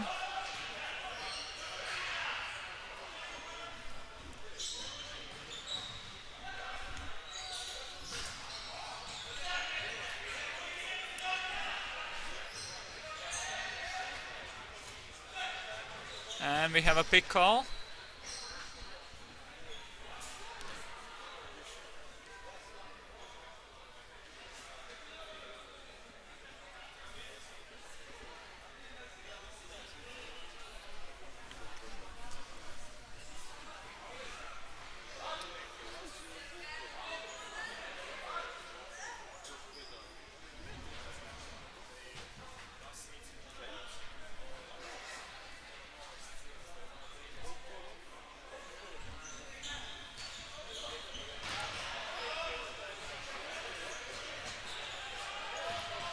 So Örebro, again after this stoppage.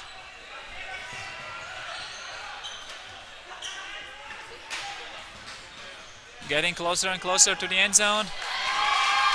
And there is the score. Bergholm once again in the end zone.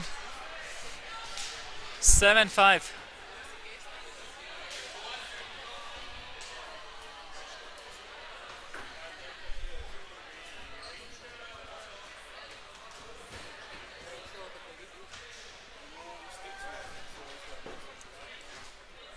Four minutes left to play. 7-5 is the score.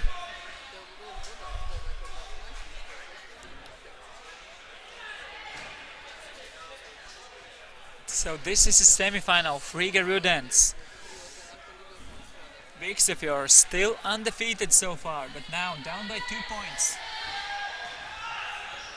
And time is shortly running out. We have a foul call. Player indicating that he was pushed away.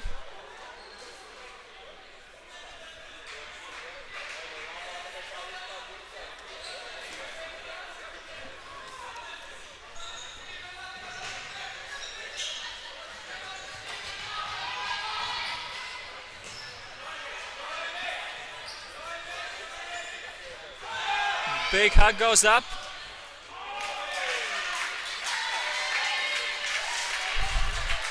And again, Landerson scores. Sveven again really upset after this one. He was really close, but not there.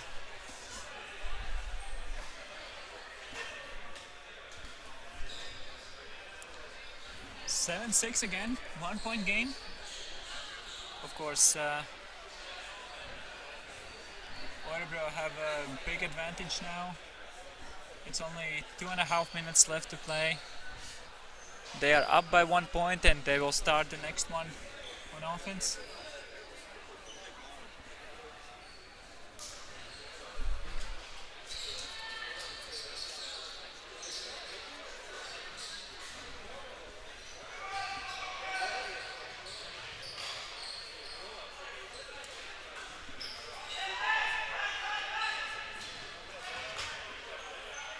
Bergholm with the disc.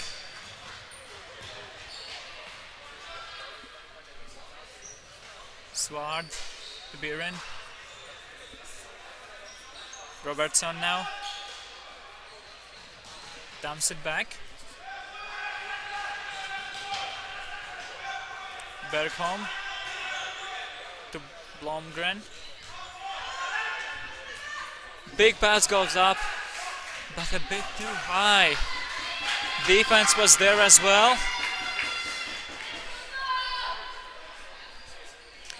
And that's an opportunity for Frisbija finally to get that break.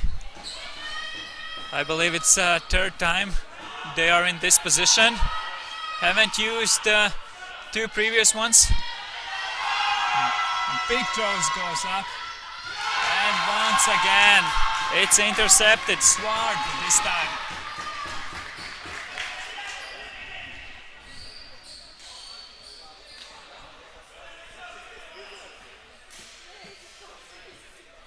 And Örebro taking a timeout. Again, they will burn all the seconds. So we'll have a new point cap after this point. But it's also smart from a game perspective. They didn't score on the first try. So they have to make sure they are well prepared for the second opportunity. Of course, Frisbija, even if they get the discs, they haven't capitalized any of those opportunities yet. They are 0-3 for the break opportunities.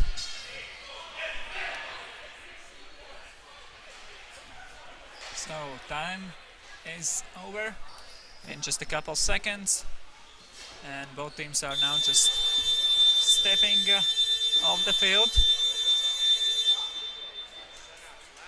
So vertical stack, at least looks like a vertical. It looks like it will be, some kind of isolated side stack. Two players on the side, the one the centers, probably the one In the center is the player who will be cutting.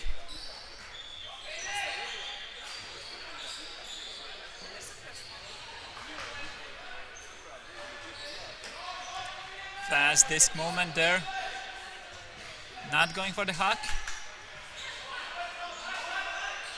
And now there's the huck. It felt like it was tipped. Let's see the replay. Let's see now. Anderson getting up. He might barely touch it, but definitely pass still. Get to the end zone, and number 78, Carl Sward with the point. 8-6. Game to 9. Örebro just need one more to get in the final. Viksafjord need 3 points in a row, and they haven't been able to break a single time.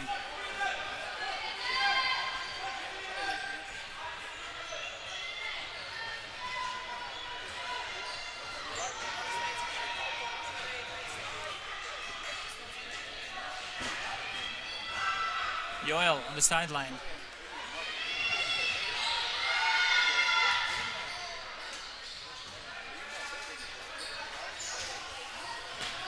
Again, other side.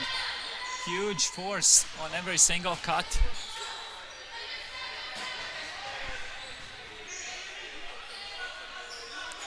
Really intense point. Looking for the hammer. No one is there.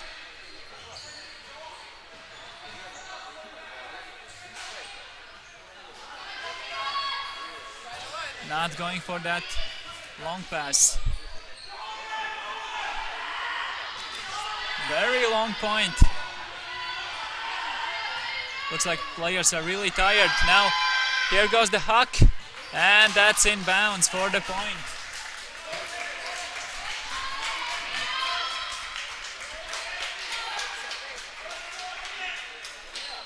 Let's see in replay. Yeah, stepping in bounds.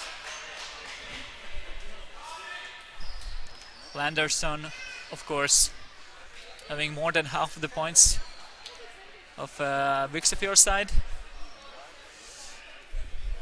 Dahlberg bringing the water to the teammates. They have only 8 players. So few of them have to stay on the field even after that long point. Örebro now with the disc. Advancing already at the half court. Stalkon rising, dumps it back. Switching there between Viksafjord players. We have a foul call. It's uncontested. So coming in on 0. Big swing across the field.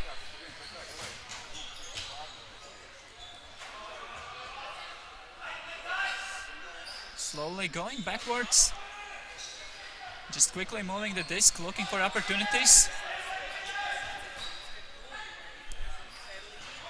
Both of the Swedish teams playing patiently, waiting for their chances.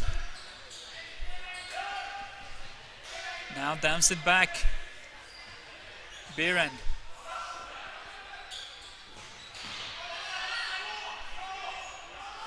Blomgren dumps it back. Robertson now on the sideline. Nice line switch there to shut down the cut. Big dump there.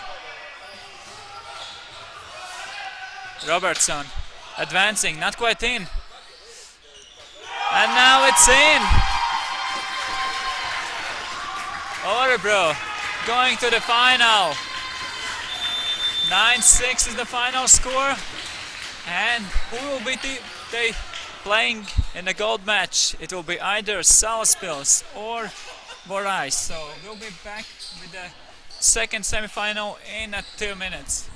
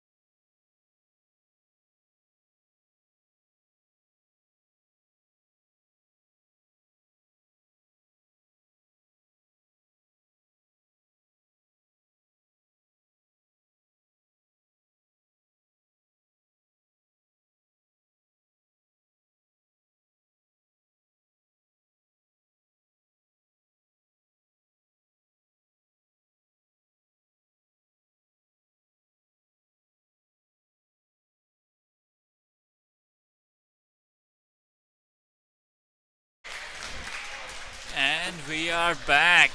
Second semi-final of Rigas Rudens 2023. We have Borai in the black jersey starting on the offense. And Salaspils, Wild Things in the white. Dovidas. Hammer to the end zone. Ernestas. 1-0. We already saw Örebro advancing to the final, beating Viksafjord, two Swedish teams playing each other. And now we have this Baltic semi-final.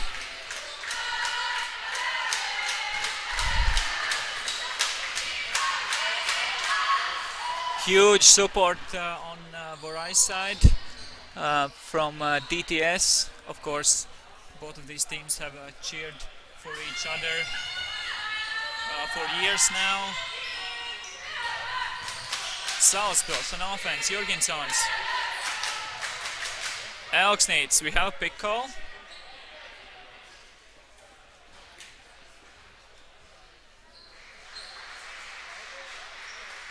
Discussion between Abeltinch and Dovidas Gauba. Abeltinch is saying that Elksnitz was quite away already. By the rules, you can call pick if you are within 3 meters of your player. So it's a retracted pick call. Batman is now.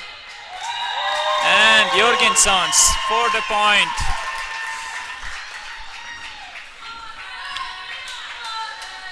One all is the score. So far, both teams have shown clean offensive points. No turnovers. Of course, we know in indoors, usually there are fewer turnovers, and the higher level you have, the fewer turnovers in general. So I expect this to be a game with just a couple of turnovers. Dovidas now dumps it back. Big scuba. Alpin is coming in, not in time. Kestutis centers it. Dovidas faking the blade, asking for the undercuts. 2 players there. Ernestas getting the disc, and Roberts Alpin is with the layout block. I said in a previous game he didn't go for the layout, but now the game is super important, very close, and obviously he's the player that loves to go for those horizontal plays. Kestut is trying to get it back. It's an uncontested foul. A bit dangerous play from Kestutis, but both players are happy. Nothing's wrong there. Karklinch with a disc, dumps it to Malders on sideline. Alpin is looking to the end zone to Saulita. And Saulita scores the break. 2-1. Salaspils now taking the lead. Of course, Alpin is the hero of this point. Not only he assisted, but made that huge layout block.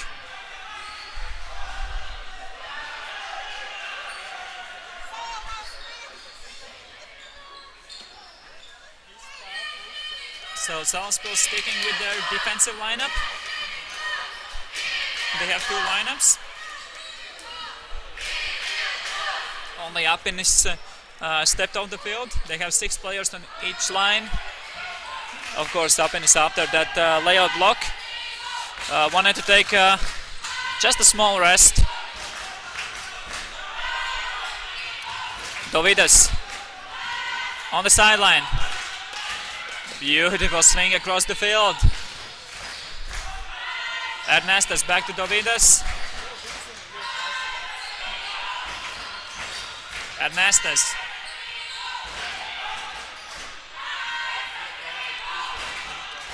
Two players mostly involved in this one. Gusar's going for the layout. Couldn't get it. Kestutis dumps it. Mikenas. Kestutis back to Mikenas. Dumps it back. Ernestas. Nice defense from Gusars. But in the end, we have a Kestutis, but there is a stall-out call.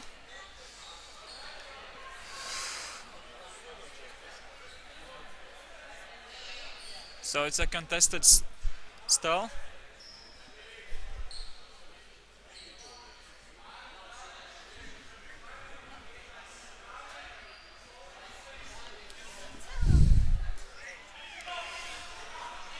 So it's contested.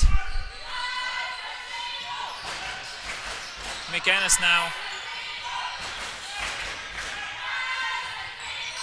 Modestas to his brother in the end zone. But it's too deep.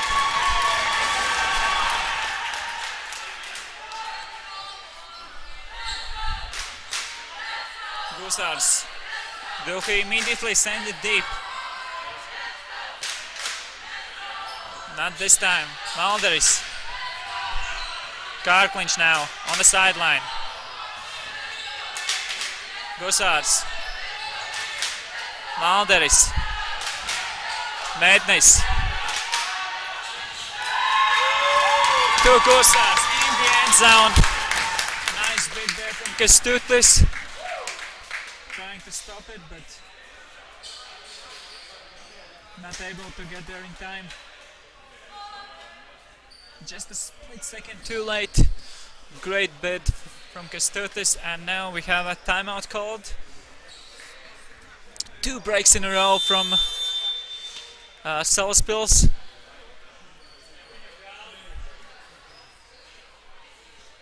(3-1) is the score.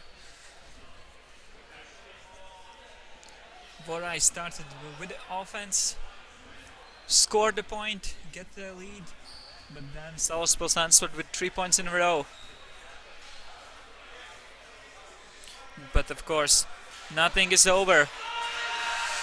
It's only first 7.5 minutes.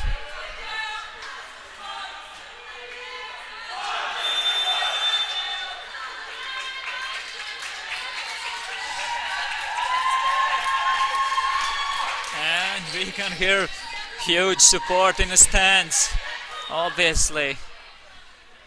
Semi-final, the last semi-final we have. Very interesting games here in the Rigas Rudens. Only best of the best teams in the region playing out for the medals. Dovidas on the sideline, dumps it back. Denises back to Dovidas. Nice give and go movement, getting almost the whole field.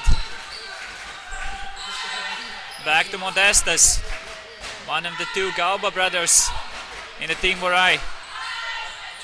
Kestutis and Abeltinch with a huge interception.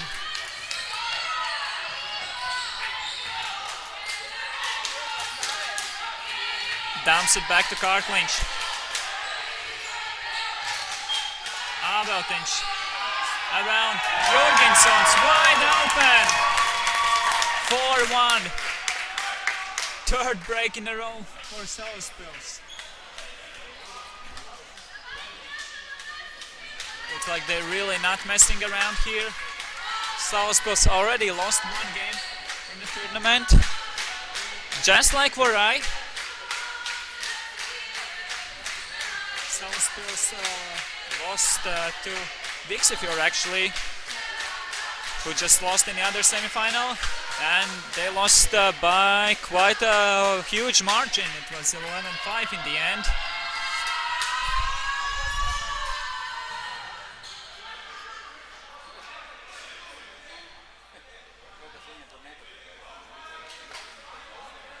And we have an offside called. So Vorai starting from the brick mark. A bit confused Salaspils players. They're not used to see offside calls. All the rules said there should be a repull, but now it's just start from the brick. And a brother connection there. Dovidas to Modestas. So 4-2. Borai stops the run for Southpaws. They had 4 points in a row. Now Southpaws will go with their offensive line.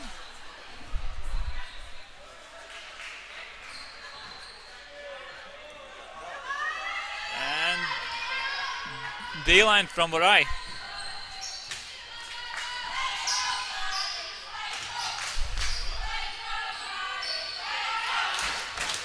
Gusars in the space, themselves. Despite a huge break in the back, able to get it. That's a great thrust throw. Just putting up there in the space.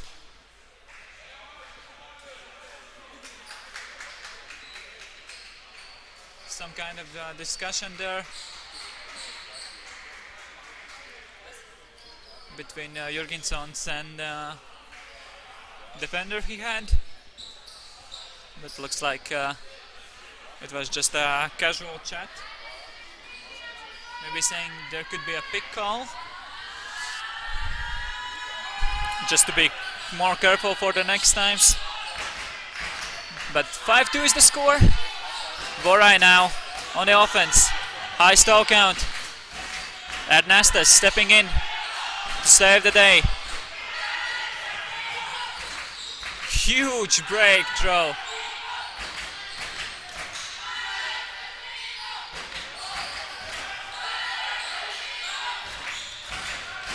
Denisas with the scuba. And Mulderis tipped it, but it wasn't enough. Modestas in the end zone with the point. Great lead there from Mulderis stepping in. But Modestas still there. Get the disc.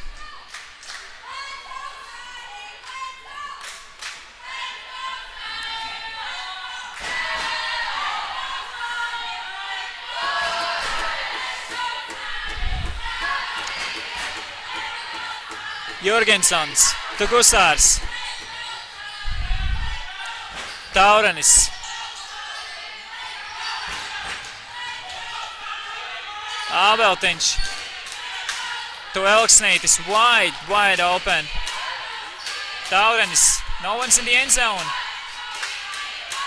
Jurgensons not going for the end zone throw. Taurenis.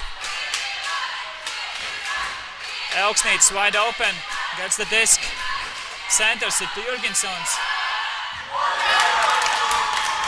Big layout there, but again, so close. I think it's like a third time where our players are getting horizontal for the blocks, but they are just a split second too late, or just a couple centimeters off. 6-3 is the score now.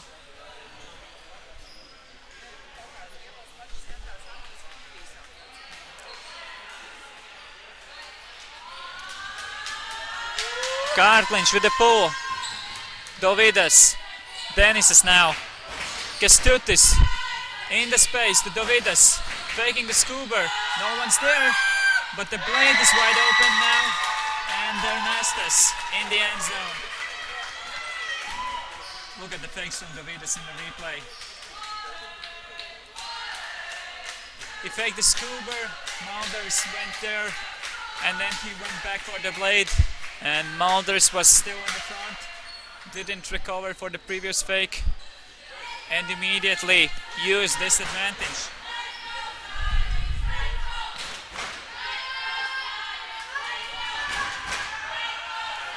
So Borai still in the game after the rough start.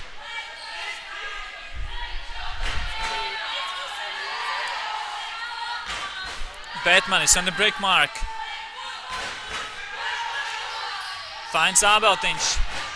Taurenis. Gusārs now. Taurenis. Back to Batmanis. Ābeltiņš. Jorgensons. Not in the end zone. But Taurenis again. Same corner. Gets the point. 7-4.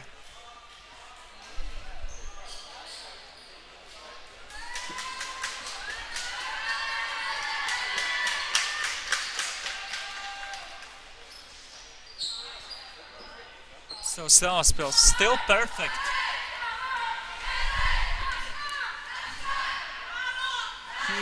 Huge support for the both teams. DTS ladies are going crazy all game long. And Salaspils girls are trying to keep up as well. So huge noise here.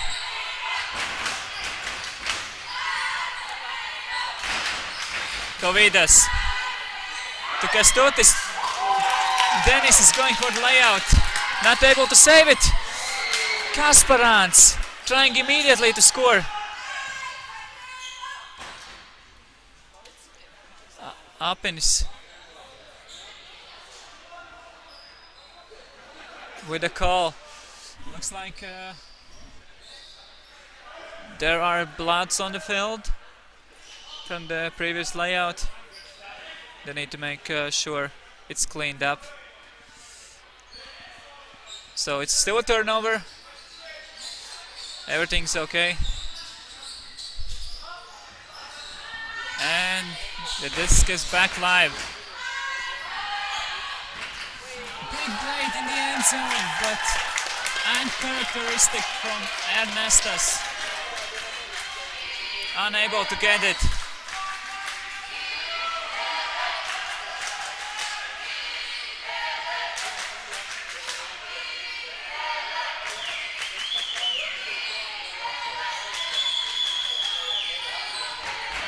Kasparāns on the sideline, going for the hammer across the field to Apenis. Big block from Galba.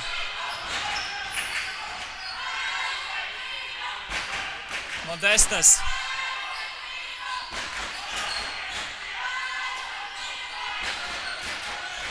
Denisas swings it in the center. Ernestas going for the Skuber. Others couldn't get there. Dovidas with the point, having bookends. Point and the block earlier. So 7-5 is the score. I believe this was the longest point we had seen. Plenty of turnovers. 2 from each side. Salaspils was perfect previously, but now twice Kasparāns up in his connection. Didn't succeed it. Now Batman is starting from back of the end zone. Ābeltiņš now. Back to Batmanis. Looking for Elksnītis. Taurenis. Jorgensons wide open. And Skuber took Ābeltiņš. 8-5, 3-point lead again for Salaspils. And we are getting closer and closer to 11 points as well. 5.5 minutes left to play.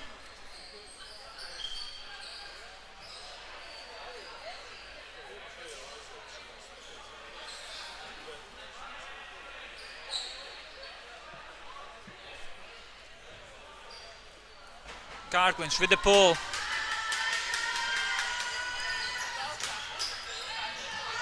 Dovidas to Kestutis.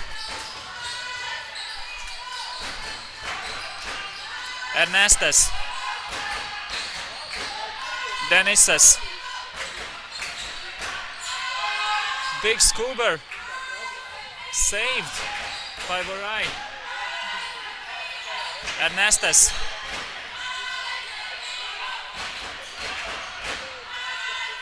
Dumps it back. No one's in the end zone. Modestus asking for the puck in the end zone. Just saying, I have a height advantage, just pass it to me. Modestus against Apinis. And finally he gets it. But it was a blade, so Apinis really not happy about that. Malders was not there on the mark. Again, Dovidis used that split second when the mark is there already. So 8-6. A bladey pull. Abeltinch.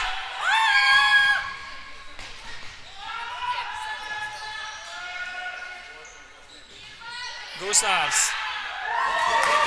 Fakes out defense and finds Elksnītis.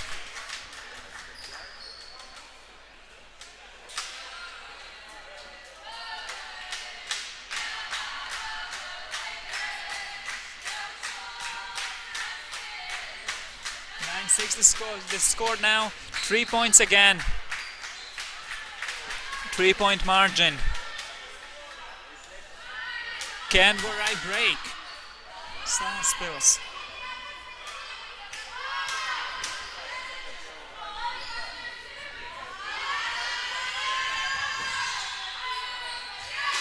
Modestas.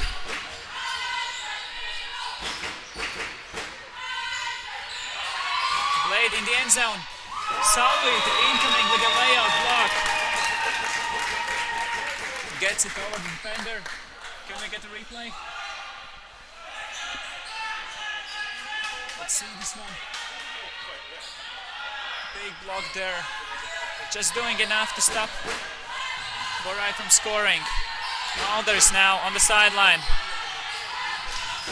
Car clinch. Swings it across. Kasparans. Car clinch with a blade to Solid for bookends. 10-6. And now Solasville's really knocking on the final doors. Almost kicking them. And a very unique celebration there from Malders and Saulīte. But yeah, Salaspils here kicking the final doors open. They are in final already with 1 foot. Can Borai stop them? They need 5 points in a row. Mikenas. Dovidas.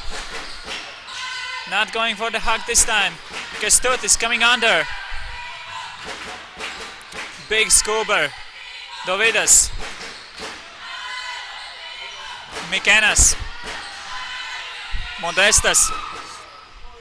Big collision. Uncontested fall. Karklinch immediately agrees. So coming in on 0. Dumps it back.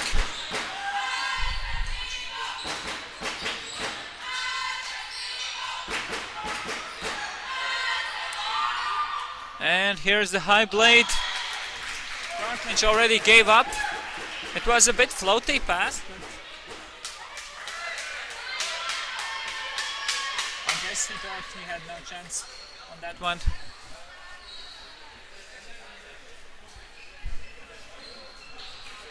Borai get their offensive point. Now they need 4 breaks in a row.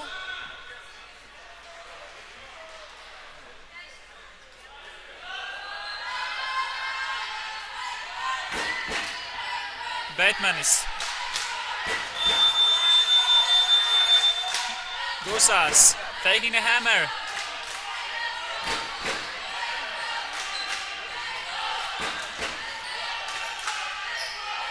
have zone defense from Borai. Salaspils struggling a bit.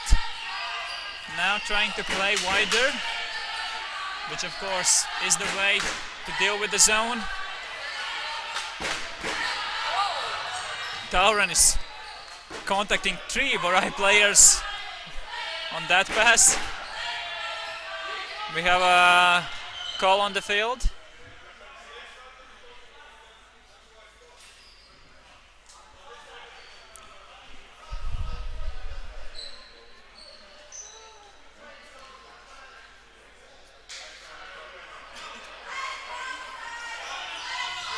So Modestas was saying there was stoppage. He saw people talking, so he stopped, but his brother's stepping in saying, no, it's okay. And now Borai getting a block. And that's an opportunity for them to get their first break in the game.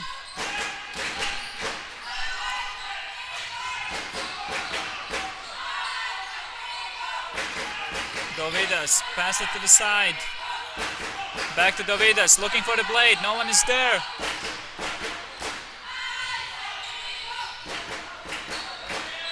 And we have a collision. Might be an injury, hopefully not. So now, looks like everything's okay. As it was collision, there was options for the player to stay or play. Modestas now.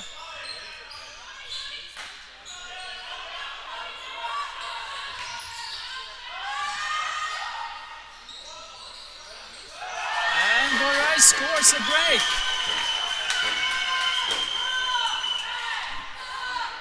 And yeah, as I mentioned, if you have contact with your opponent and there's an injury call, you can still stay on the field after the stoppage. However, if you injured yourself or had a contact with your teammate and there's injury call, you must then take a sub. So 10-8 is the score. Borai are not done yet. They got the first break in the game after the time cap already.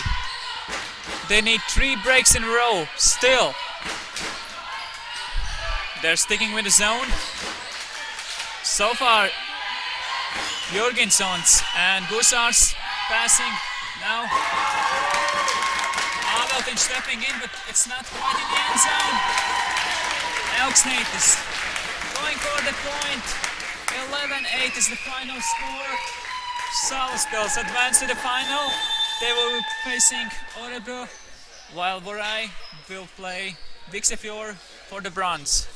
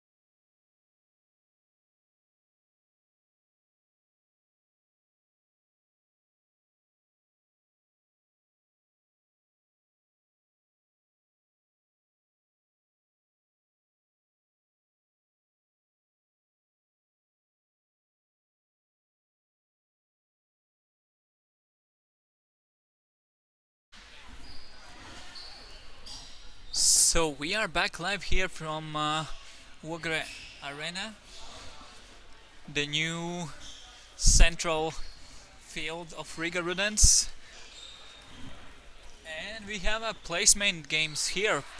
And starting with the game for the 7th place in the men's division, we have Cosmics in a white jerseys playing against Tartu in a dark red.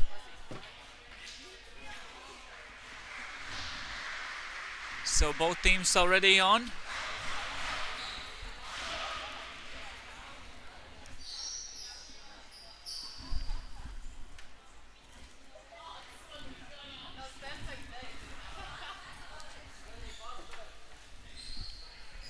So both teams ready. I'm just putting the correct teams on the scoreboard, and we'll be ready to go.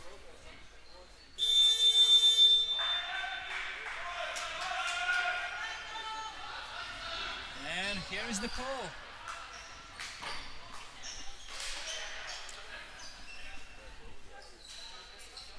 Linus now with the disc.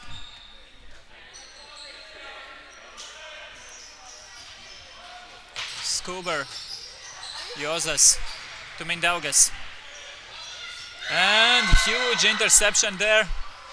Tartu can start with a break, but Mindaugas says no. Huge hand block, getting the disc right back for Lithuanians.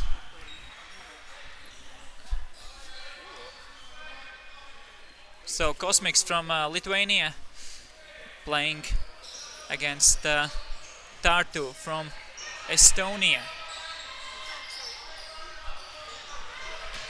Cosmics now on the sideline.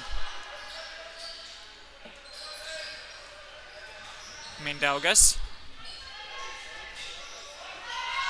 Upside down backhand in the end zone.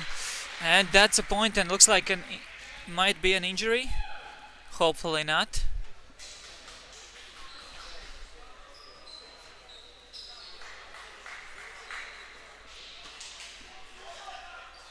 It's player number 7, Justas Bobina. He had a really good first game against Viksefjord,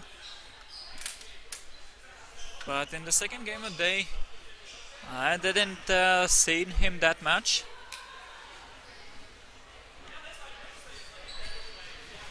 Jakub.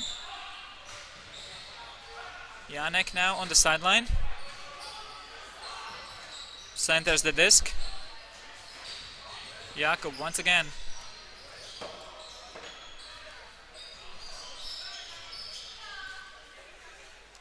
Looks like some kind of stoppage. Something retracted by hand signals.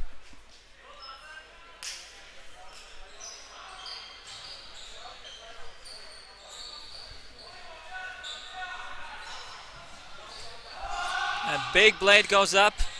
And of course Jakub once again using his body to block out opponent. So 1-1 is the score.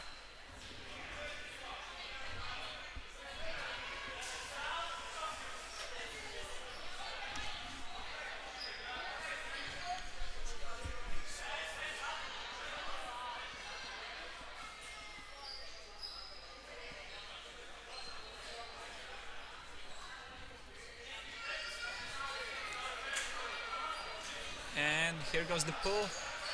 Cosmics now starting from the side. Really good pull from Team Tartu.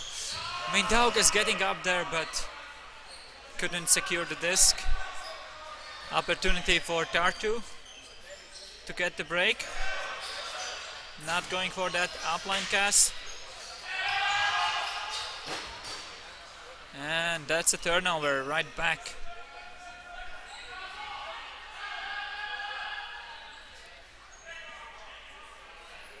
Some players on the sideline running for the disc. Linus waiting. Yeah, and here's the disc.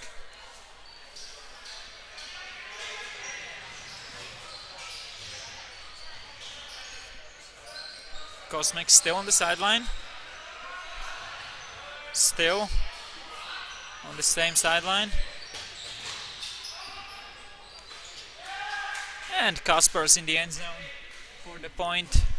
2-1 is the score.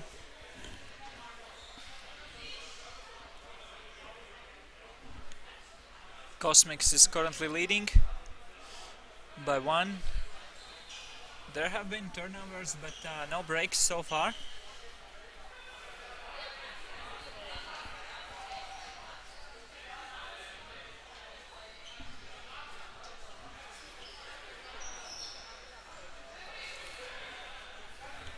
Both of the teams actually started the tournament in the challenger groups. So basically in Rigas Rudens there are 16 teams divided in 8 elite teams and 8 challengers.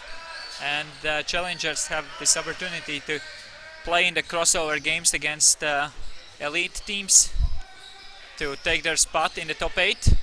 And both of these teams managed to win that crossover game and get in the top 8. Now they're playing for the 7th place.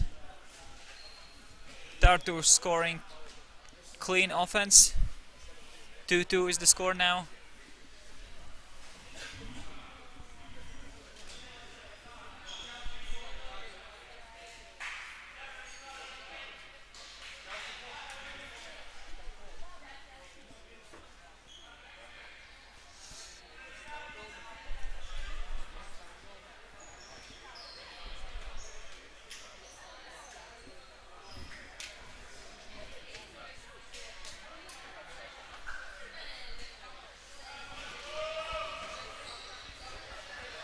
Looks like a really good pull from Tartu.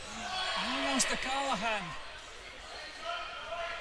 But just a block, still really good from Tartu player.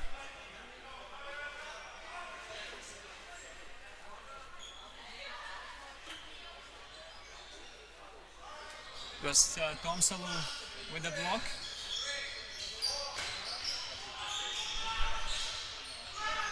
Tether now with the disc to the side.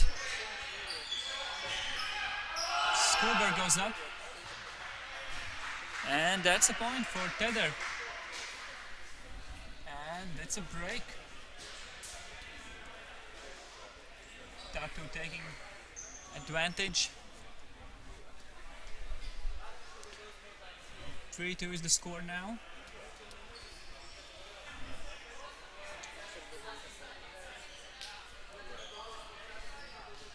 And of course, getting the higher place is very important in the tournament because it might change your position in the upcoming tournaments. And as you can see, both of these teams are kind of balancing on this elite challenger edge. And starting a tournament in elite group is better actually. You have an advantage.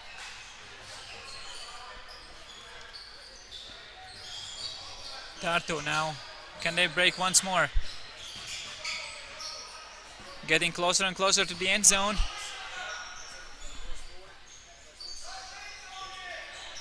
Tomsalu now puts it up in the end zone.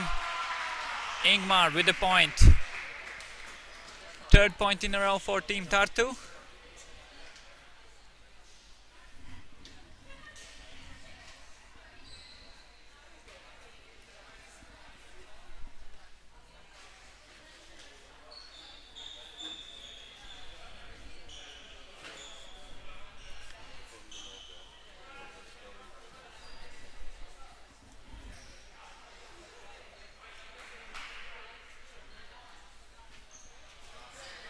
Again, really good pull from Tartu.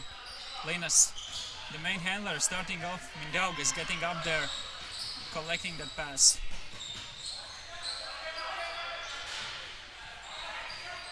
Swings across the field, dumps it back. Cosmics back in their own end zone. Mindaugas Huge blade across the field to Linas.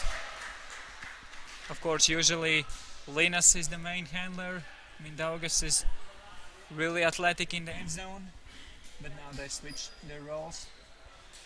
Linas scoring and getting a point for the Cosmics. Now again they are within 1 point. Still trailing, but just one more break and suddenly it's a tight game.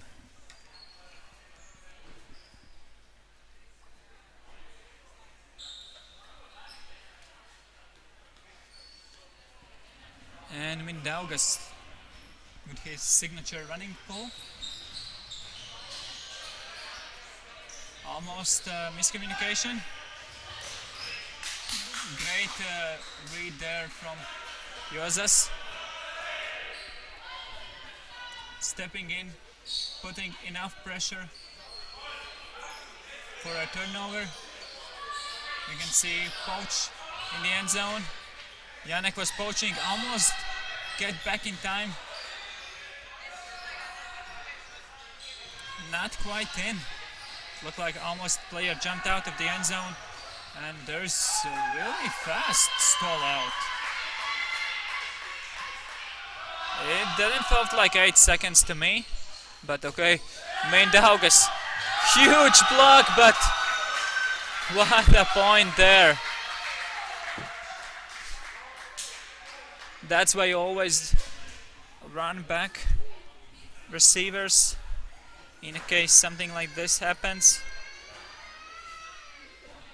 Number 25 just following up the play, getting the rebound in the back corner. 5-3 is the score now.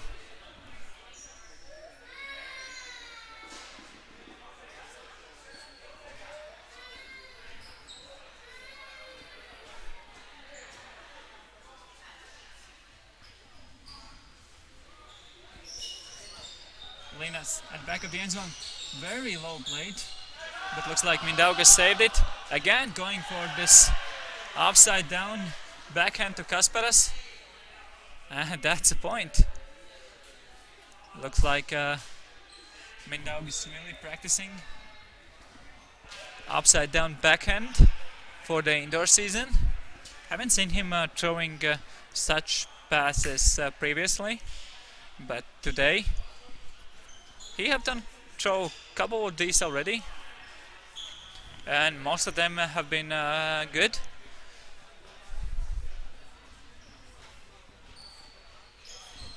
Janek to Jakub, starting the offense for Tartu.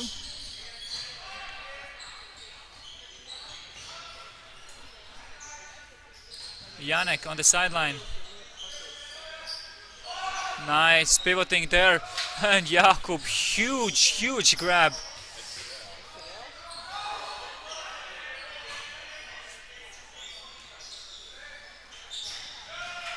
And Jakub with the point in the end as well. One of the best player in the end zone in Estonia. Really tall player. As I already mentioned, he's not just athletic and tall, but he's quite wide as well, and he knows how to play with his body, and it's really difficult to get around such players, especially when they know how to block you with the body positioning. And Jakub definitely knows the art of this skill.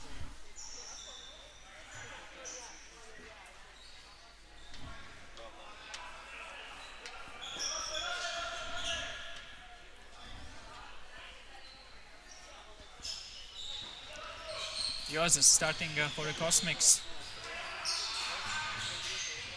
Linas looking for a continuation. Nothing is there. Again, stall out. It looks like really fast stall outs there from Tartu side. Felt like around 6 seconds to me. so it's retracted.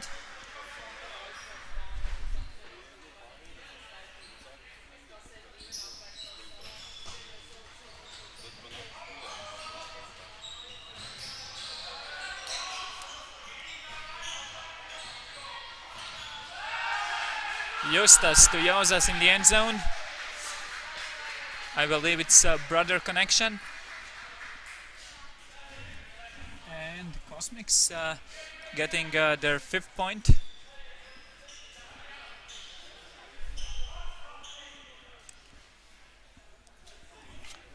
For those of you who do not know why there's a mix in the Team Cosmics name when they are playing in the men's division, it actually started as a mixed team. I believe it was. The name is also from 2 teams coming together. Somehow I think it's Kos and Mixture, and they joined together as one mixed team. And now their men's are playing way more than mixed. But they have a couple girls, or at least had in the last year, to play with them in different tournaments. They were in Lithuania. Meanwhile, Tartu casually scoring another point. 7-5 is the score now. And it's less than 10 minutes left to play. After this game, we'll have a game for the 5th place. And it will be Saku and Ventspils. Two teams that we are used to see fighting for medals here in Baltics, usually, but now they will face each other for the 5th place. So I believe we'll have a really interesting game for the 5th place. Of course, main reason why those teams are playing for the 5th place is the fact we have strong Swedish teams this year in the Rigas Rudens that will be playing for the medals. So 2 spots there taken from the Swedes. Mindaugas now.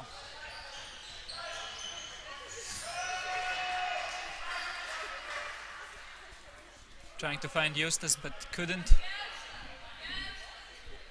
And Tartu can get a 3-point lead, first time in this game.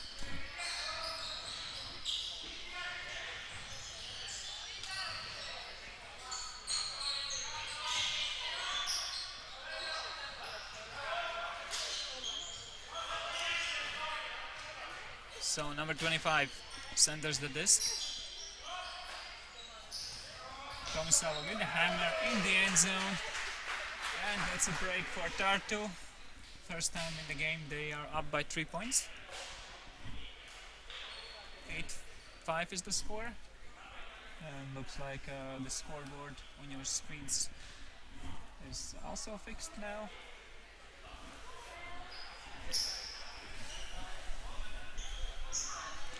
So Tartu need just 3 more points to take the victory and the 7th place. And as I mentioned, it might change your seeding for the next year, because we never know what teams are coming. Maybe some of the top teams won't skip, but some other high-level teams might get in and get a higher seeding just based on the fact that their performance on the other tournaments. So seeding is not only based on the score in the previous year's tournament.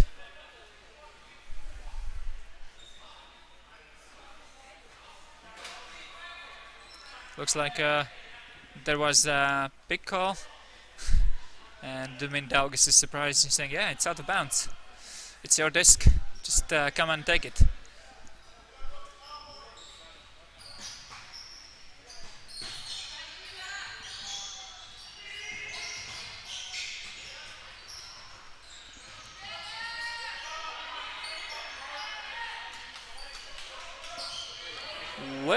Way out of bounds, over the stands.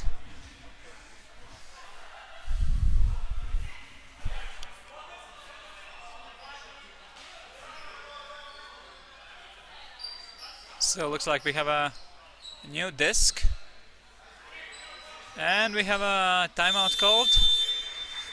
Actually, I think we have a different disc now on the board. If I'm not mistaken, that official tournament discs here are from Eurodisc.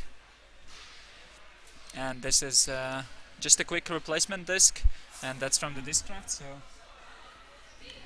it's of course very, very similar, but still there are some differences, and some players might feel it. We'll see if that impacts the game in any way.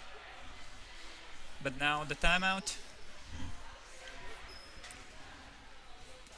As I mentioned, coming up next we'll have Ventspils playing Saku for the 5th place, and then of course after that we'll have all the medal games, starting with the women's bronze, then men's bronze game, and of course both finals.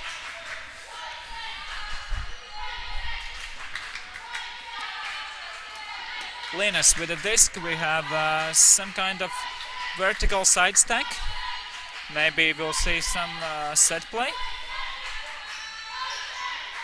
Mindaugas just coming in for the disc from handler space. Puts up a really high blade to Kasparas, and he scores. You can see that the defender also was there, going up for the disc, but couldn't quite get there. And that's a point for Cosmics. 6-8.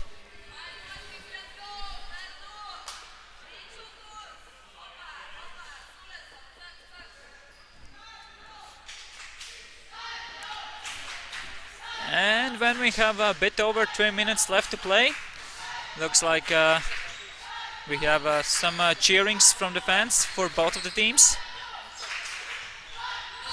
The game might get more intense now. Tartu advancing. One pass by other to the end zone. And huge grab again in the end zone from Jakub. Nice celebration there as well. Tedder with the assist. Joseph was there, but still that's not enough to stop Jakub in the end zone.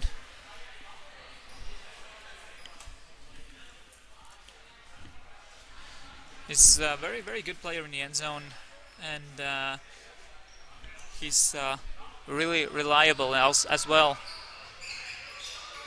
He's usually getting those even trickier passes. But now Hammer in the end zone. And here's a block from Tartu.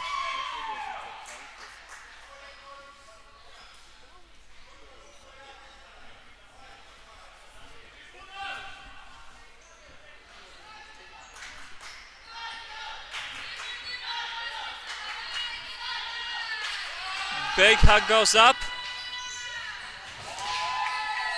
And that's a bit too far. Receiver also indicating that it was out of bounds.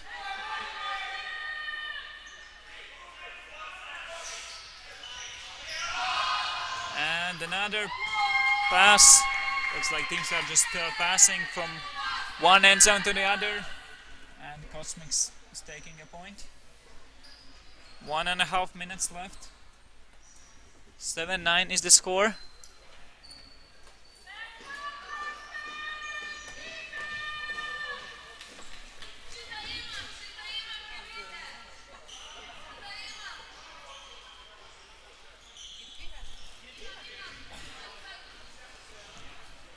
Cosmics with a pull. Jakub.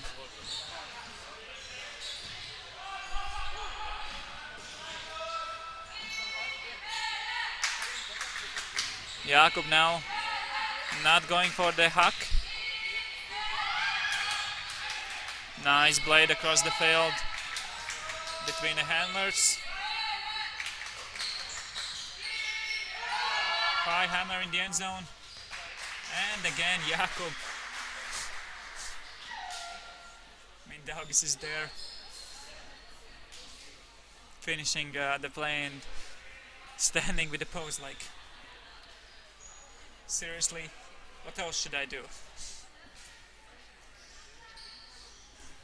Of course, both players happy after the play. Good emotions, good spirit in the game. Not that many of calls.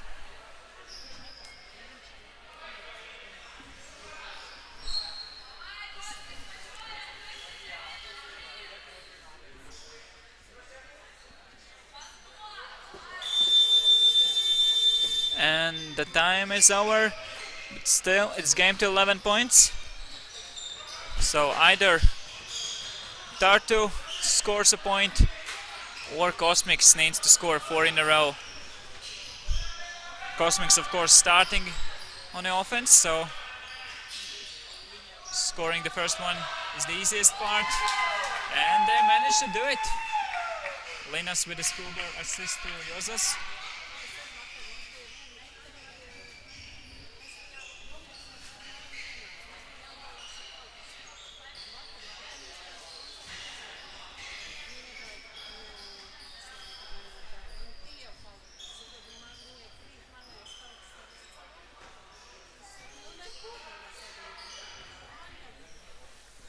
So now Tartu have opportunity to finish the game and get that 7th place in a Rigas Rudens. Jakub to Janek. Centers it. Again, Jakub is in the end zone. Asking for the passes. Still contrasting. And Blade to Jakub. But it was too low, too sharp. They tried to put it perfectly in the open side. Played it simple, but Jakub is there. You can put it higher. Meanwhile, Cosmics just sending the disc to the other end zone, and Kasparas scores.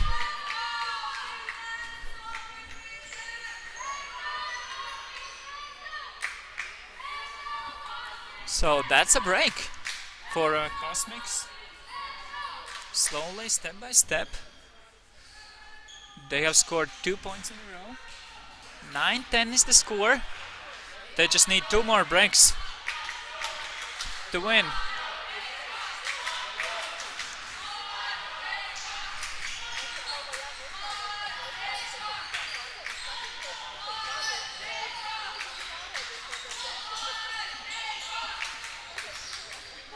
Jakub on the sideline. Swings it.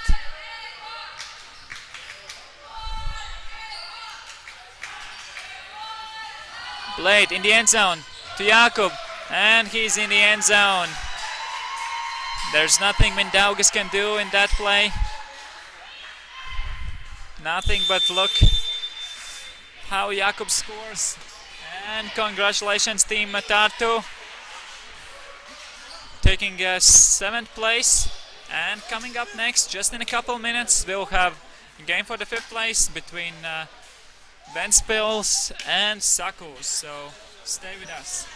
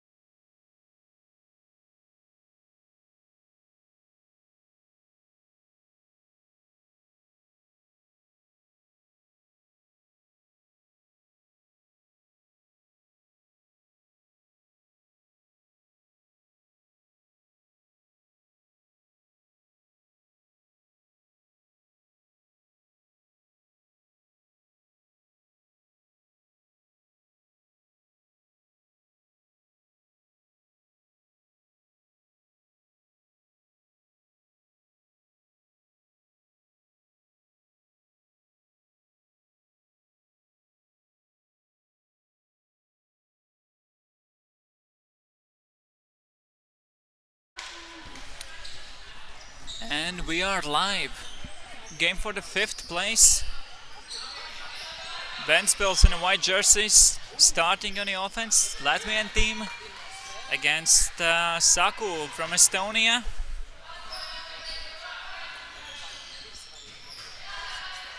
Budiņš.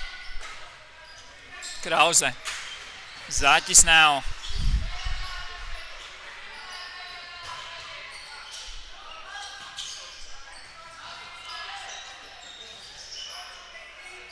Skudra to Zaķis in the end zone for the point. 1-0. Ventspils starts with a hold.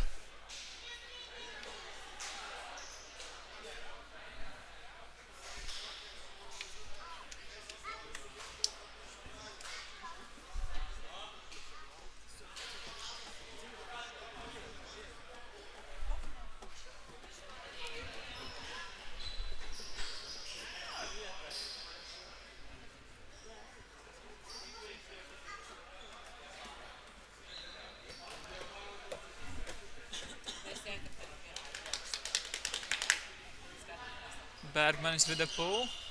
Really good one. Almost touched the ceilings, but he used the maximal height. Janek now to Robin. Robin looking for the pass in the end zone. Nowhere to send it. And a hammer. And Jägers with a block.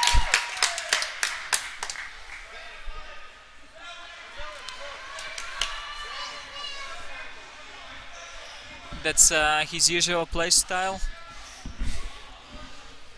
He's hunting for those blocks, giving just a tiny advantage for the receiver,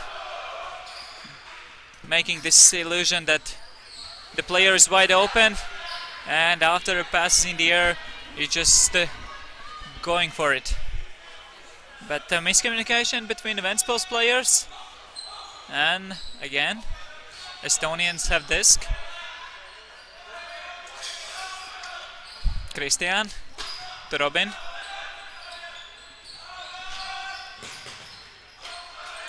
Jaks.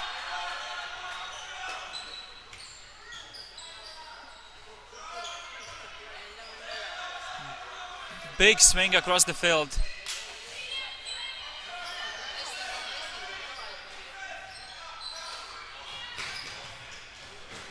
Some switchings between Ventspils, the defenders. We can say that there are quite different matchups when we started the point. Saku playing really patiently.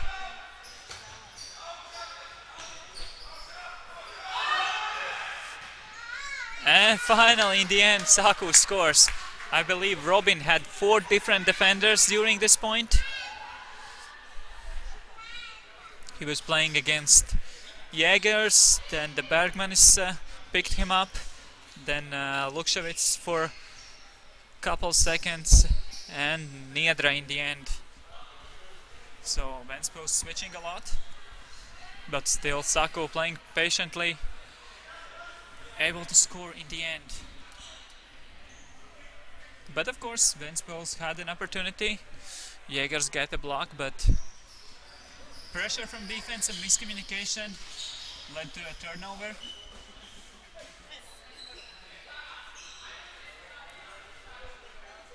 Budiņš.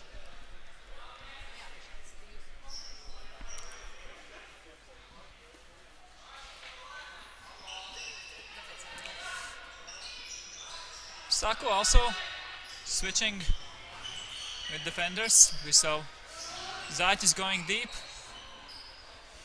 and there was a switch. And it looks like there is an uncontested foul from Robin.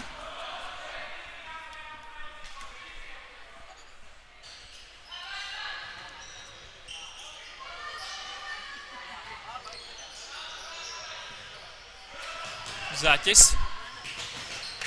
Around to Krause, and Krause running in the stands to stop the motion, but is safe. Already in this hall we have wide margins across the field.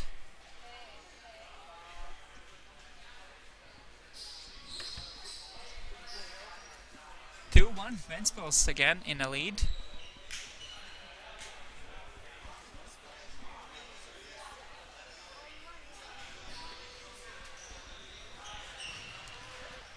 Saku with a disc. Lauri going for the big hammer to Robin, and that's a perfection.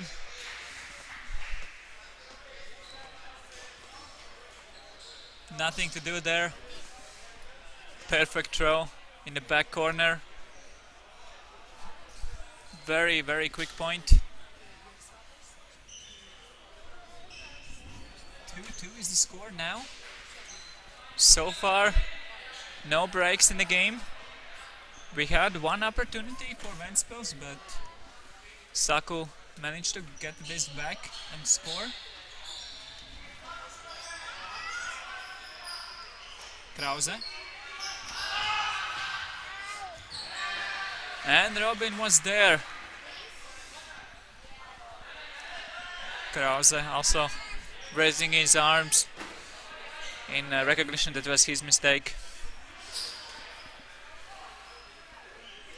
Now Saku can get a break and for the first time take a lead. Freddy on the sideline. Swings around to Robin. Lauri now. Janek. Lauri. Robin.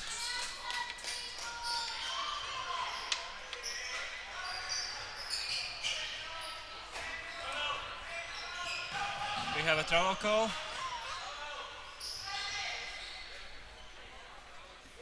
We have a travel on Janek. It will be a stall 0 because it was on the very first steps. Bodin said that he changed the direction.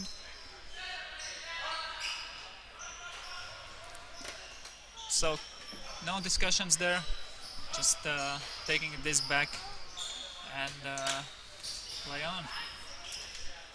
Robin having a blade, going for it. Krause was there, putting up the pressure, but Lauri, one of the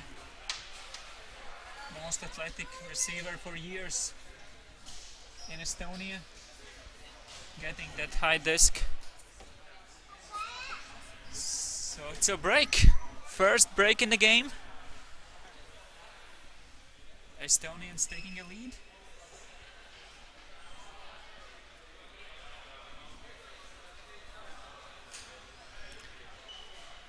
It's 16.5 minutes left to play.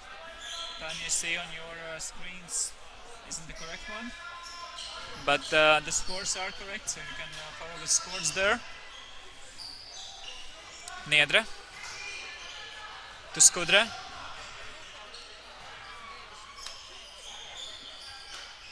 Lukševic to Budinš. Skudra asking for the pass, and Robin having a block. We have a strip call. Let's see this one in replay. So disc is up there. I don't think Skudra had the control over that one. He was trying to get it, but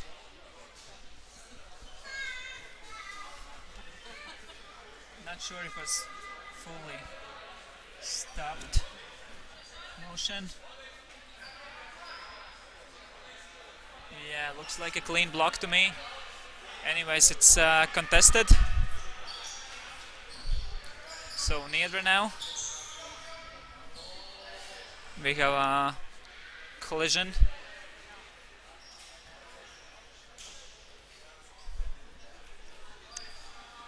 Jasukevich falling down.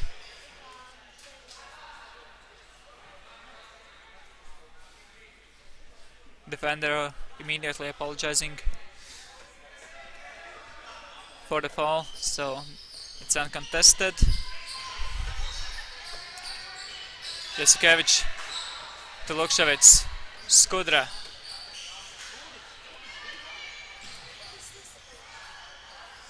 Niedra to Budiņš. Great find there. And Skudra in the corner. Score in the end, so it's tied game again.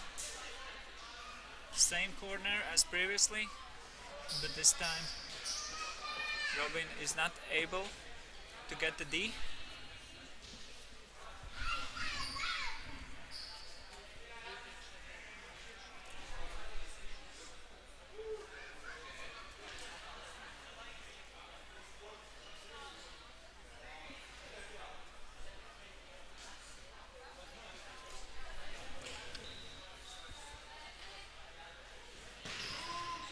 Very good pull.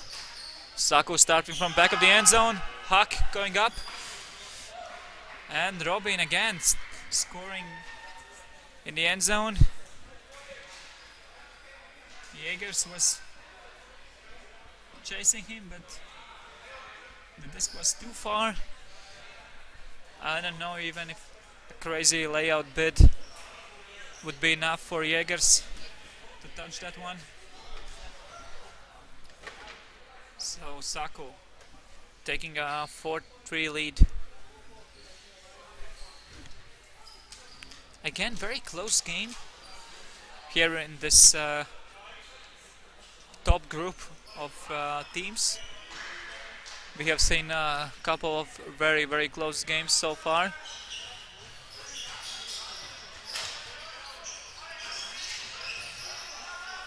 Budiņš, Jasukevich, Zaķis finds Krause across the field, centers to Budiņš. Jasukevich.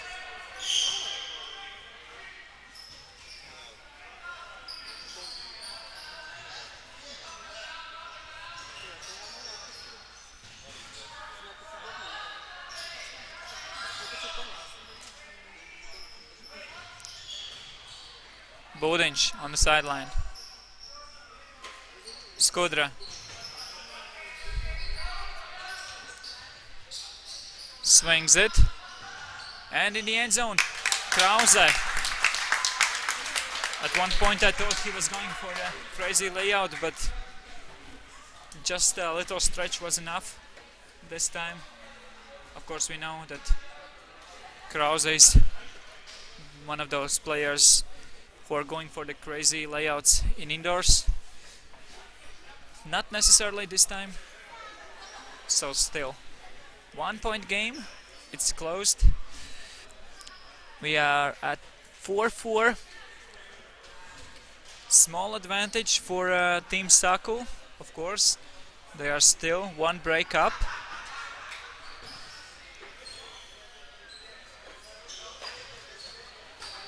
Christian with the disc. Very experienced player. Have played and lived in Denmark for many years, and now he's scoring in the back corner.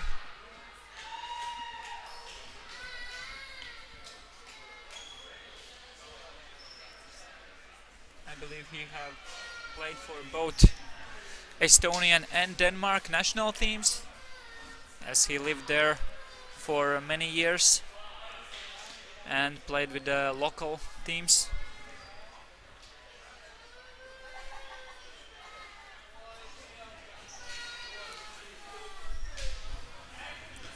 So 5-4, Saku still up by 1 point.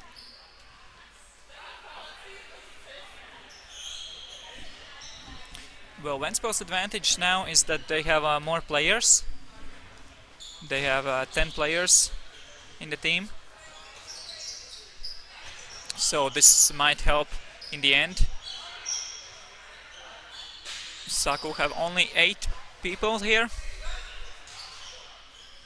So it's a second day, third game of the day.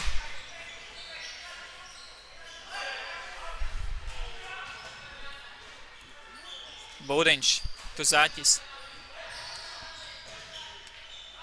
Big scuba to Krause. And that's a perfection there. Very good throw from Zaķis. Recognize that no one is in the end zone. trousers going there, just puts it up there in the space.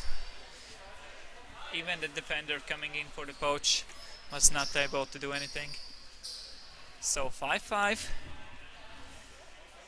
Again, equal numbers on the scoreboard.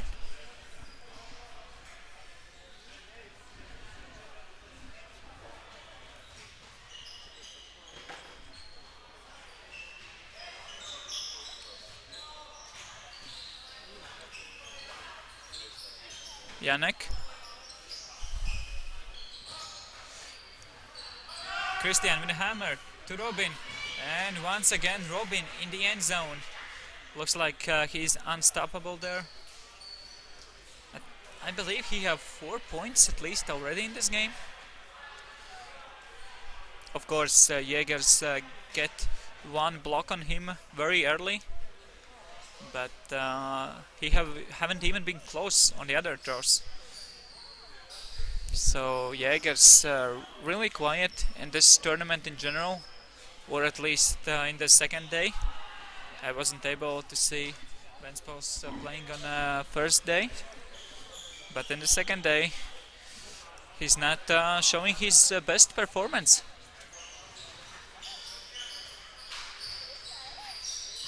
Zaķis. Skudra now. Budiņš. Inbounds. Skudra with a laser blade in the end zone for the point. 6-5.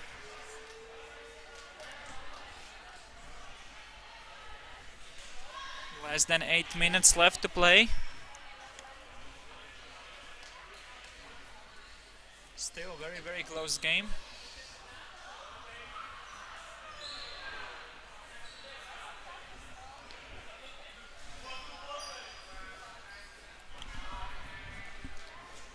Bergman is with the pull.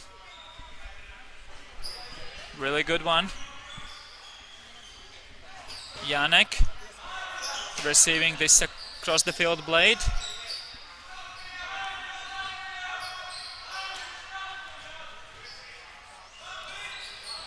Jaks with a disc. Christian.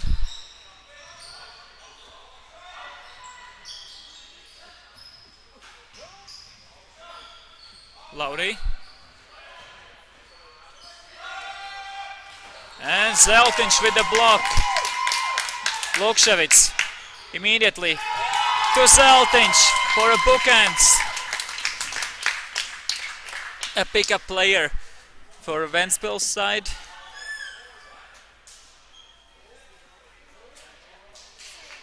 Some discussions there, but looks like everything's fine. So the break stands, and Ventspils taking the lead back.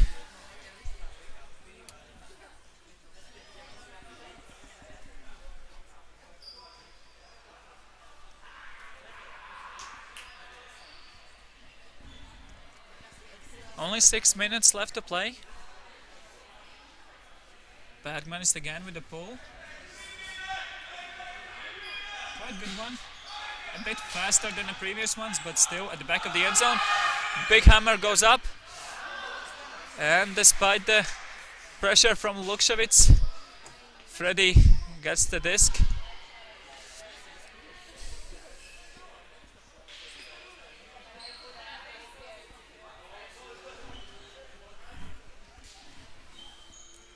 Some small discussions there between Lukševits. Looks like everything's fine. He went in with a bit of contact, trying to go for that disc.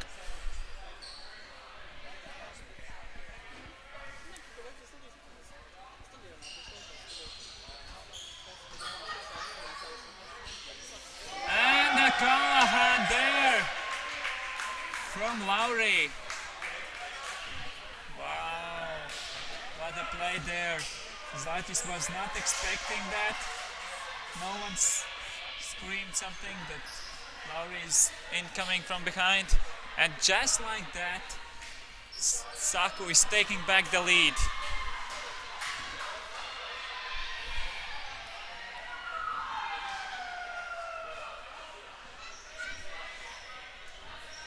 course, that's saying that someone could have said something. No one said that there's defender incoming, but still, as a receiver, you should always try to get your discs as fast as possible. It's a great thing to help out your teammates by screaming that someone's coming in from behind.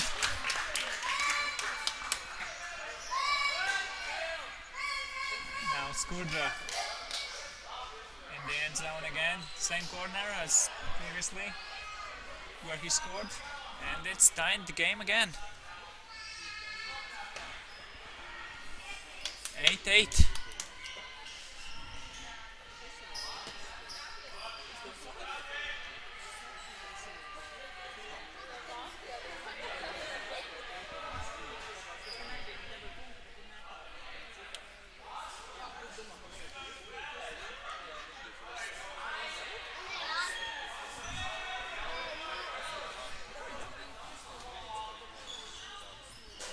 There was small discussion on the scoreboard. It showed 7-9 at one point, but it's actually 8-8, and it's fixed now on our scoreboard in a hole. Hopefully it will be fixed for you on the screen as well soon.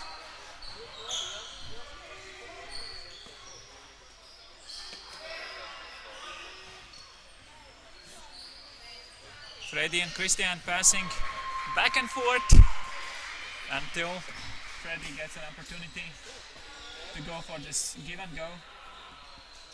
They did it a couple of times, and finally Freddy just beating Zoltinch up the line and scoring a point.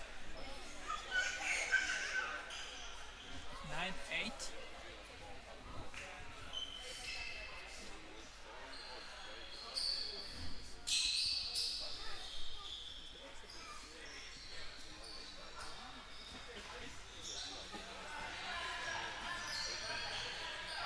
Rudens with a hammer to Zakis. Big hammer back to Rudens, but he didn't get it. He dropped it in the end.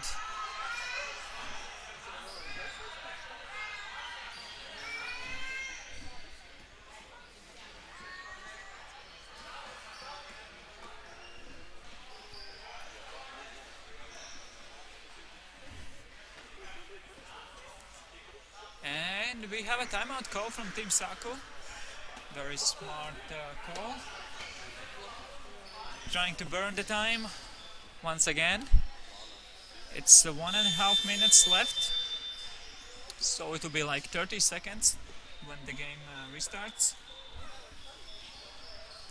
9-8 Saku having the lead, so basically either they will score and it will be 10-8 and they are in a great spot, or the time will run out and we'll have Universe and Saku will have offense, and again they are in a quite good spot. Obviously 10-8 is way better for them, but we'll see. Of course Ventspils as well wants to get the disc back, go to the Universe.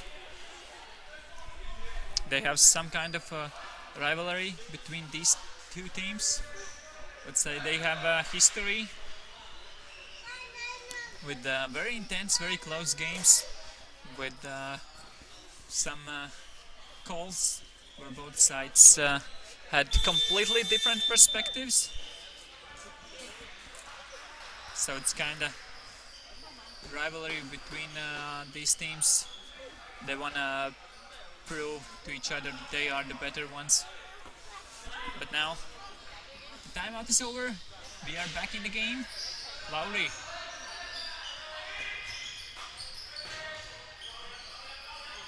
Contact, uncontested foul. Time is over. So it will be either game to 11 or game to 10.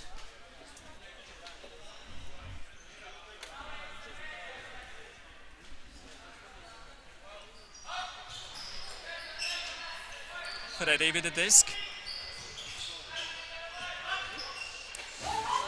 Huge huge layout from Skudra trying to intercept this one, but it's saved.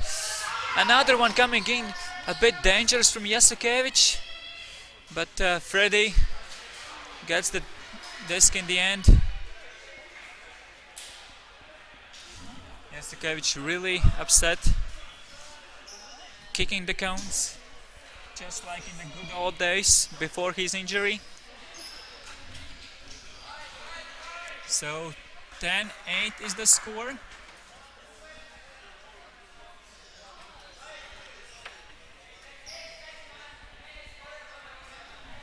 Now Saku needs just one more point, while Ventspils need 3 points in a row.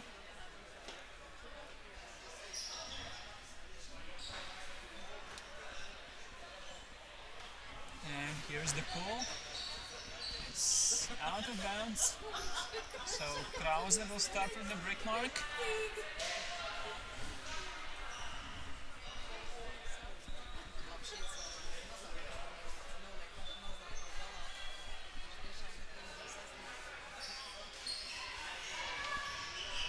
Very low pass, out of bounds, completely not there. Zatis was wide open, Skudra just shaking his head. Couldn't believe that this is actually happening. Such a simple mistake. And Saku can finish the game right here. Freddy. Lauri with the hammer, but Krause is there, making up for the mistake.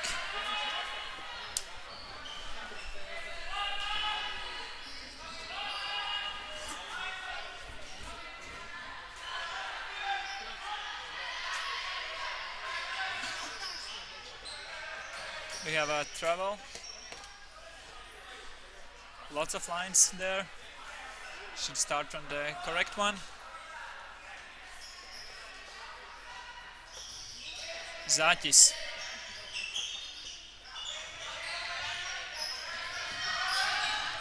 Hammer. Krause, another mistake in the same point. Niedra is showing just a bit too high.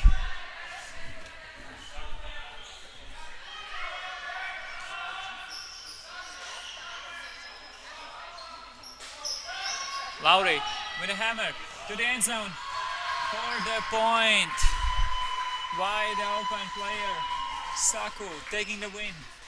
11-8. And the 5th place in the tournament. Coming up next, we will have women's bronze medal game between 2 Estonian teams, Saku and Tartu Ultimates. So, very interesting game coming up. We'll be back in a minute or two.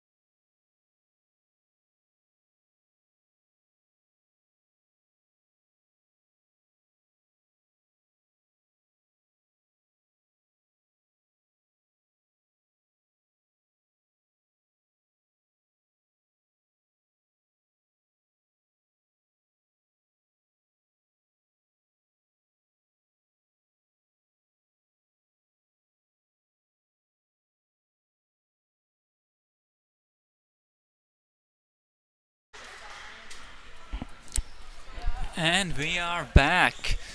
Bronze medal game in the women's division. We have two Estonians. Saku in the white jerseys on the left side of the screen, and Tartu in the red on the right side. Tartu will be starting on offense. Both teams are ready. We are setting back the scoreboards, and this actually will be a longer game than previous ones. 35 minutes, and mistake on the very first pass. Linz.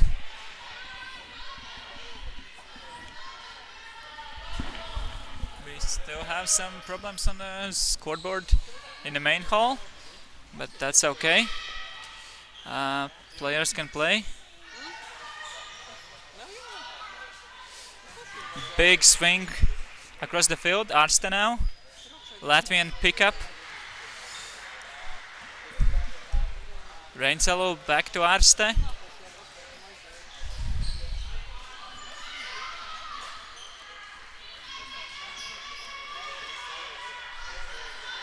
Stokant rising.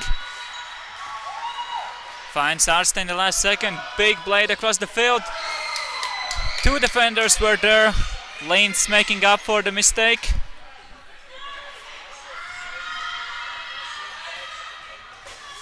And a drop on the other side as well.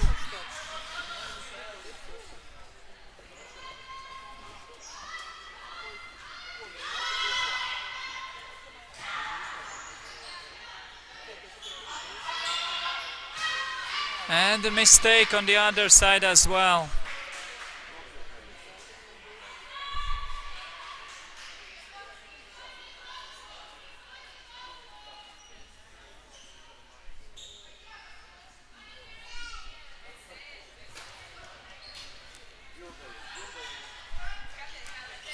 Tartu now.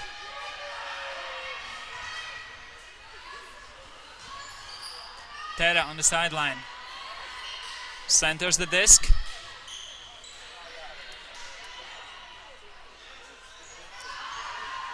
Goes with a hammer.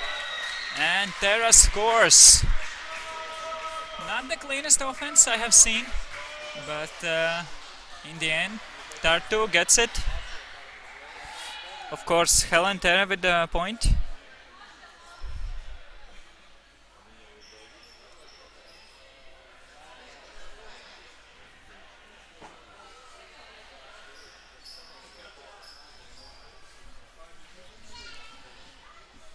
So 1-0.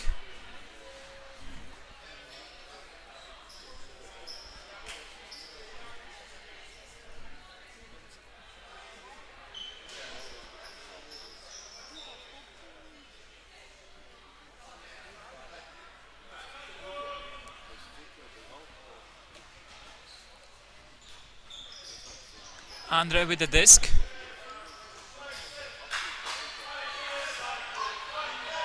Mulder.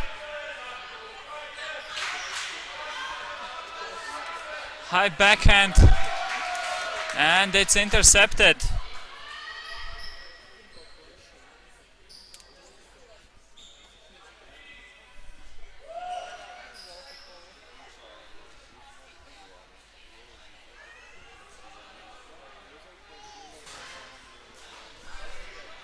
Tartu now trying to get the break. Miscommunication in the end zone. Both teams started with missed break opportunities.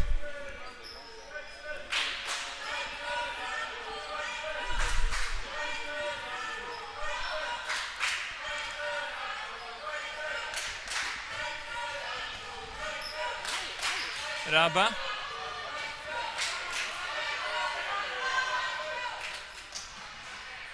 Andre on the side.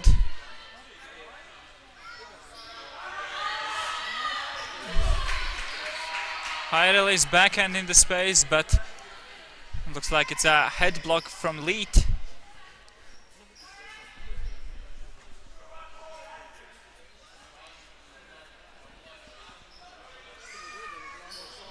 Tera dumps it back. Veske to lead. Tera in the end zone for the point. Tartu starts with 2 points in a row.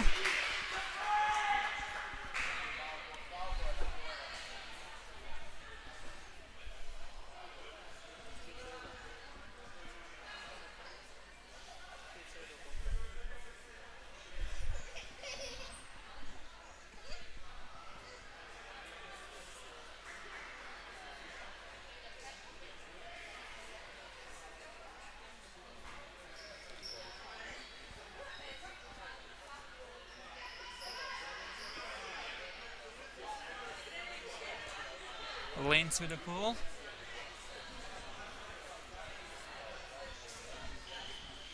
Sinica.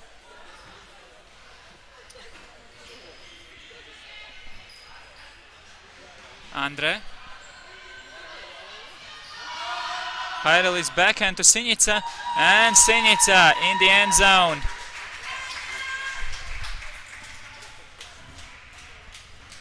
First point for Saku in the game.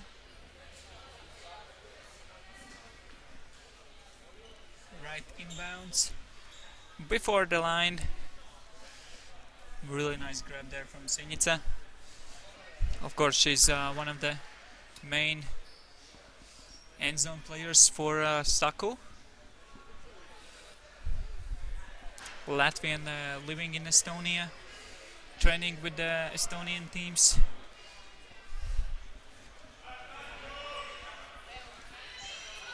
Now Tartu. Linz. What a grab there in the end zone. Huge by player number 10. Unfortunately, I don't have her name on my roster. At least I have no one with the number 10. But still, incredible play.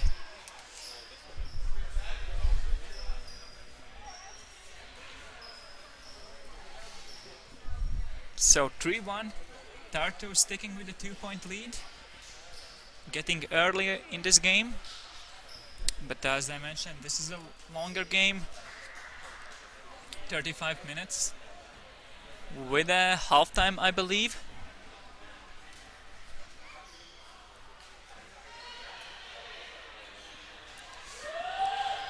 Nice save there from Andre. Stall count rising. Another layout. Raba with the disc. Nowhere to put it, just send it in the last second in the end zone, and Andre was there. And that's a point for Saku. Not the safest point, obviously. 2 layouts and the last second pass in the end zone. But still, point is a point.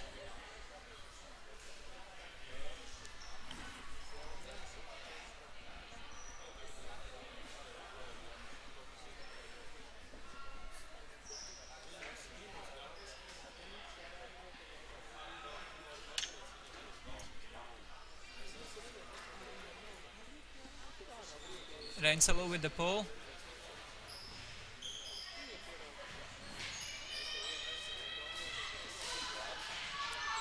Big blade across the field. Lanes. Lead now. Last minute to lead. Scuba in the end zone. And it's out of bounds. Looks like Tara didn't saw the line. I think she was able to save this one, but landed perfectly on the line. Now we have a pick call, so disc will go back.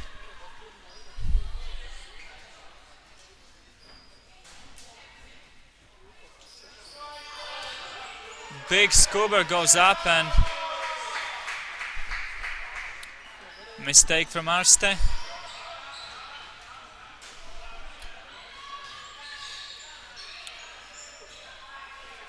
Terra with the blade. And again, they cannot connect in bounds.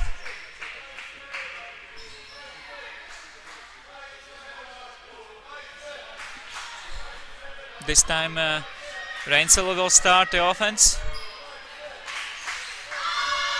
Sako player asking for a deep throw, and the hack was there. Wide open player, number 51.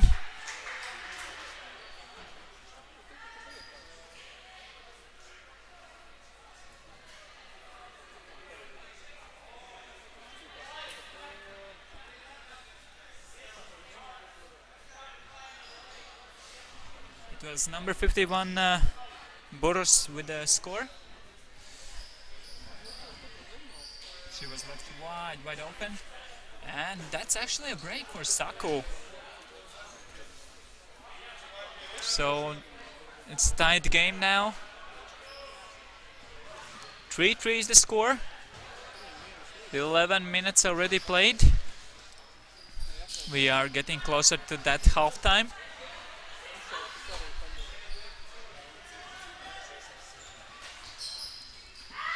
Big hammer across the field. Layout is there from Helen Terra, but even she is not able to save that pass.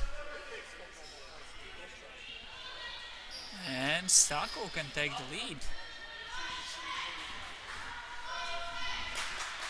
Andre to Sinica. Andre.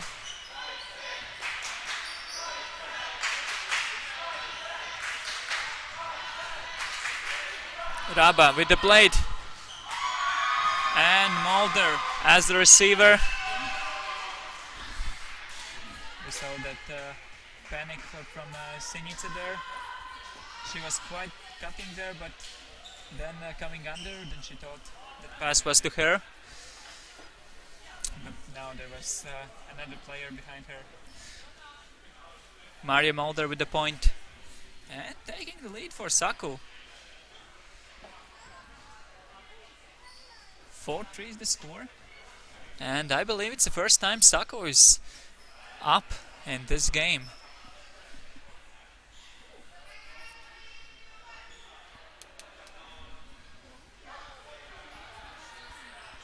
Very good pull from Sako.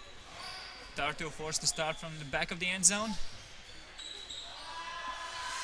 Up the line. Not quite in the end zone. And Helen Terra faking out Tarste in the end zone. Getting wide open in the open side. Just a casual business for her. And we have tied game once again.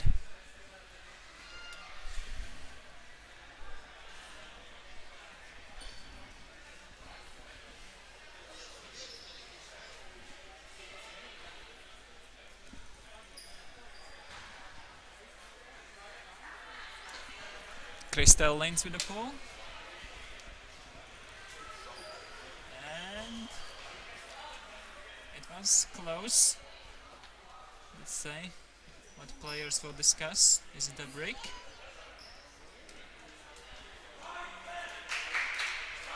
Unsure looks from Tartu, especially from Crystal Lins, who threw the pull, but not calling anything. So Sako started from the break, now already at the half field. Back at the brick mark, back at the side.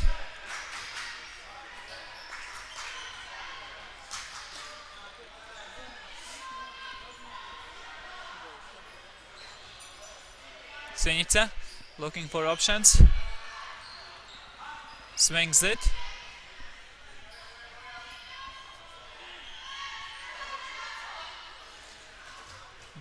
Big swing across the field, and Aiho backhand from Sinica to Marin Raba, and that's a great point.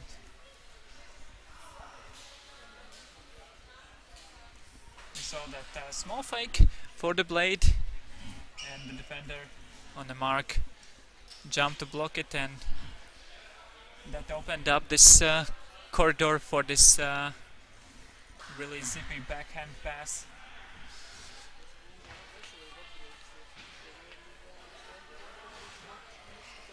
"5-4 is the score. And 15 minutes already played in the game.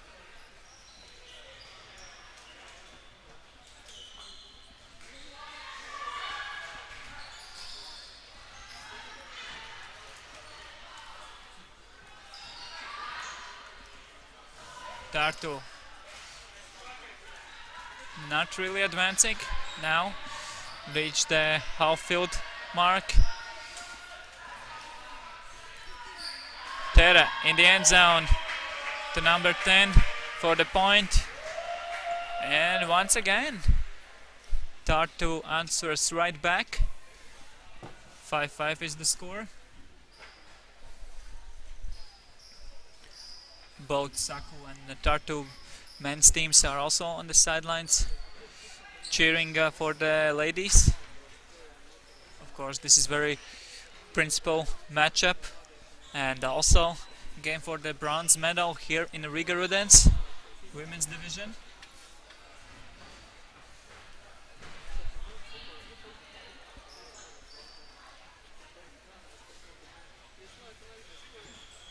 Sinica, Andre, Sinica, Raba, Mulder,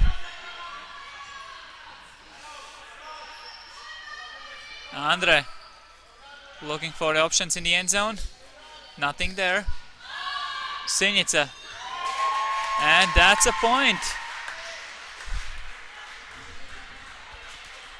Very nice grab there from Marin Raba. Very close to the line, but still in bounds. 6-5 is the score.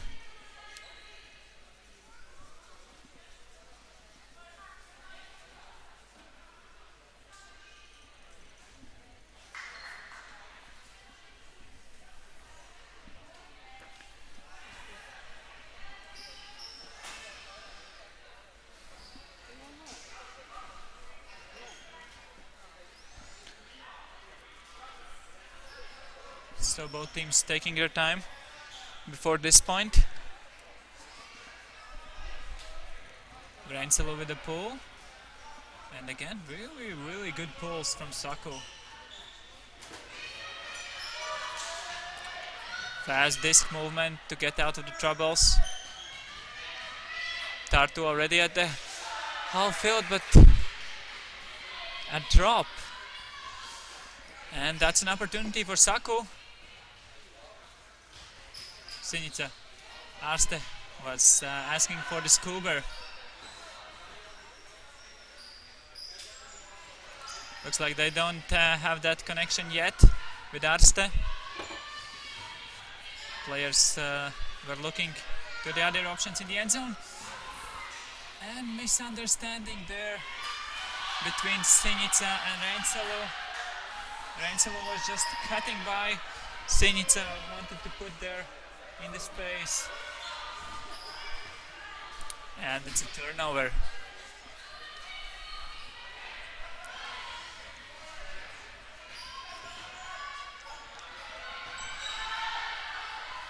And number 10 again in the end zone. 6-6 is the score, and that means we are going for the Galaxy point. There will be halftime after this point. And Saku taking a timeout. Of course, they recognize this situation. Very important point. You either start second half with a 1 point advantage, or you are down by 1 point.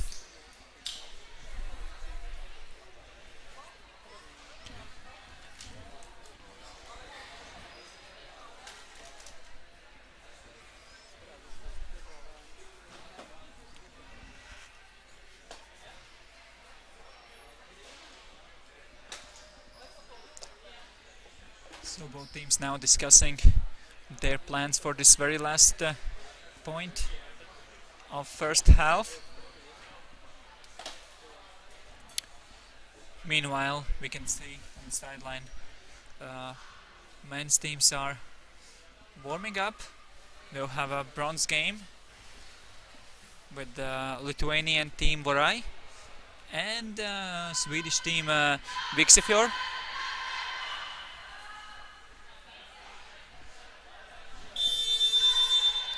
And after that, of course, both finals. We'll have Örebro from Sweden represented in both men's and women's finals, facing Salaspils again in both finals. So really interesting games coming up. But now we have this Galaxy point here. Linz with the pool. Saku will start with the offense against Tartu. Sinica immediately gives it to Andre. Mulder back to Andre.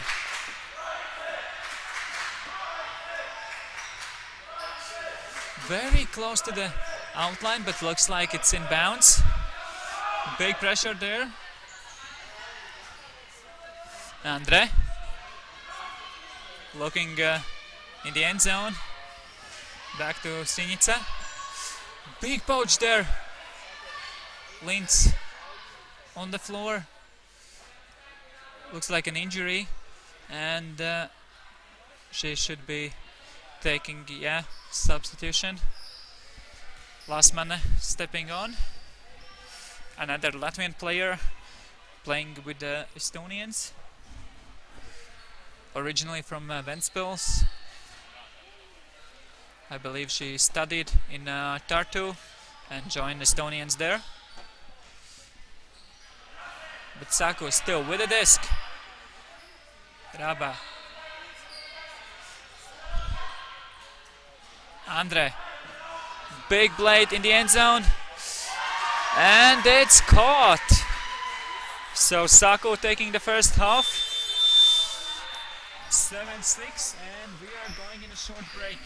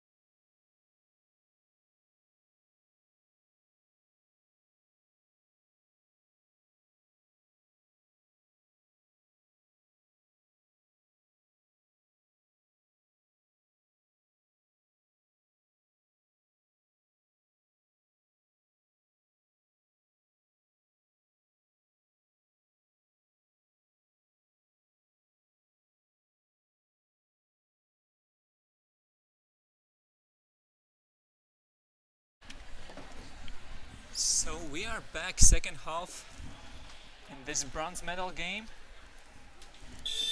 Two Estonian teams.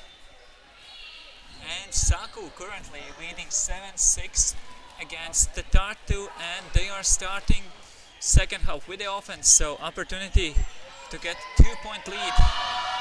Big hug goes up. Linz is there. She tops it. Second effort still dropped. And immediately Tartu can get this advantage back from Saku. It could have been 2-point lead. And now Tartu can just tie the game. And they do it! Linz with a point.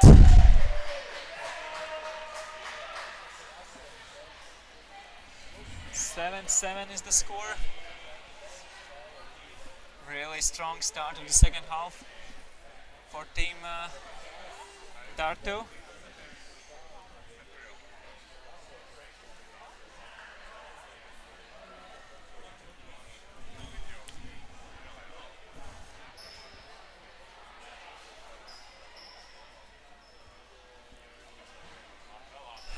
With the pull. Really nice one.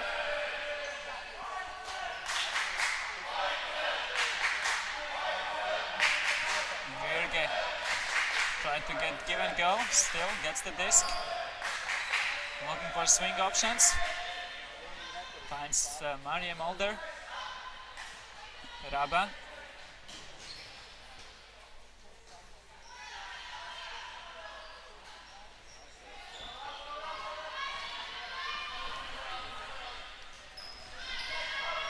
Give and go, but there's a poach.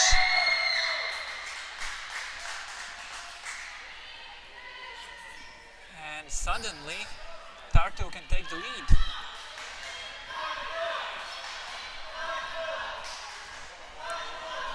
Saku had a huge advantage at the beginning of the second half. 1 point lead. And the offense. And now, suddenly, 2 breaks in a row for Team Tartu, 8-7. And it's 8 minutes left to play. So looks like we won't reach a point cap, which is 13 points.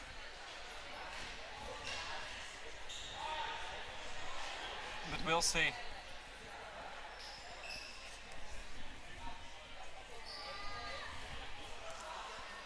Some changes in Saku offensive squad. They have Rainsalo now.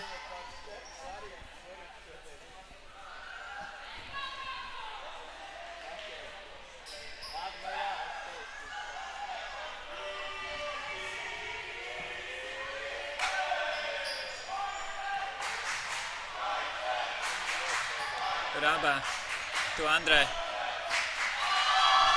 Puck goes up, too short, and Pera with a block. Tartu might get another point right here.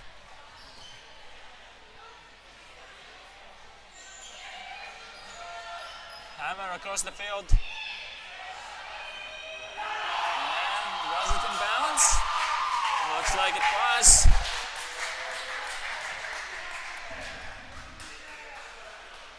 Another break for Tartu.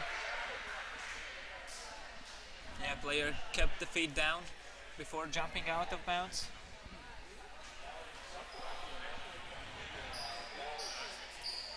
So 7-9 is the score. Saku were up by 1 point, started second half with the offense, but they haven't scored a single time.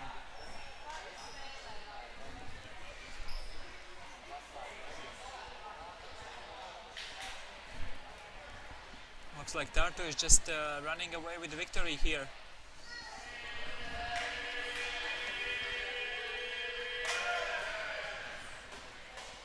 And again, different lineup for Saku.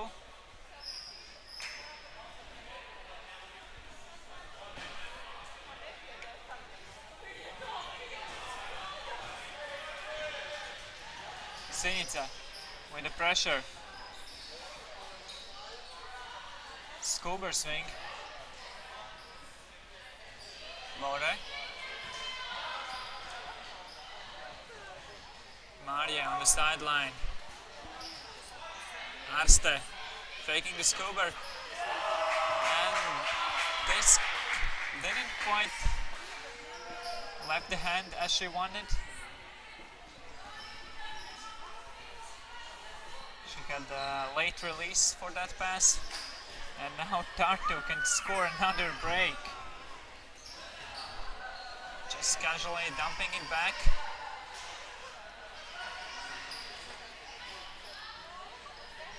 technique now. Off the line, give and go.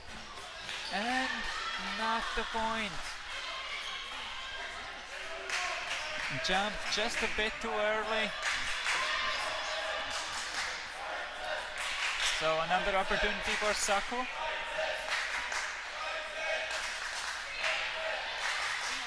Not going for the long pass. Arste will. Two players were there, but none of them able to save that pass.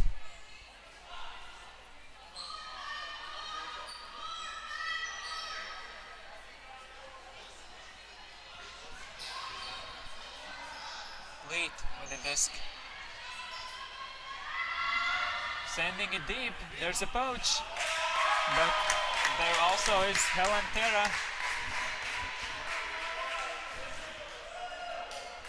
4 breaks in a row for Team Tartu.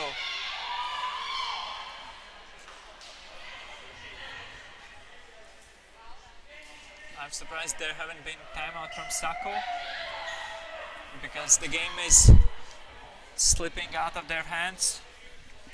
Both already have slipped. Now they need a couple of breaks to just to get back there.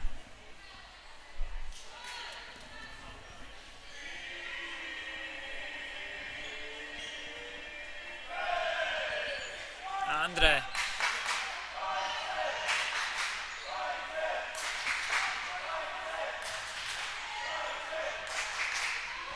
Raba with the disc. Rainsalo under pressure. Going for the plate to Andre. And that's a very bad travel call, because the travel was due to the contact with the defender. So I don't think you should call this.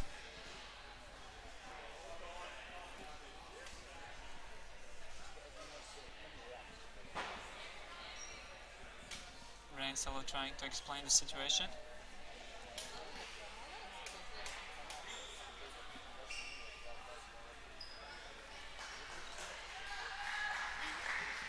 Good spirit there in the end.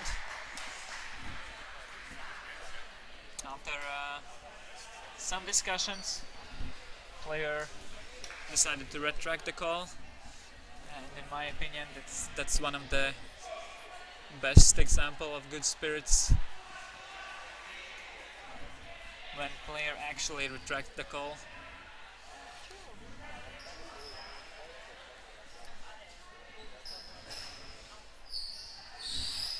So finally Saku stopped the run for Tartu. 4 points in a row, 4 breaks in a row. Now, can they get some breaks of their own?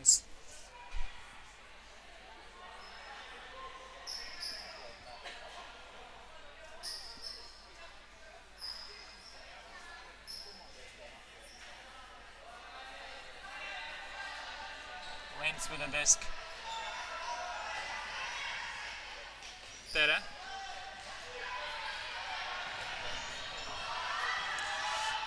And Senica with the block.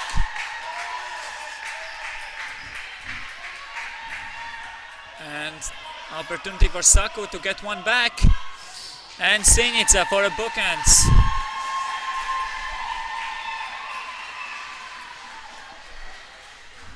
So it's a 1-point game again.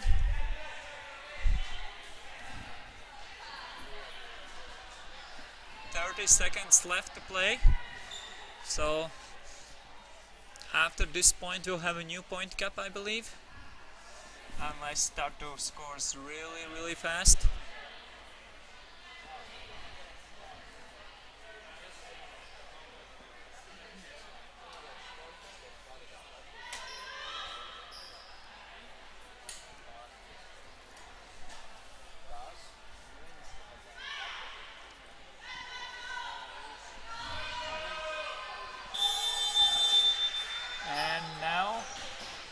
Over, so new point cap after this one. Either we'll have Universe right away, order to play game to 12.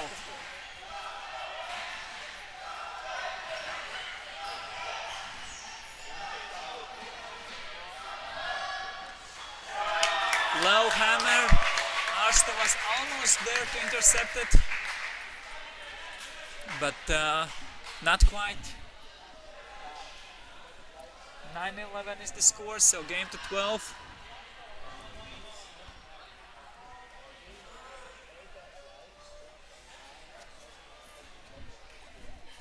Tartu needs just one more point to get the bronze in the Rigas Rudens 2023. While Saku needs hold and 2 breaks in a row. It's not impossible, but really hard.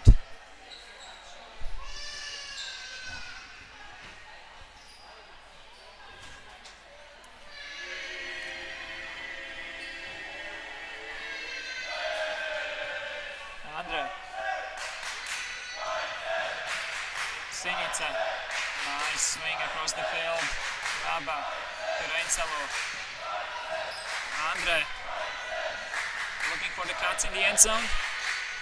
Nothing she likes. Mulder. Reinsalu. Sinica. Not going for the scuba, but up the line. Andre for the point. And that's the easiest part.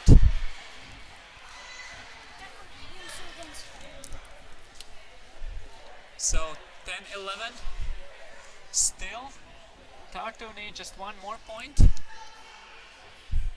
Saku need just 2 breaks. Quite simple task, but can they do it?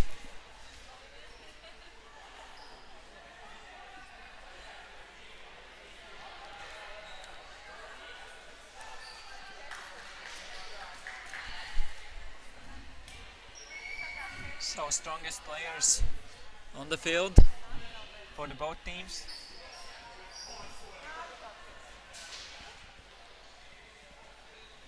Arsta with a pull. That's a really high one, and it hits the ceilings.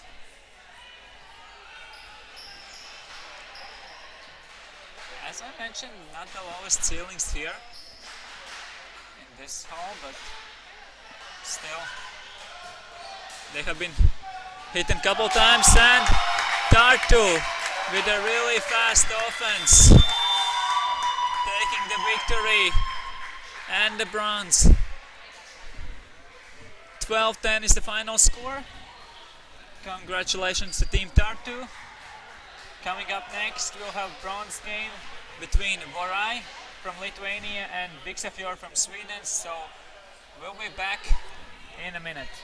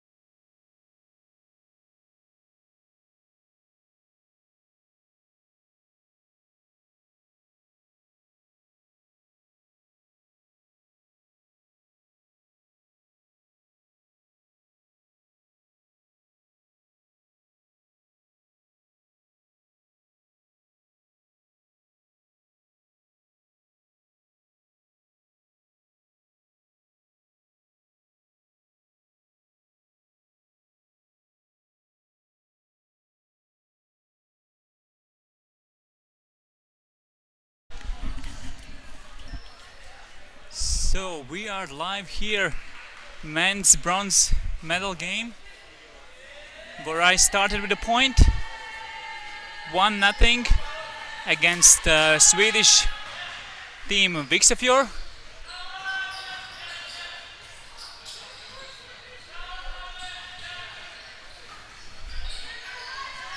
Viksafjord now on the offense.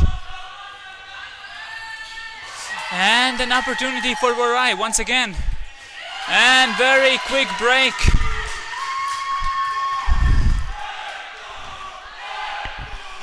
Anderson was reaching for the pass, couldn't get it there. Dovidas recognized the situation, picked up the disc, and immediately scored the point in the end zone. 2-0 for Lithuanians.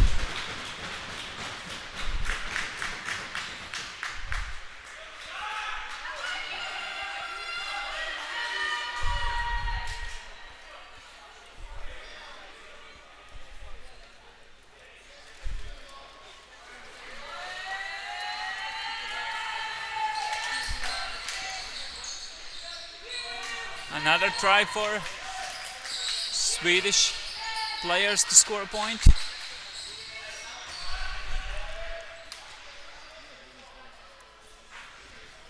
As we know, lots of Viksafjord players are very experienced, have played Ultimate for years. By that, of course, I mean that they are master age, and that might give some kind of impact in the second day of intense Ultimate.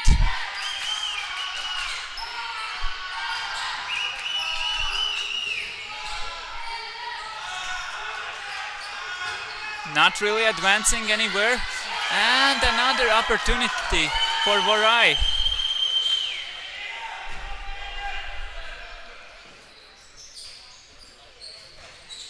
Landerson, who have been one of the key players.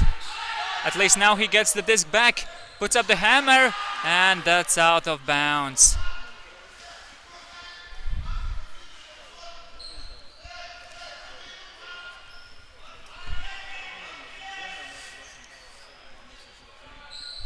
Of course, some of those master players from Viksafjord team this outdoor season took the gold in the Master Championship, European. So big congrats to them. And now they are here playing in Rigas Rudens. Meanwhile, Kestutis with the layout in the end zone. Another point for Lithuanians.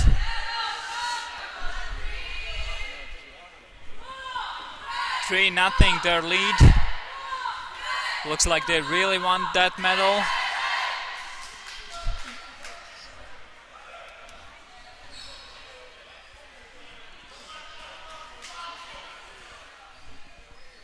And I think Vorai might have advantage over Viksafjord. Viksafjord likes to play patient game with accuracy, while Vorai is just playing really physical.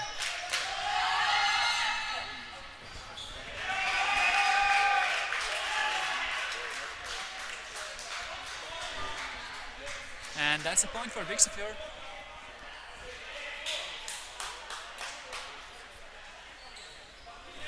As I mentioned, they like to play smart, and Vorai players were switching there, so they find this opportunity. When there were two players, but none of them were actually there, and a perfect pass in the end zone. So we'll see how Vorai look on their offense. And almost in the end zone already. Dumps it back.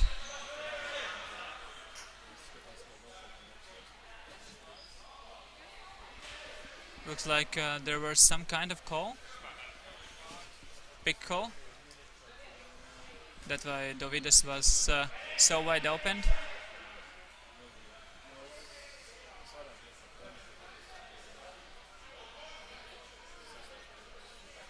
Discussion.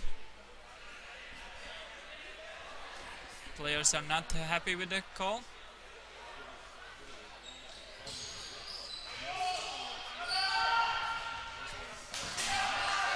Kestutis get the disc, but threw it a bit too high for even Modestas.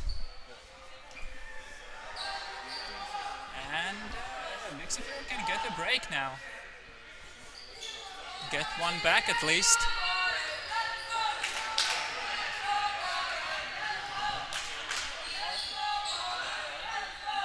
Joel.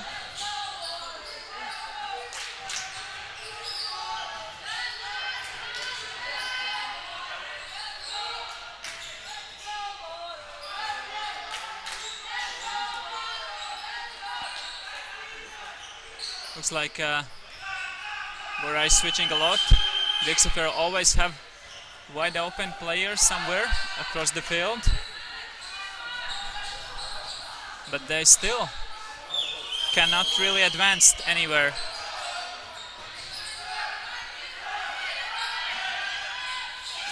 A big block there.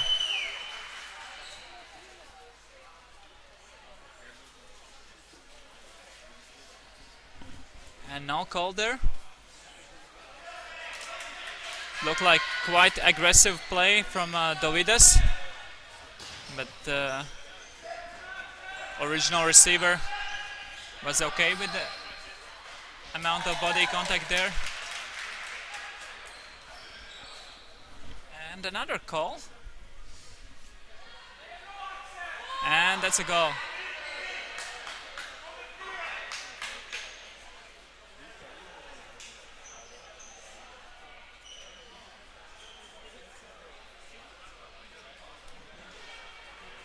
No, it's not a goal just yet. Looks like a pick call.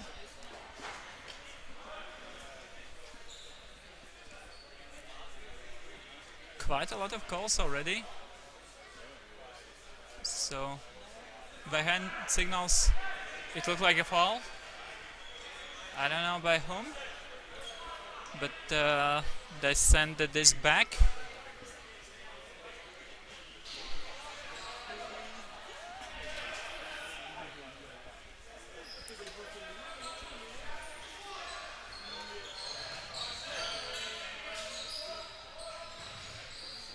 Ernestus in the danger zone.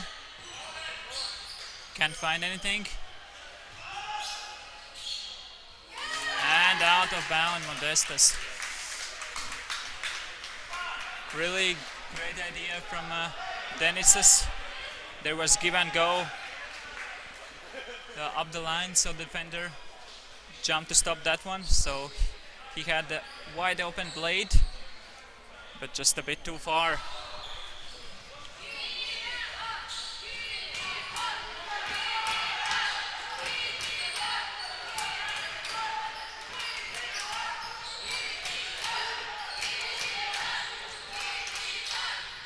Joel with a big pressure on the mark from Modestas. Still able to throw around. A huge layout D. And we have a foul call. Immediately contested. Not even joining discussions.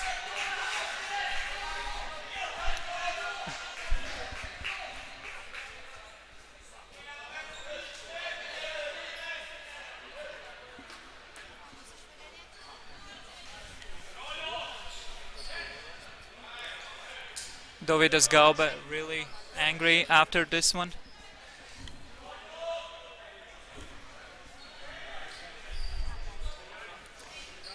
Quite a lot of goals already in this game. And this is a dangerous play there.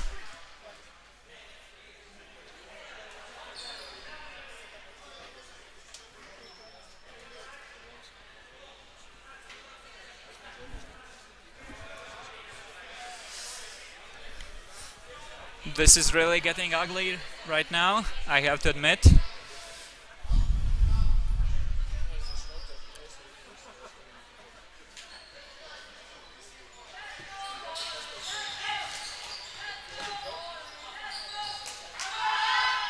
Big hammer goes up, and that's in bounds. And that's a break for Vixifor. Finally, this extremely long point is over. Nice footwork there, making sure he's in bounds. But yeah, very long point, and mostly not because of many turnovers, but this time of many calls, many discussions. Hopefully that previous point won't set any kind of tone for the upcoming points. Alright, with the same players on the field.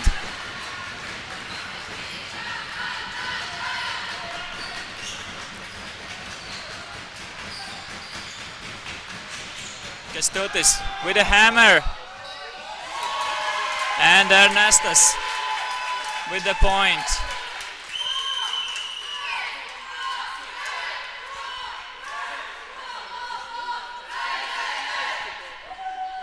Some heated discussions on the side as well, with number 11 from Vixifor, the player who scored the point previously, and a couple of Varai players.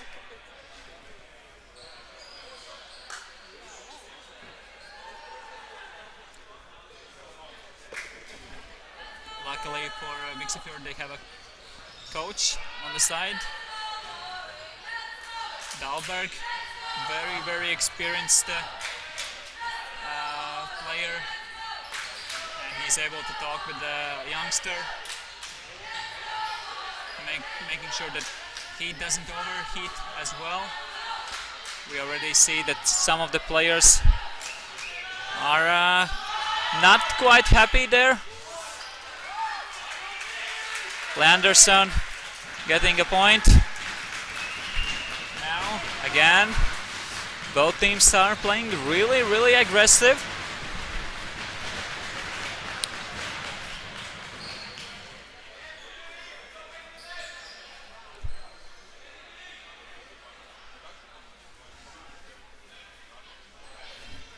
Still Varai up by 1 point.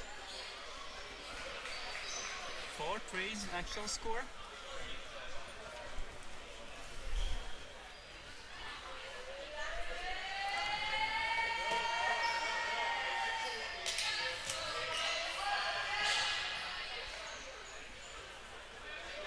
Ernestas to Kestutis. Denisas now. And we have a fall in the middle of the field.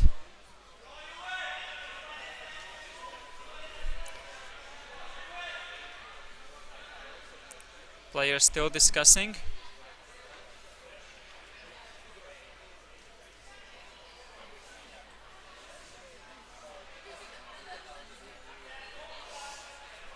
So contested fall there. Again, players have different perspectives.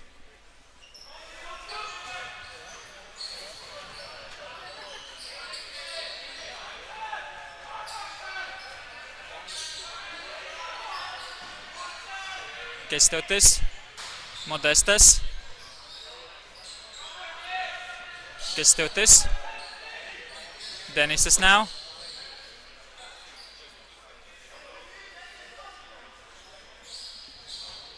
And a nice pass to Kestutis. Very close to the outline. We can see the defender was thinking about going it out of bounds, but he wasn't sure if it was actually out of bounds, and of course you only call when you are sure about things. And it actually was in bounds, as we saw in the replay.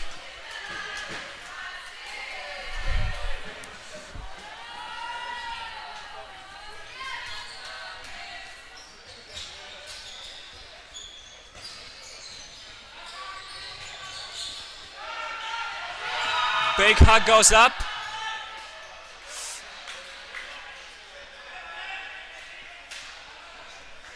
We saw that McKenna's defender was saying it wasn't in, but the right on the sideline was saying, no, it's fine, it was in bounds. In end zone. So immediately just giving that point away. This is also one of the kind of Baltics thing when the players from the sideline tend to jump into some discussions very often. Of course, in situations like this, it's completely fine when you are helping your teammate out to make the right decision, when it helps your opponent. But at some points, yeah, Baltics are not the best spirited country, I have to admit.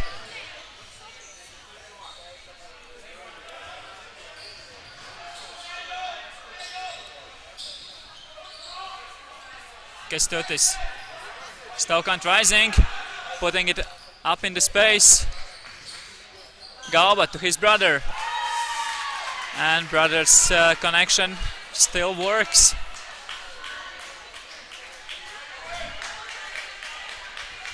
Dovidas to Modestas. Very easy point for them. That's actually their style. Throwing those blades to their receivers.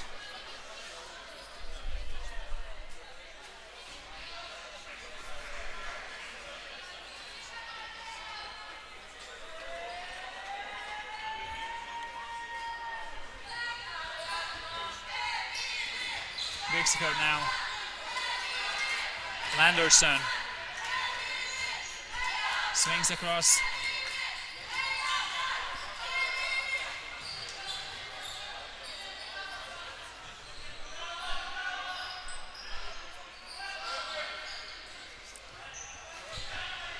Ballmark. Joel now. Diagonal. Pass. But no one is in the end zone.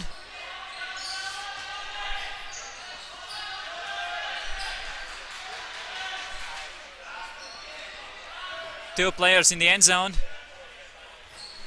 Vixifer using open player advantage outside of the end zone against this Varai zone.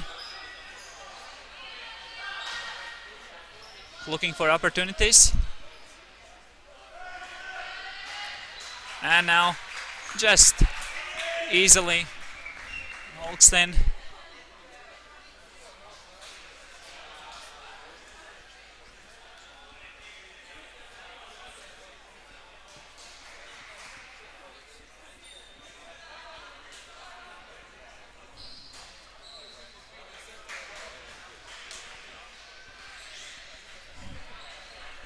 Five, 6 is the score. If Varai gets this one, we are going into the halftime break.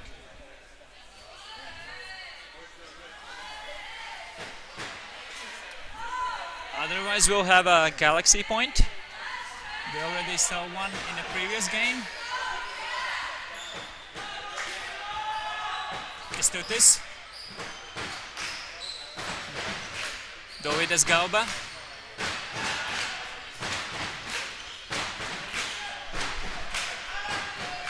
Ernestas not going for the pass in the front of the end zone. Denisas now.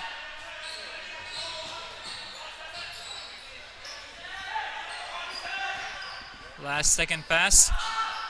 Big pass goes up. Ooh, huge grab there from Modestas over Landerson, who's also very good in the end zone. Let's see this one in replay. Dovidas just see his brother there. Modestas didn't have the best position, but still able to get Landerson. 7-5. We are going in a halftime break, so we'll be back with more action in the second half.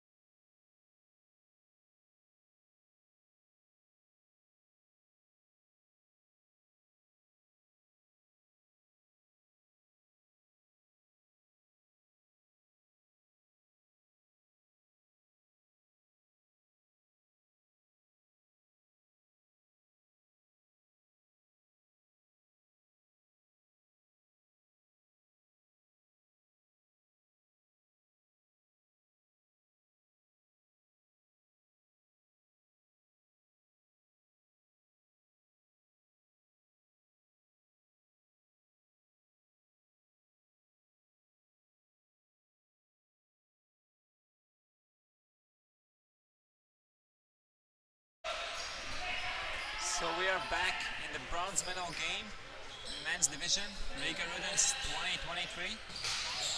We have Vorai currently with a disc in the black jerseys, leading 7-5, now 8-5 against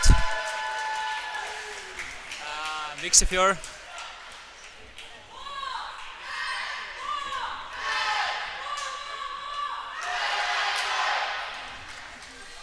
Big point there for Dovidas, getting over two defenders. Not the safest play from Vorai, but still it worked.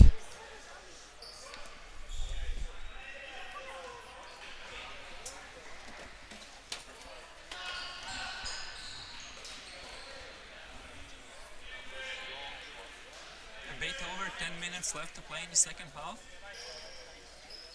So looks like we won't reach the point cap.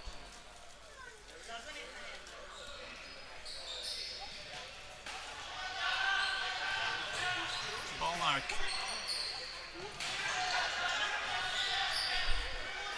Now on the sideline. Big blade across the field. And there's a block. And no call from Frisbija players. We have seen that usually in this game, at least in the first half, every single two players going for the disc ended with some kind of call.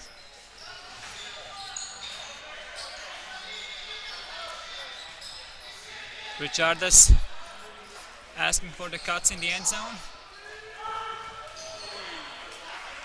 Hammer to end zone, but a drop in the end. Another opportunity for Frisbija.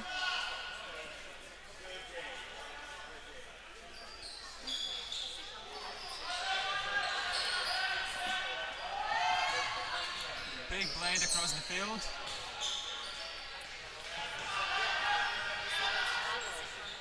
We can see that Frisbija players are really working on this one. And up goes the hammer. And a contact after the play.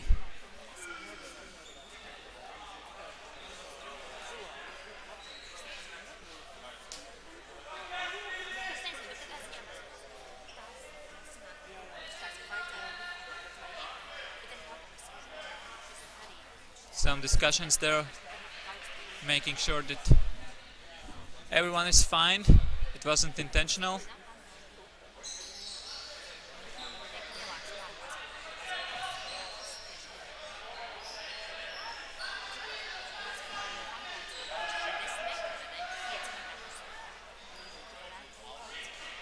Ball mark now on the side.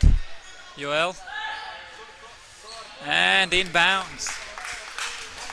Number 88.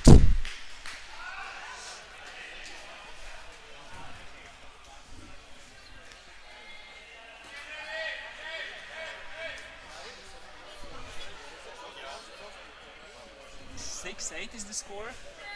We have less than 8 minutes left to play.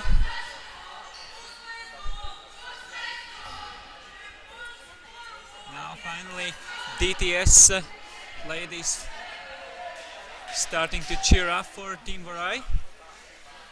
It has been quite intense game on the field, but spectators haven't been putting that much effort so far. Big collision there.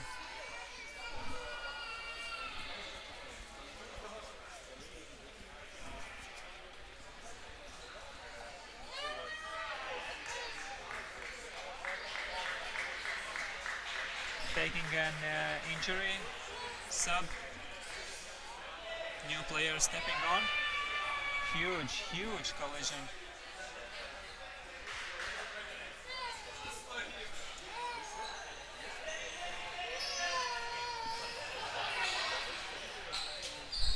Ernestas on the sideline. Dovidas Ernestas now. Denisas. And we have a pick call.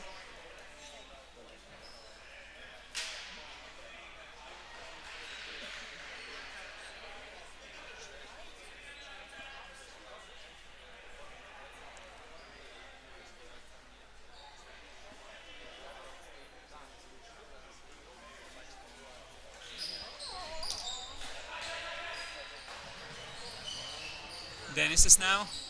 Big blade saved by Ernestas.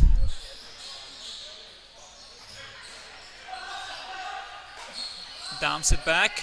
No one is in the end zone. And Modestas scores. He was just casually walking on the far line. Stepped in the end zone. No one was there. Get the disc. Scored the point. 9-6. Barai still leading. Just 5 minutes left to play.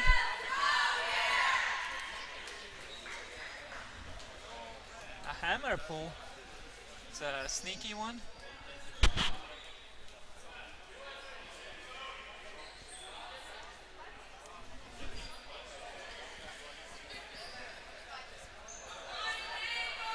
Not sure about the break rules in this tournament, but players starting from the break.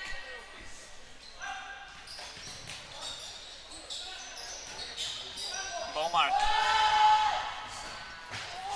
And I'm not sure about this one. We'll see this one in replay.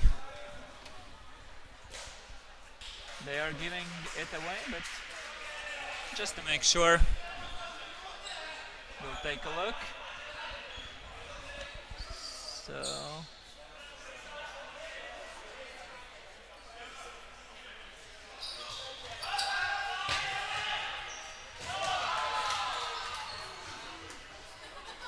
yeah, out of bounds. Very, very close, but out of bounds. Meanwhile, where I have advanced all field already, we have some discussion there.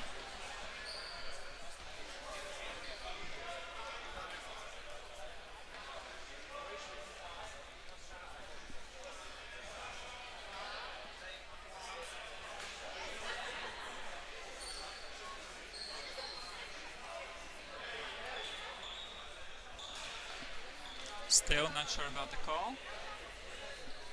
I really like that Modestas isn't jumping in. I think he has some kind of perspective.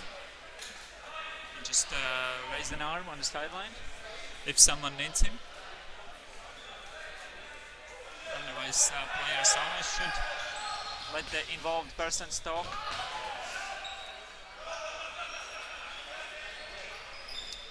Mix, if you're getting the disc back, you're looking where to send it. Really sneaky blade throw across the field. Ball mark wide open. Still no one on him. Using this open player advantage. Just walking closer and closer to the end zone.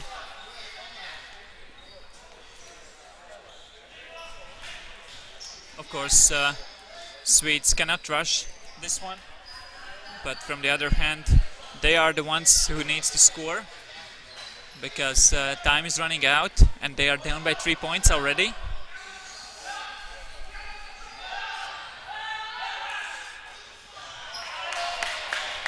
Patiently, they get the point. Landerson again, getting a 7th point for the team. So less than 2 minutes left to play. We can already see on the sidelines that women teams are preparing for the final. We will have Salaspils facing Örebro.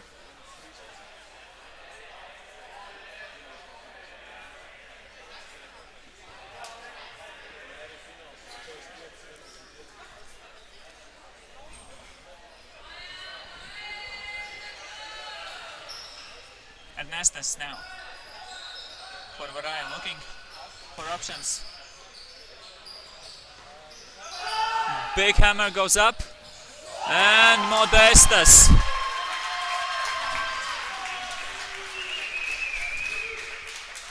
Let's see this one in replay.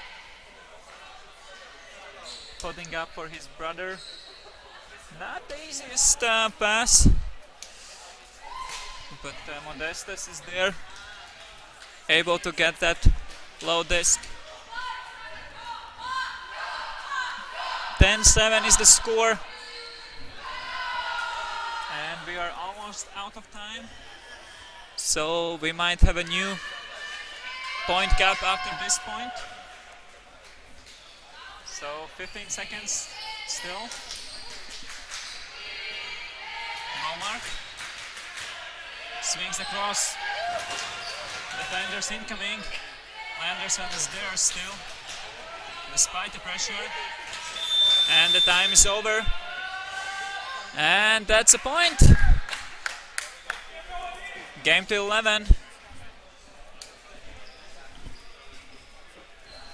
10-8, still Varai up. They just need to score one offensive point. Viksafjord need 3 breaks in a row. That's quite a hard task for them. As a reminder, Viksafjord was undefeated in this tournament until semi-final, and now they are very close to finishing tournament with 2 losses and finishing just shy their podium.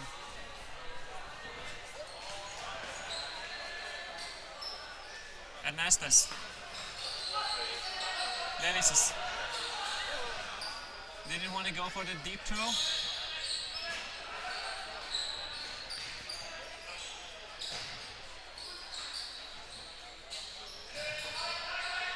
Lovidas to Denises, up the line.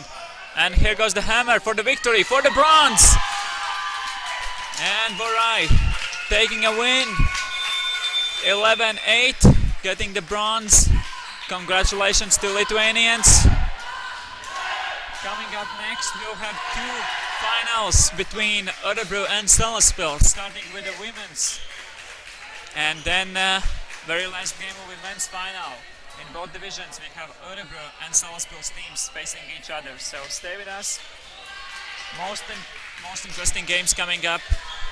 We'll be back in a couple of minutes.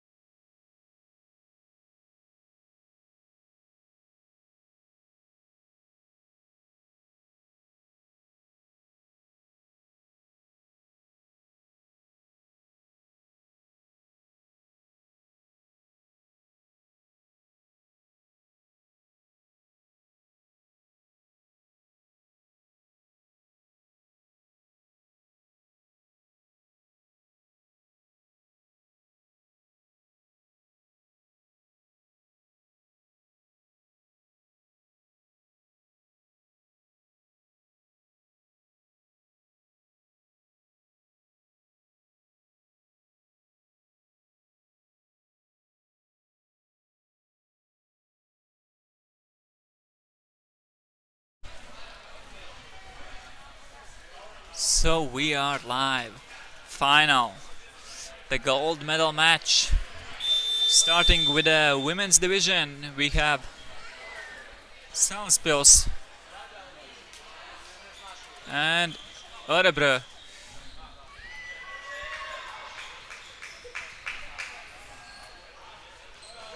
Örebro in a dark blue jersey, starting with the offense. Sarah Eklund with the disc, dumps it back.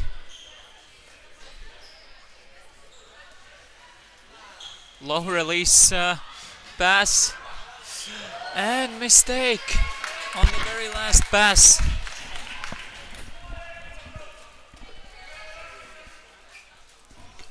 Number 18 Angergaard unable to score. Poduma will start this offense for Salaspils. Jakovela to Orlovska. Kublitska, close the sideline, going for the hammer over top. And that's a point, and that's actually a break.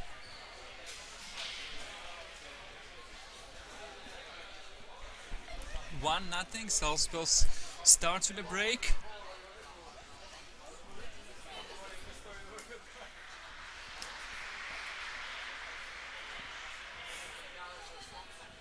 So a couple new players on the field for both of the teams.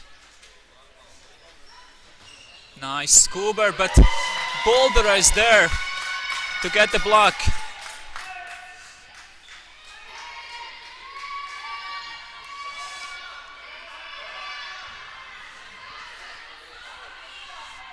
Gosara dumps it back to Kublitska. A bit zony look from a Swedish team. Gasinja. Around to Gusare.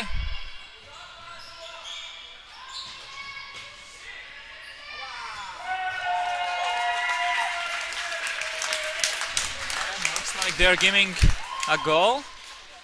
I'm not sure she had a control over the disc in bounds, but there would be a fall, I believe, in other ways. So Gasinja scores the point. 2-0. Salaspils starting really strong. 2 breaks in a row.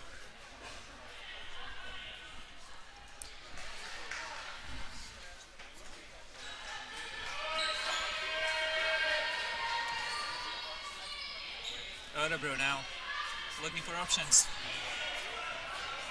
Sara Eklund dumps to her sister Sofia.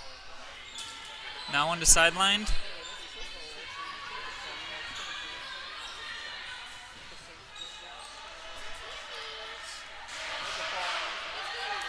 Hammer goes up. Nice punch there from Gusare, but not enough to stop Eklund.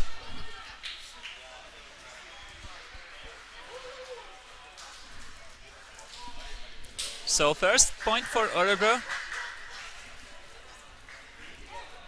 Still, Salaspils have a great advantage out of the first points. 2 breaks.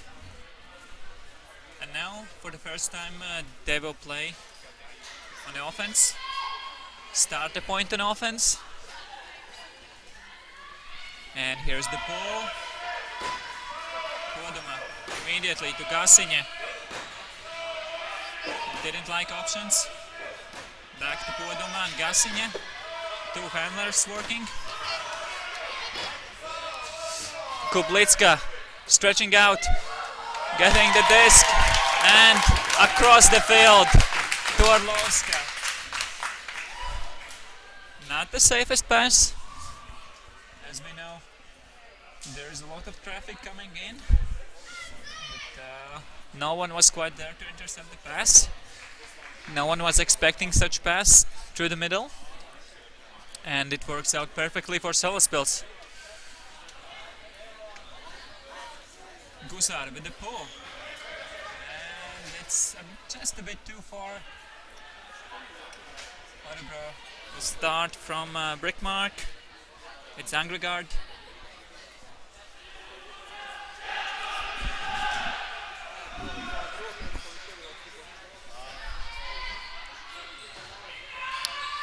And very close to the end zone. And number 9 scores. It's Viktorsson.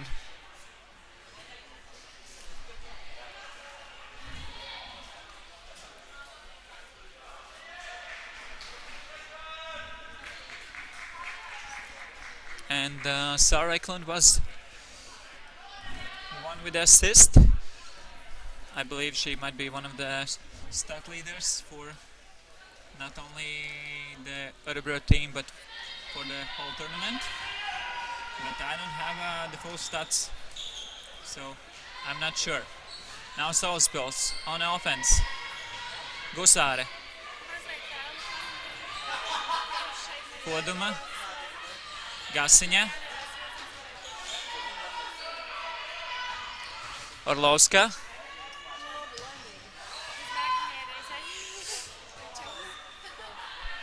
Nice cut there from Gasiņa, but Orlovska was not ready in time to pass in the open side.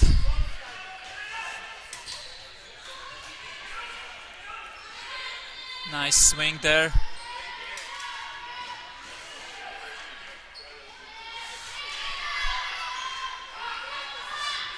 And Poduma in the open side.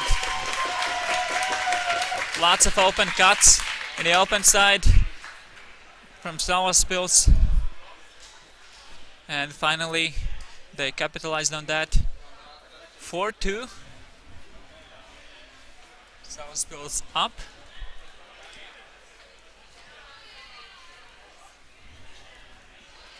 We can say that Örebro have a coach with the team. Always stepping on, calling the lines, some strategies, and it's very helpful for the teams to have such support, because as we can see, most of the teams here, at least in this tournament, are playing without the coach, or at least without the coach who is not playing.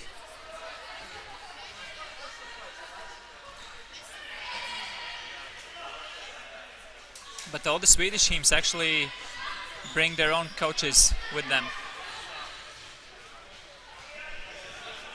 Angregard, Viktorsson now.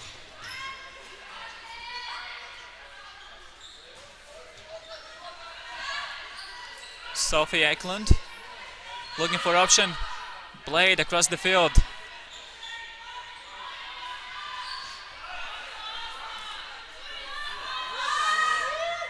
And that's a point for number 9. Viktorsson scoring in the end. But Kublitska did a really good job in this point. She was facing Sara Eklund all point long in the end zone. 1 against 1. And she didn't get a pass. The players were not sure about that she's wide open, at least open enough, because of course she's one of the players that you trust in the 50-50 situations, but still Kublitska able to shut down everything. Now Salaspils on the offense. Gasiņa to Poduma.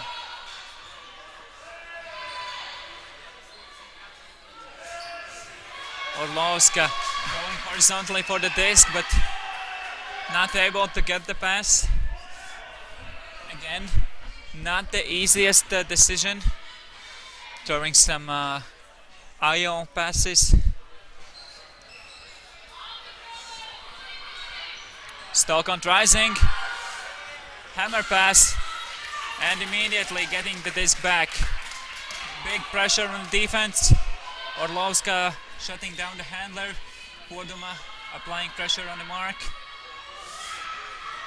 Big pressure there as well from Örebro, almost getting the disc back right away.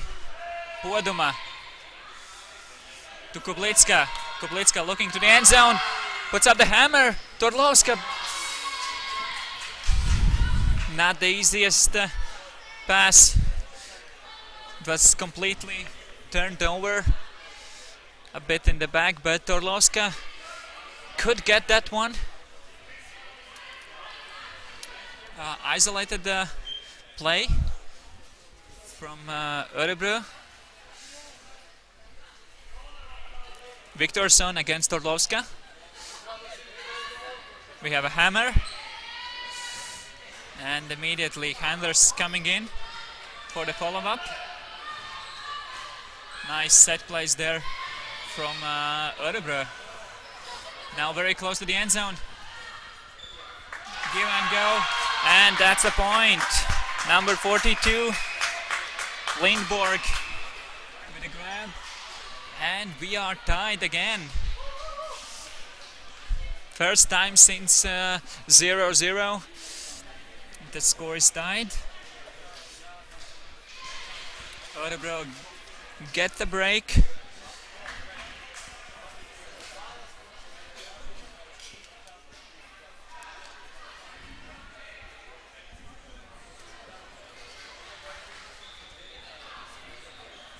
Very high pull.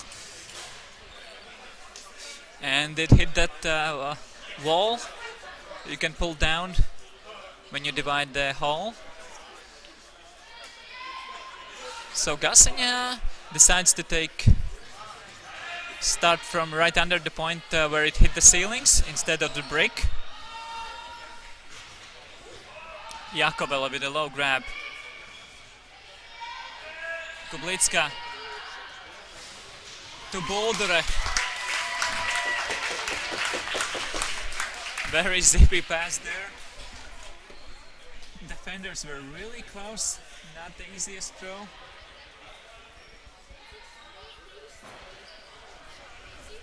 Boldere with some celebration, showing no one is there. She can't find anyone even close, but as we saw, it wasn't true. There actually was a defender really close to her.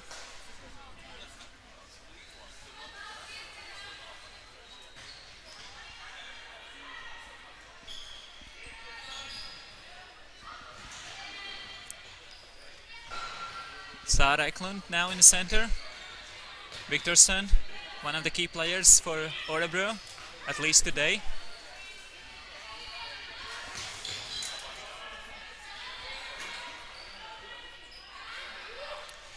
Eklund just dumps it back. Nice swinging there from Swedes.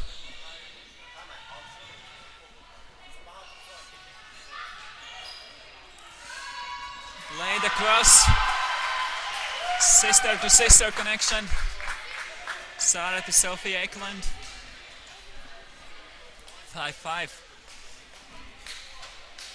13 minutes played, and we are really close to the halftime point already. Very few turnovers in this game. Mostly we have a clean offensive holds. We had a couple exceptions, but that's about it. Podoma to Gassenia. Orlovska stepping in. Stalkant rising. Podoma is there. Sending it deep. Two players is there. But Örebro intercepts it.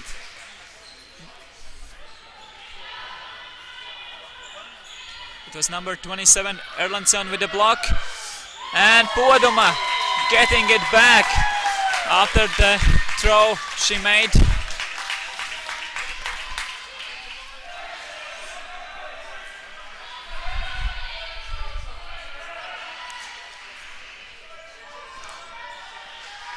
And Salzburg's taking a timeout. They have to make sure they have a plan for this point. They are missing some playmakers in the cutter side for this point. Usually when they have Kublitska on the field, she's the one taking initiative for some plays, but obviously she won't be able to play all game long, especially when she's playing against Eklund. So now maybe handlers should work a bit more.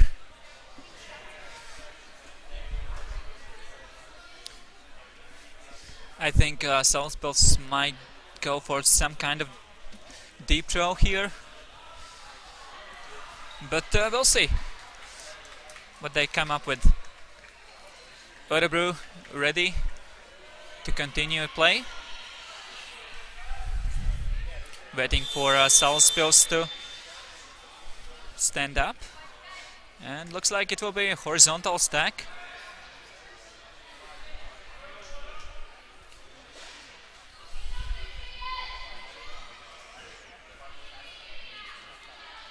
So Örebro forcing under. Interesting decision.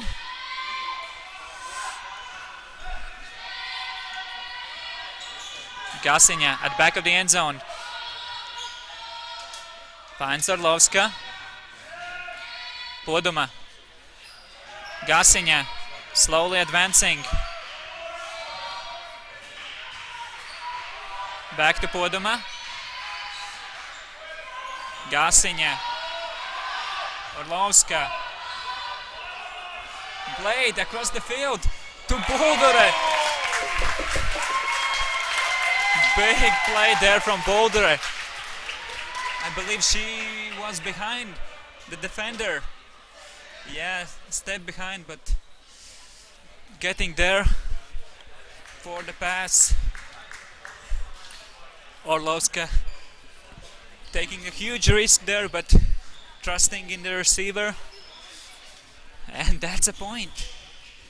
Huge point for Salisbury. We had some turnovers in that one, but Salisbury were able to hold, and now they are 1 point away from the halftime.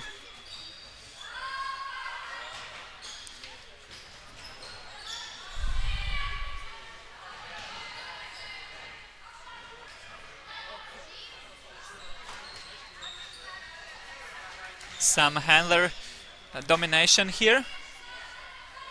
Cutters are not involved until now. And huge layout from Sarah Eklund. Of course, she's well known for plays like this.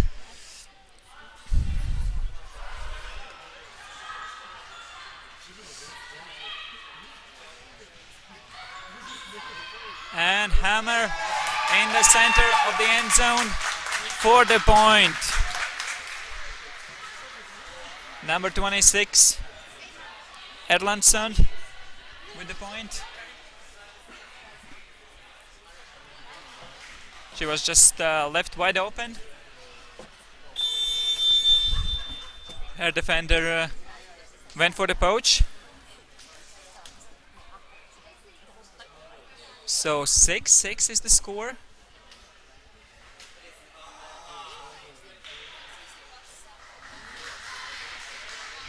And Örebro taking a timeout just before the halftime, before the Galaxy point. So both teams will send their best lineups on. Salisbury still discussing some things. And now the game should restart real soon.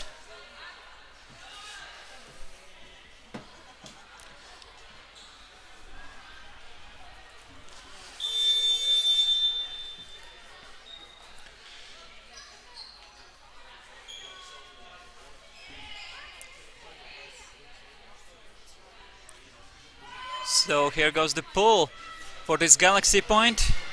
Gusare finds Boldere. Kublitska to Poduma. To Gusare. Getting closer and closer to the end zone. Kublitska. Don't like anything in the end zone. Poduma. Back to Kublitska. It's very smart from Salisbury for Kublitska to play out of the end zone. A huge hand block there from number 27. It's Erlandsson, number 27. Feels like they have two sisters because two players with the same surname. This was Cecilia. Now she's with the disc on the sideline. Up the line. Not quite in.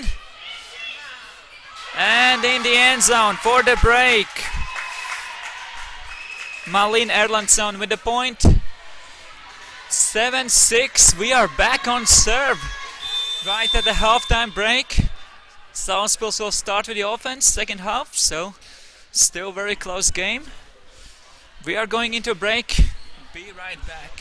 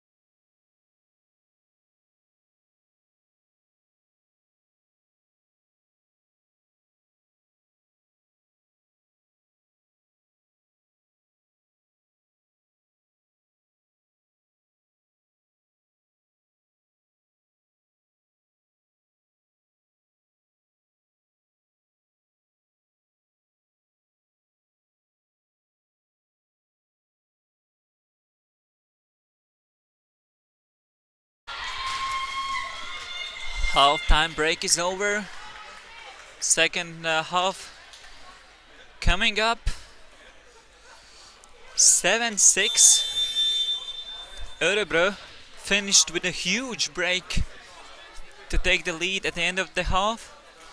And now they have advantage.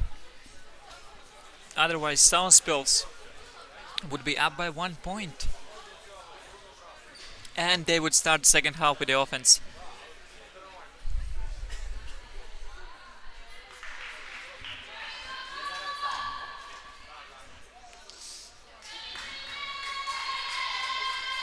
Gassinya.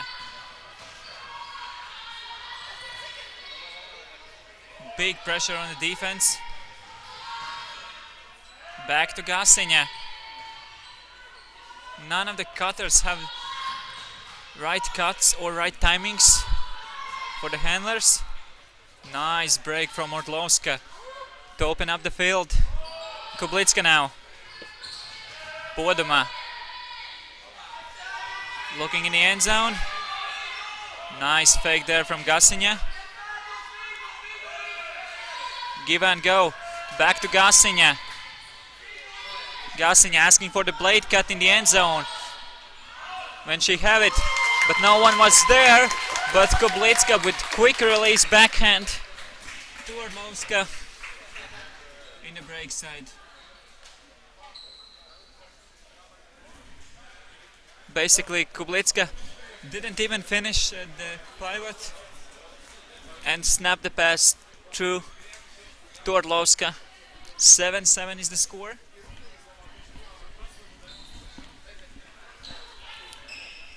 "11 minutes left to play. Still very intense game. And this is the final, the gold medal match. Big pressure from Gassinya, but Viktorsson still able to get that one. Centers it.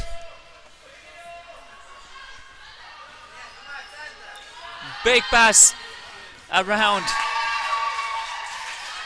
Huge throw from Angergaard. Completely broke the mark. And perfect blade in the end zone. 8-7. Örebro again taking a lead.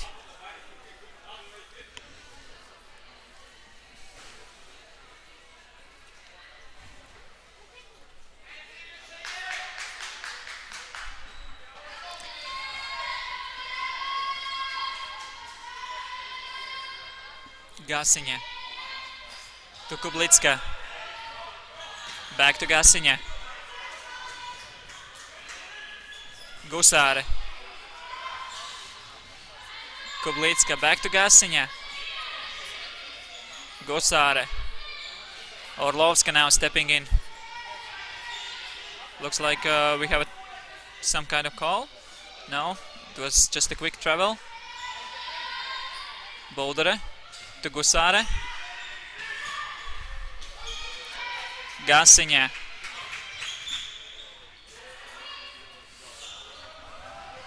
To Gusāre in the deep back corner. 8-8. Again, we have a tight score. Once more.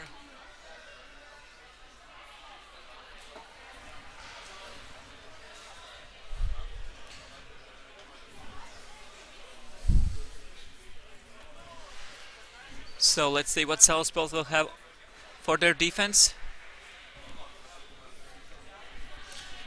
Örebro always have some interesting tactics. So looks like some kind of horizontal stack.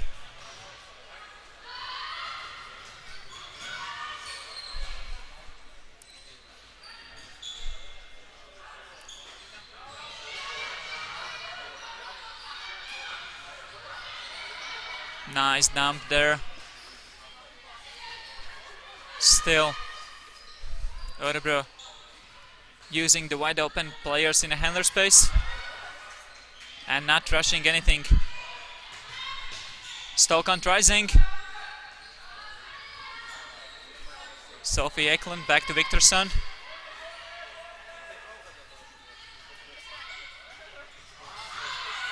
Again, this nice quick throw, but Kublitska with the bit. Viktorsson was not expecting a pass there, and Salaspils gets the disc back. Huge opportunity for Salaspils. They'll be trailing all second half, and now for the first time they have opportunity to take the lead. Kublitska to Poduma. Poduma was not even looking. And just gifting the disc away.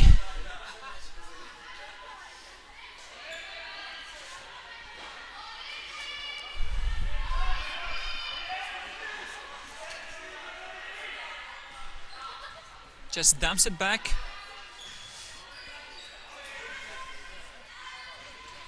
Again, even farther back. Örebro using all field they have. Big scuba across, and it's dropped. Gasiņa now starting the offense. Poduma. Jakovela, one-handed grab. Gasiņa. Stolkant rising, finds Kublitska. Back to Kublitska. Gasiņa and Kublitska down the line, but there's a poach. Poduma to Gasiņa. Nice handler movement from Salaspils, taking back the lead. First time in the second half. 9-8 is the score. 6 minutes left to play. With the second opportunity, Salaspils getting a break.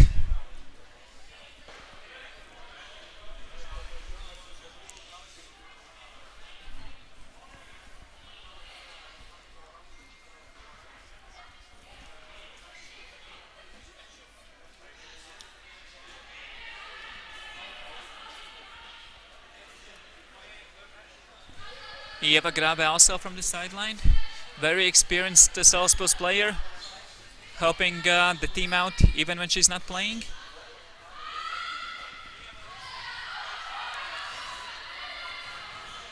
Big pressure there on the sideline, last seconds.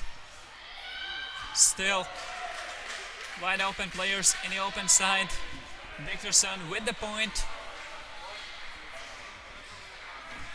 Number 9 scoring, and it's 9-9 on the scoreboard.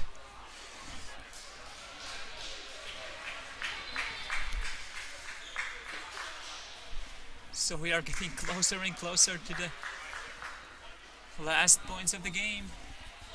4.5 minutes left to play. Still we are tied.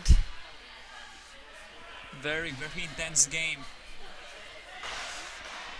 As it should be for the finals.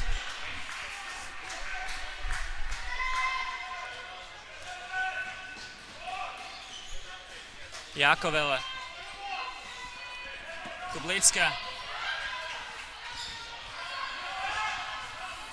In the deep space. And way out of bounds.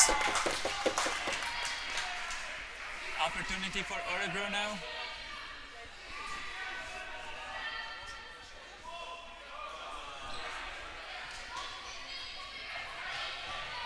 Hammer over the top.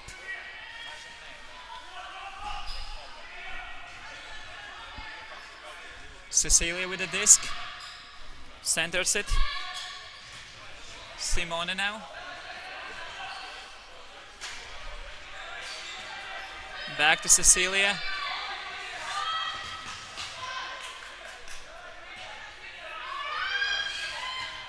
And up the line, just a bit too far.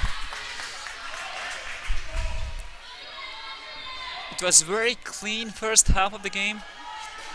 Of course, there were a couple turnovers, but I think they are way more now in the second half. And Salzburg's taking a timeout. 9-9 is the score. Another opportunity. And another point for Salzburg when they are struggling, when Gassigne is not on the field.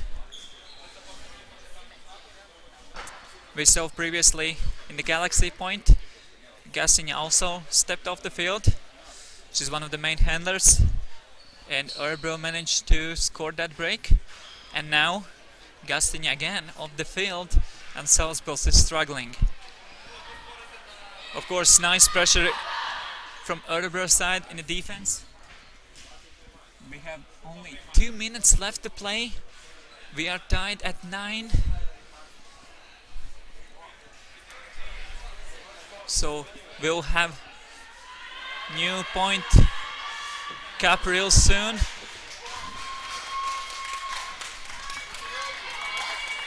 So Puodama on disc with Gosar as handler. And we have a 3 people horizontal stack with Kublicka, Jakovela and Buldure.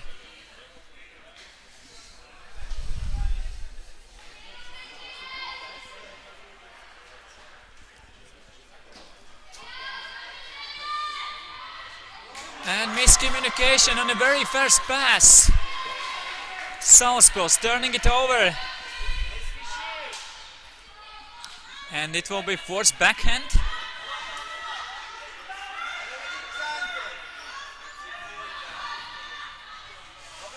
Wide open player. And again, swing across the field. Really, really good decision there.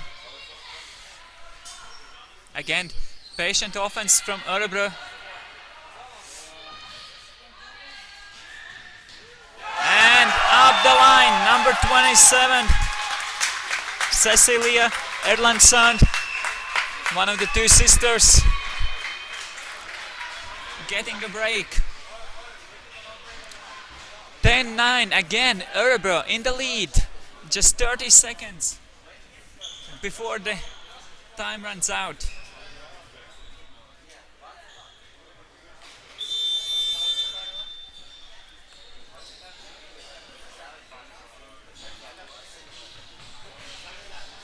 So really important point for both of the teams. Salzburg have to score it for the universe. Otherwise, they'll be in a really, really, really tough spot.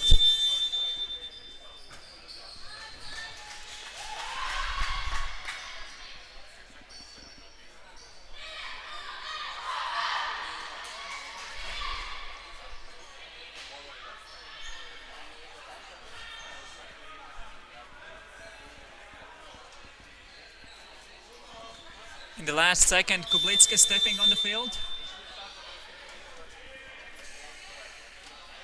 And Jana was the one stepping off. The best of the best for both teams now. For the last points in this final. Kublitska wanted to go for the hammer. No one was there. Gasiņa. Hammer. And in the ceilings.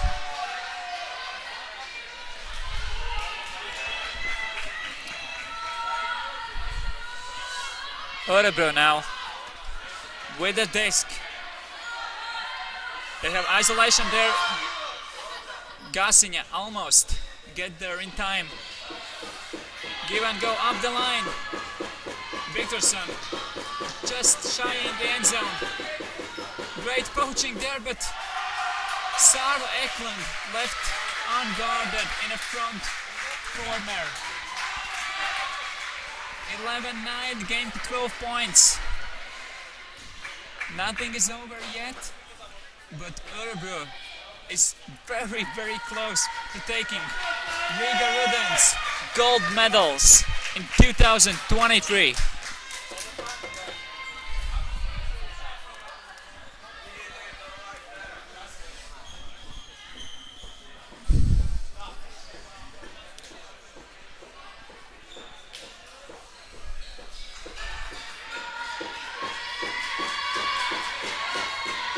Gusāre to Poduma, Kublitska, Hammer to Buldere in the end zone for the point. Very simple offensive point for Salaspils. Now they're still down 1 point. Salaspils need 2 breaks in a row to win the game. Örebro needs to score just 1 point. They will have at least 2 opportunities to do so.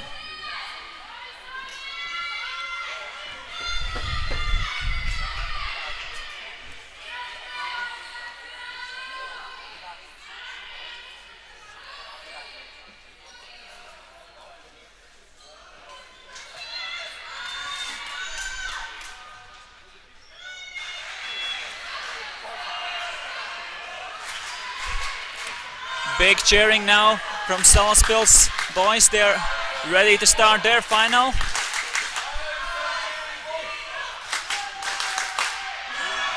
mistake on the throw. That's very unfortunate. Sofia Eklund just didn't release it at the time when she wanted. Jakovela now. And run through block. Orlovska thinking for the call. And let's see this one in replay. There was some kind of contact, but we will be able to take another look. Orlovska. Feels like Orlovska stopped a bit. There were contact, but still. I think Orlovska should have kept running.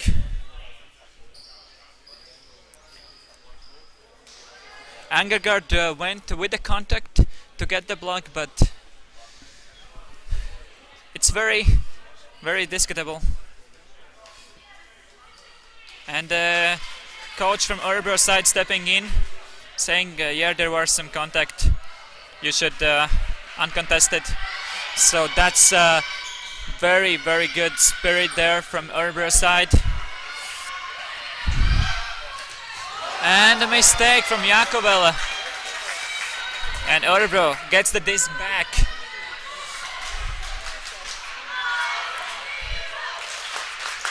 Hammer goes up. What a layout from Viktorsson there! Incredible! Are you kidding me?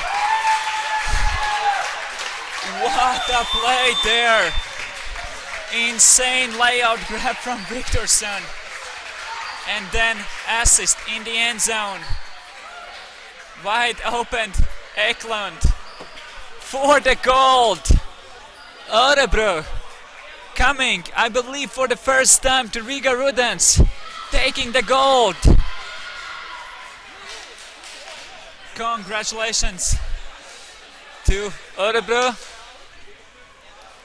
And one more final coming up, the rematch, just with the men's. Hopefully Örebro, after their performance, will be coming back next year as well. Whoa, what a game.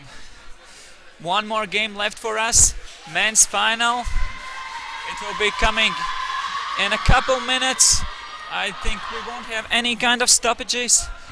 Both teams already on the field, getting ready to start the final.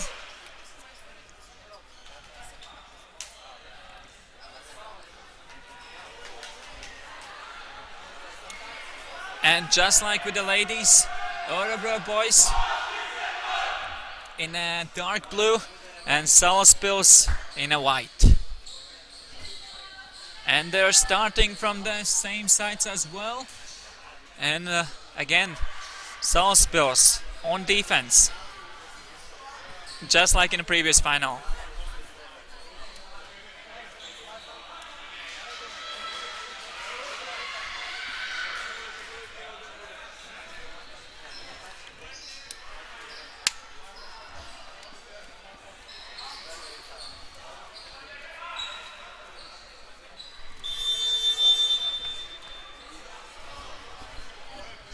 So the time is running, and here's the first pull of the final. Örebro starting on the offense.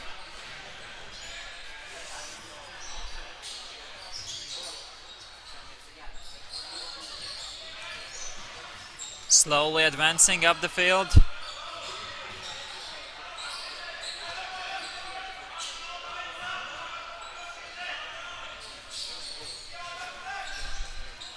Johan Beren with the disc, and there's a call.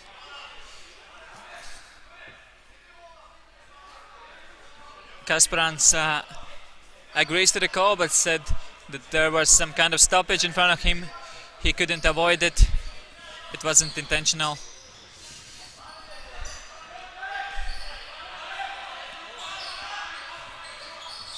Disc now on the sideline. Back to number 70, Bergholm. Even farther to 78, Swart. Big pass goes up, and huge grab in the end zone. Blomgren, number 71. Despite the big pressure from Kasparans, there was some contact between the players. Both players shaking hands afterwards, making sure everything is fine. It wasn't too much contact. Nothing dangerous intended there. So it's good to see that both teams are on the same page with the level of contact. So 1-0. It won't be exact copy of the previous match because Salaspils started with the break. Now Örebro starts with a hold. Bateman is going to start from the brick mark. Salaspils have a horizontal stack. Abeltinch coming under. Elksneitis not getting the disc. Jurgensons now. There is a call.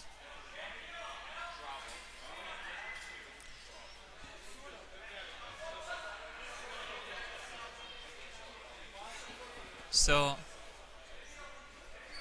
it's uncontested fall. I don't know from which side. Tauren is now on the sideline. Jurgensons. Abeltinch. Elksneitis. Batemanis to Abeltinch. To Batemanis in the end zone. Give and go movement. And Salaspils also scoring their first point. Batman is, of course, a player from Ogre originally, but for many years now playing with Salaspils. But still, it's always a special moment for him to play in front of his home crowd here in Ogre, in this beautiful arena Ogre. Freshly built, first time used for Ultimate. Örebro still in their own end zone, unable to get out. Finally, number 71 fakes it out. Back to their end zone. Big pressure on every single cut, but still Örebro standing strong, not rushing anything. Apin is going for the disc and getting Örebro getting the point. Number 71 again, Blomgren in the end zone. Great bit there from Apin. Almost get there.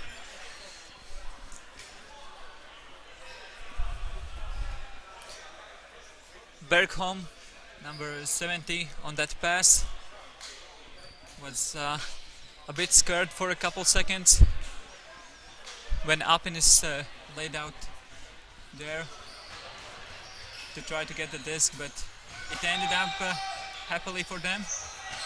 Abeltinch with a laser blade across the field to Jurgensons. You saw Jurgensons cutting deep. I thought it's too late, but what a speed there on that blade from Abeltinch. 2-2 again. Tied game.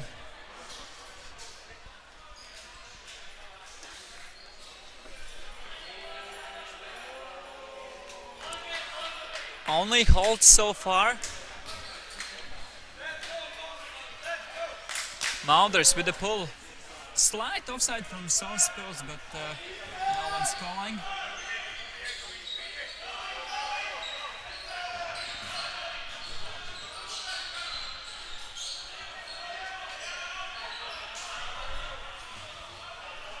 Bergholm back to Svard.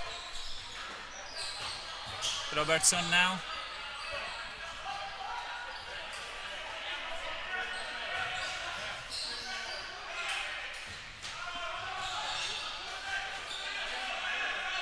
Again, very intense point. Stoke rising. And there's a call.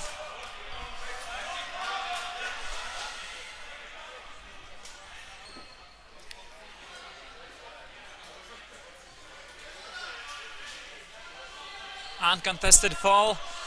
Really helps Örebro. Resets the stall. I believe it was really high stall there.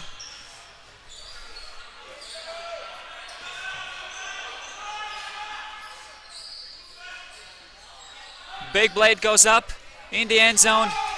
Inbounds for the point. Johan Biren this time.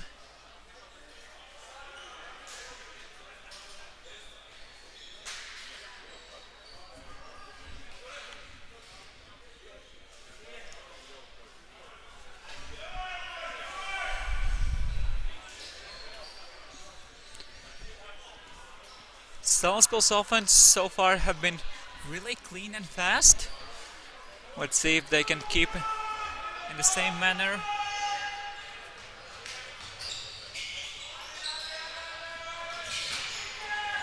Abeltinch, Elksnītis to Jurgensons, and once again Jurgensons for the same pass. Jurgensons is really dangerous player. He's usually handler, but he's very fast, and he have a great acceleration. So basically he's standing, and in the next moment he's running full sprint. He can change the direction, and you just give small advantage for him, for that cat, and he will be there in the end zone, ready to get the pass. Basically dangerous player everywhere on the field.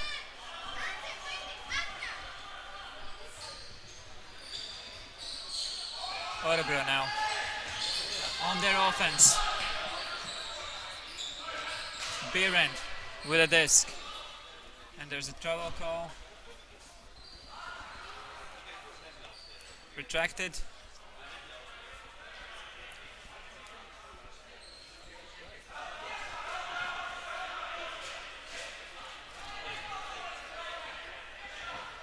So retracted travel call. Still discussion what's happening here.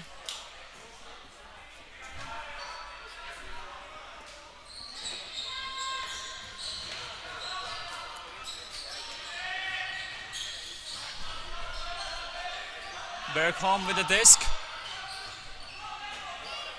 Robertson now on the sideline. Back to Biren. Tipped by Abeltinch. Almost saved. Malders now. To Apinis in the end zone for the quick break for Salaspils. Abeltinch with a huge hand block. And for the first time, Salaspils taking a lead.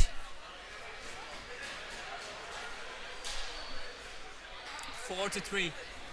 And I just noticed that Salaspils is not playing with the full roster in this final. They're missing Cartlinch, their pickup player from Mooncatchers. He have played every single game, I believe, but not able to be here for the finals.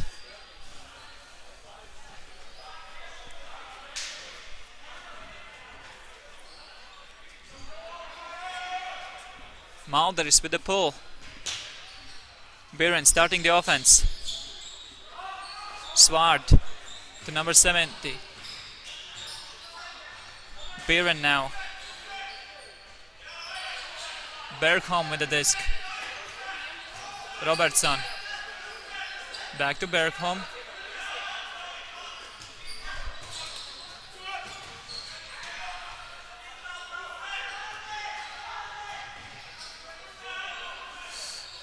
Another block from Salaspils.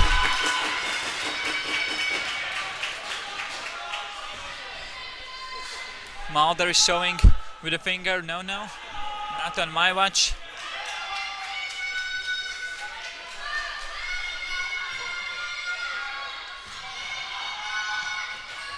Mulder is now.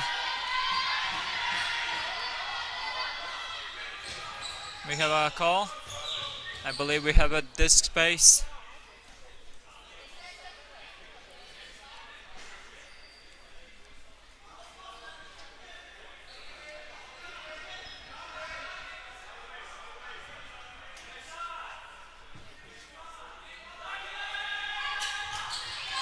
Batman is on the sideline, faking with a hammer. Kasparans wide open.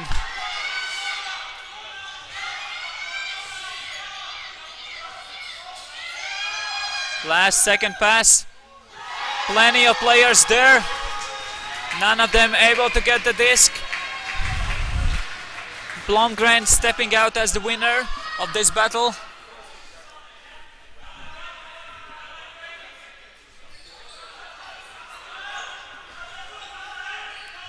Bergholm with the disc.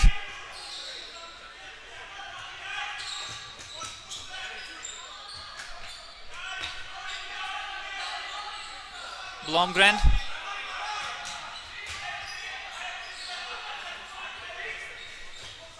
And pick is called.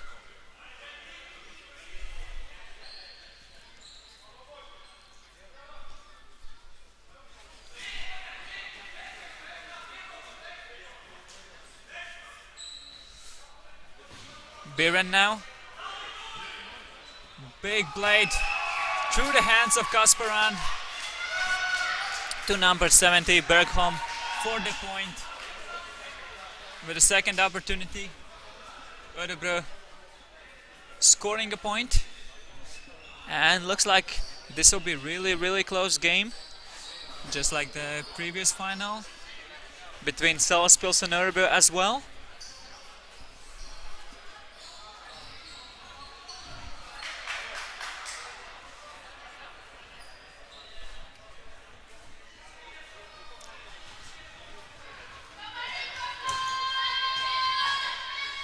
Big scuba from Jurgenssons to Abelfinch, and what a pass that one was! Incredible!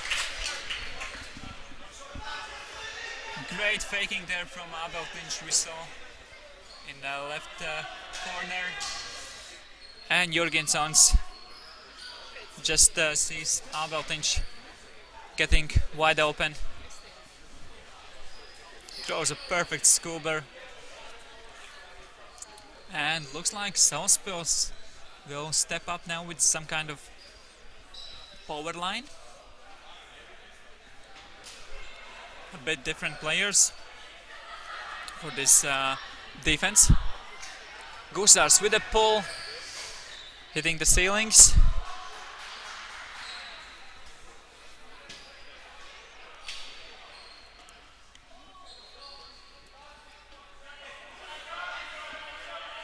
So it's a brick.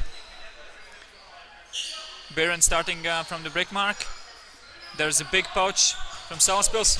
Abelfinch almost getting there. We have a travel. Bergholm get out of bounds where he shouldn't be.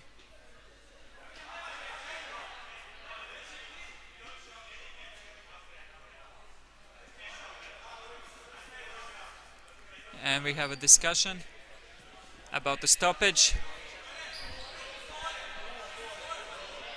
I believe that players are trying to talk about this travel rule a bit differently than about other calls.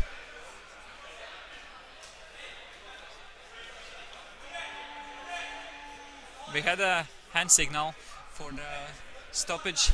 But we have a travel, there was a pass, so it's definitely stoppage by the rules, and it can't be self-check here.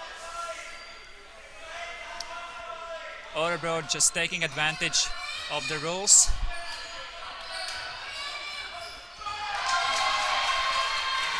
I'm really not happy about this play. That's not how you continue play after stoppages. Yeah, trouble does not stop the play when there were no passes, no discussions. If there is trouble, you just step back. That's the only case when trouble does not stop the game and there is a self-check and you can keep playing. We saw the stoppage here, so there should be a stoppage. Players start to discuss. So, wrong decision here, in my opinion.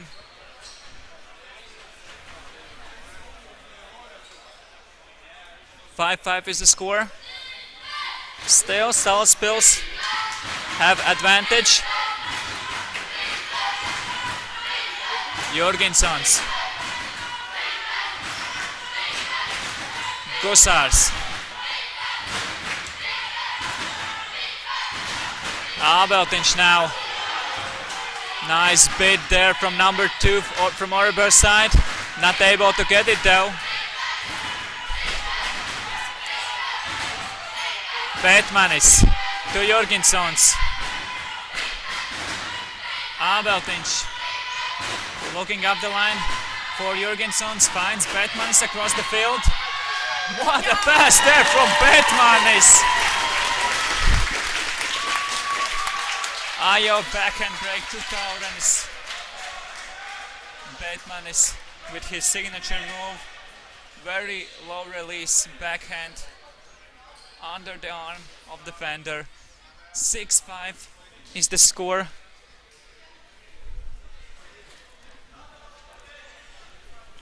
So there will be halftime on 7 points. We are really close to the halftime as well.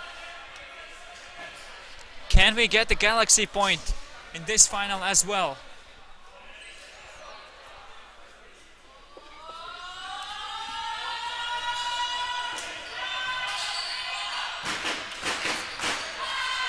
Both teams have great support from the fans.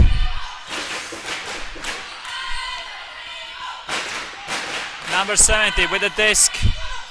Dumps it back. Svard to Biren. Robertson now. Biren to number 66. Anderson in the end zone for the point. 6-6. We are going for the Galaxy point.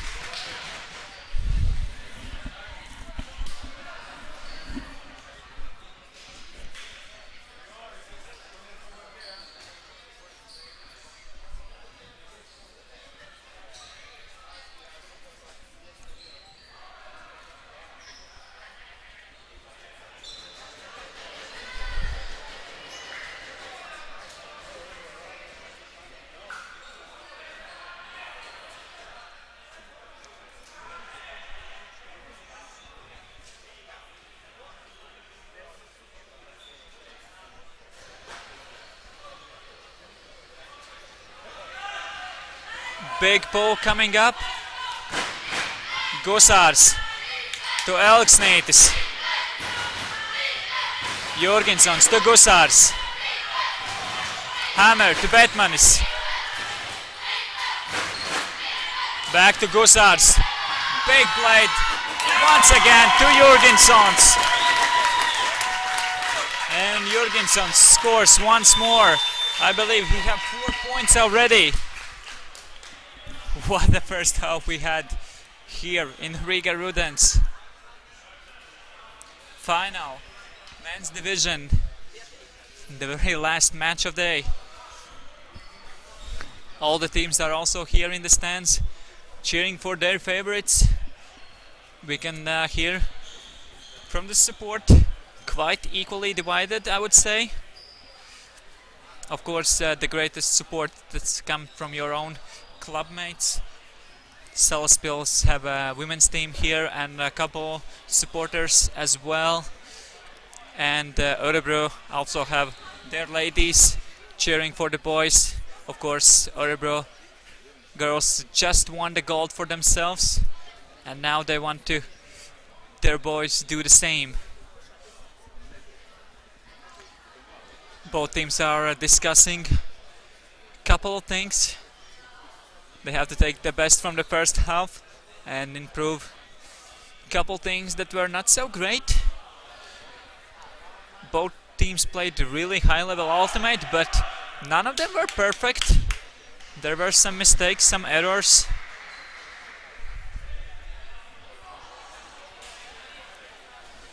And Salaspils actually have advantage here. They will start with the offense. So they are up by 1.76 and they have an offense. And for the first time in the game, we might have a 2-point lead. Of course, if Örebro doesn't stop them. So the break is over. Both teams are ready to go.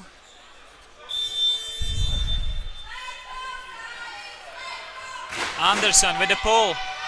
Quite short pull. The defense is there already. What a pass from Batman is there. Not in bounds. Intercepted from Örebro player 0.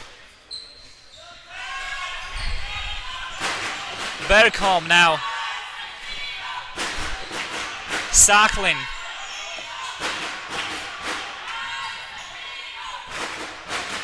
Finds number 2. Svaven. Dumps it back. Saklin again to number 0.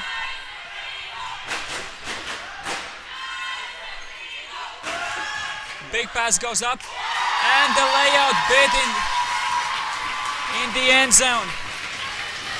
Number 70, Bergholm with a point. And we are tied once more. 7-7 is the score. Örebro starting with the break.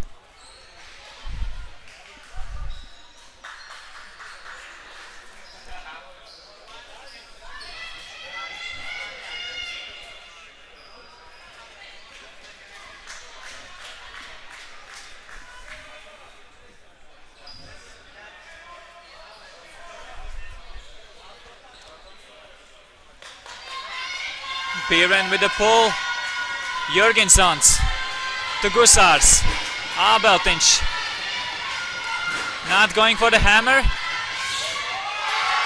And we have a foul call.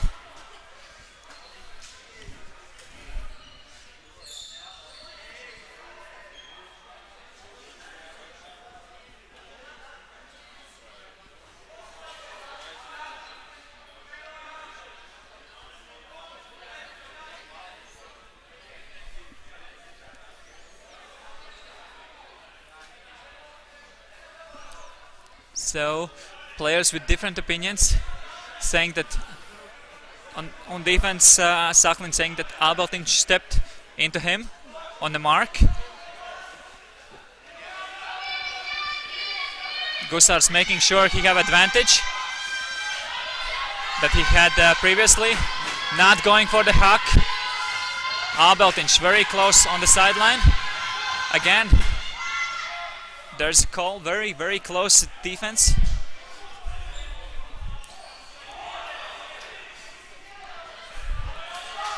Players getting a bit physical in the stack as well. Elksnit is wide open. Jurgensons. Again, contact on the mark.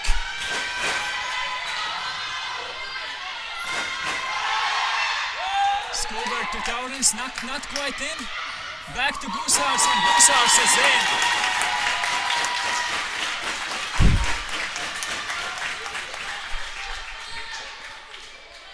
We can see some emotions. Taurens might be in on that jump.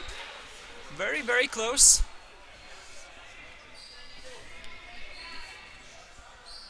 Nevertheless, they score. And the players are getting more physical. The atmosphere in the arena is very electric. Supports are really loud during the points, and we have a intense game as well. A bit more contact than in the first half. Couple calls. Let's see how it will develop in upcoming points. Only 9 minutes left to play, and we have a call. Kasparans get the block, but there was uncontested foul.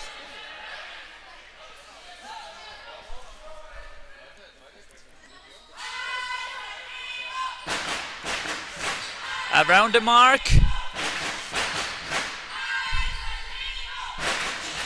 Appin is going for the bid. Not able to be there. Robertson with a hammer. Kasparans is there. Pressure. I'm not sure if Kasparans tipped that one, but he definitely put enough pressure. And opportunity for Salisbury to break. Once again, take a 2-point lead for the first time. Sending it deep to Malders. Two defenders are there. Biren getting the disc back.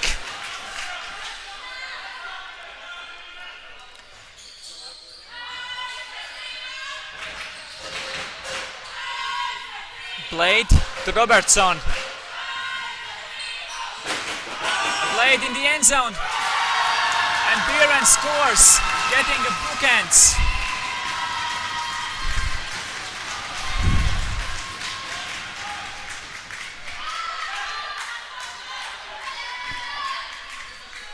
And once again, we have a tight score.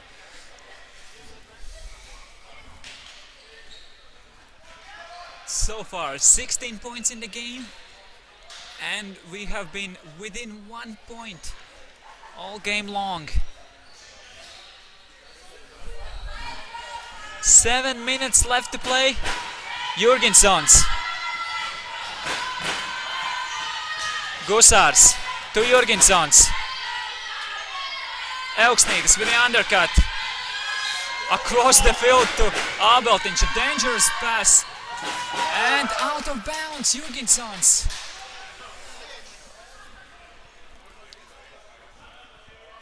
Calling out out of bounds. Can we see a replay?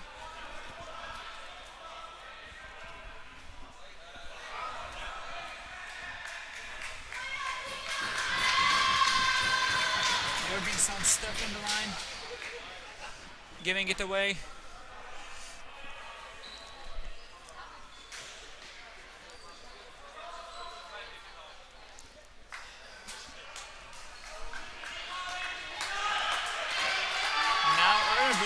Have opportunity to get the break and take the lead just 6 minutes before the time runs out.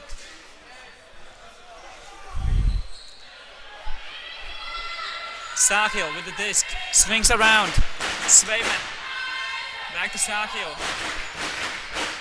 Anderson with a hammer over the top.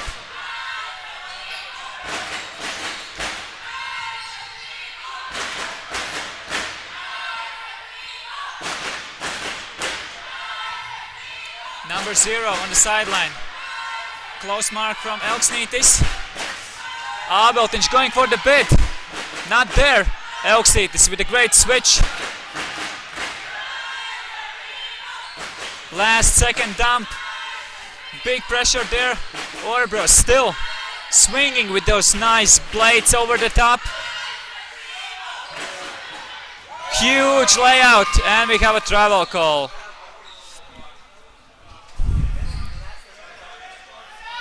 So disc will go back.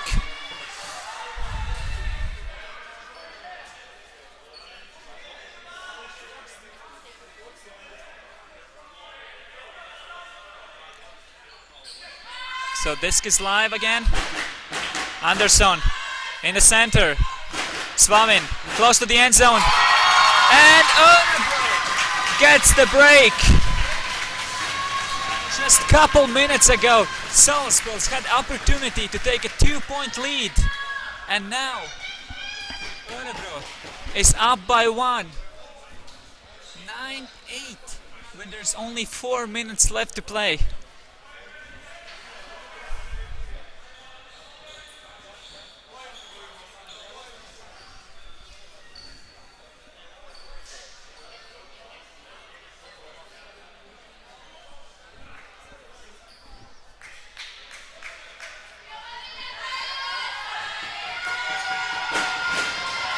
Gusars to Malderis, and a turnover. Can Örebro win in both divisions? They're getting closer and closer to the gold. They're up by 1 point, and now with the disc.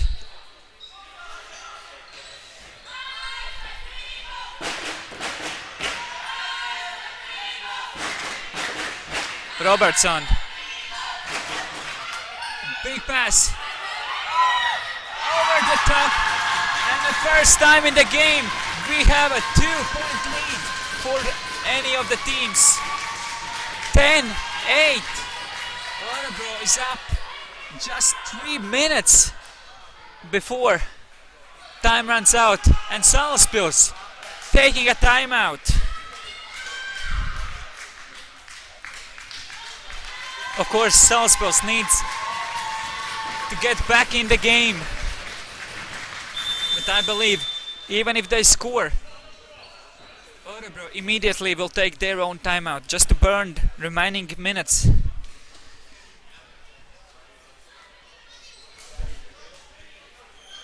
Some silly mistakes from Salaspils. And definitely Örebro have emotional advantage since that 1 point where they get a hold.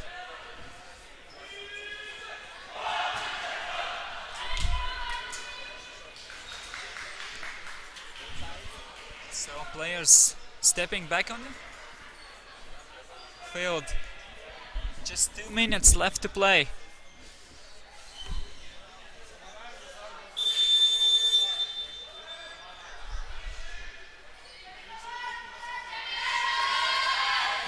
Gusars starting the offense for Salaspils. Abeltiņš.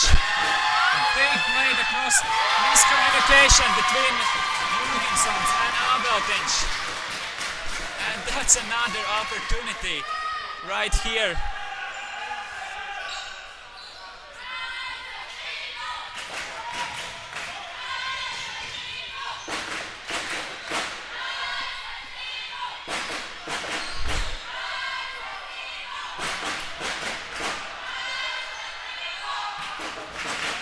Late stall, and it was a bit too far. Another opportunity. Gusars going for the disc. The main handler, but he's not very good with the nerves himself.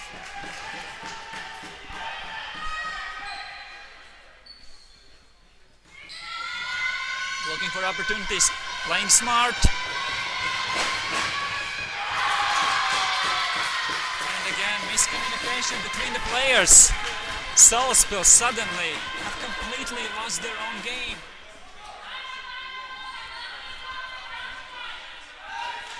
Time might run out even right now. And will there be timeout? Yes, there will. Örebro making sure that the new point cap is set after this point. 10-8 is the score. It will be either game to 12 or 11 points, depending on who's scoring here.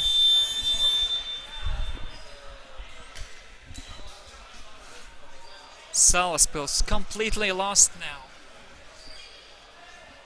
Miscommunications. Meanwhile, Örebro, they are really hyped now. They are on fire, getting there, getting with emotions, and it's really hard to stop them. Just a couple more points and we will know who will be the winners of Rigas Rudens 2023 men's division. We had 16 teams here in the men's division, and these are the two best playing in the final.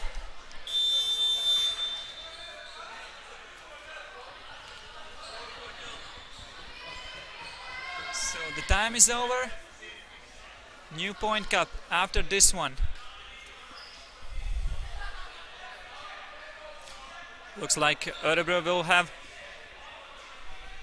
split stack with the two players on the far side and a single player on the close side. It will be Blomgren, and feels like Jürgensons will be defender on him. High stall count, gets it off in the end.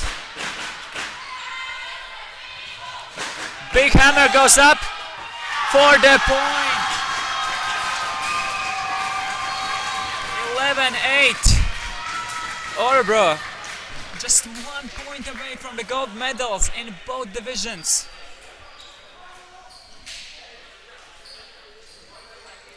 It's 4 points in a row. 4. Sweets. It was 8-7 for Salaspils, and Salaspils had the disc. And now it's 11-8 for Örebro. Huge late game performance by Sweets.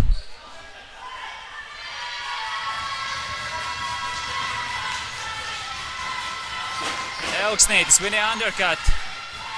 Appin is getting the disc, sending it to end zone.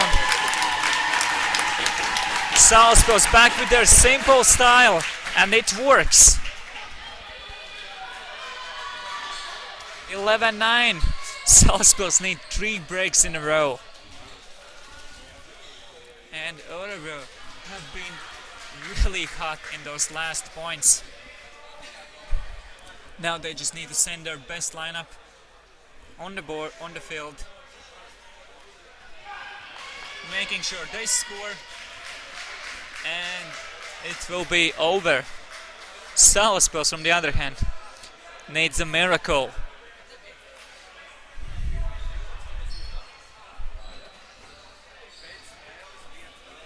We saw that Salaspils showed really good pressure in the early game. Örebro really struggled against them, but now the game has completely turned around. Anderson with the disc.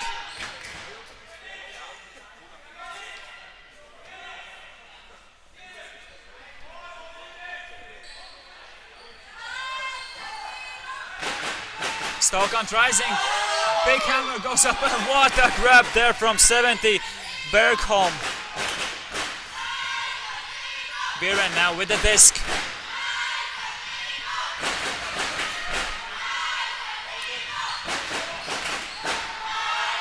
Huge pressure on every single cut. Hammer for the victory! Number 70, Bergholm takes the point. 12-9 is the final score. Örebro winning in both divisions. Huge performance by Swedes. What the finals we had here. Incredible. Great comeback from Swedes. Congratulations to Örebro taking the gold. Thanks for watching, thanks for following us during the tournament. It's been a pleasure and see you next year. Goodbye.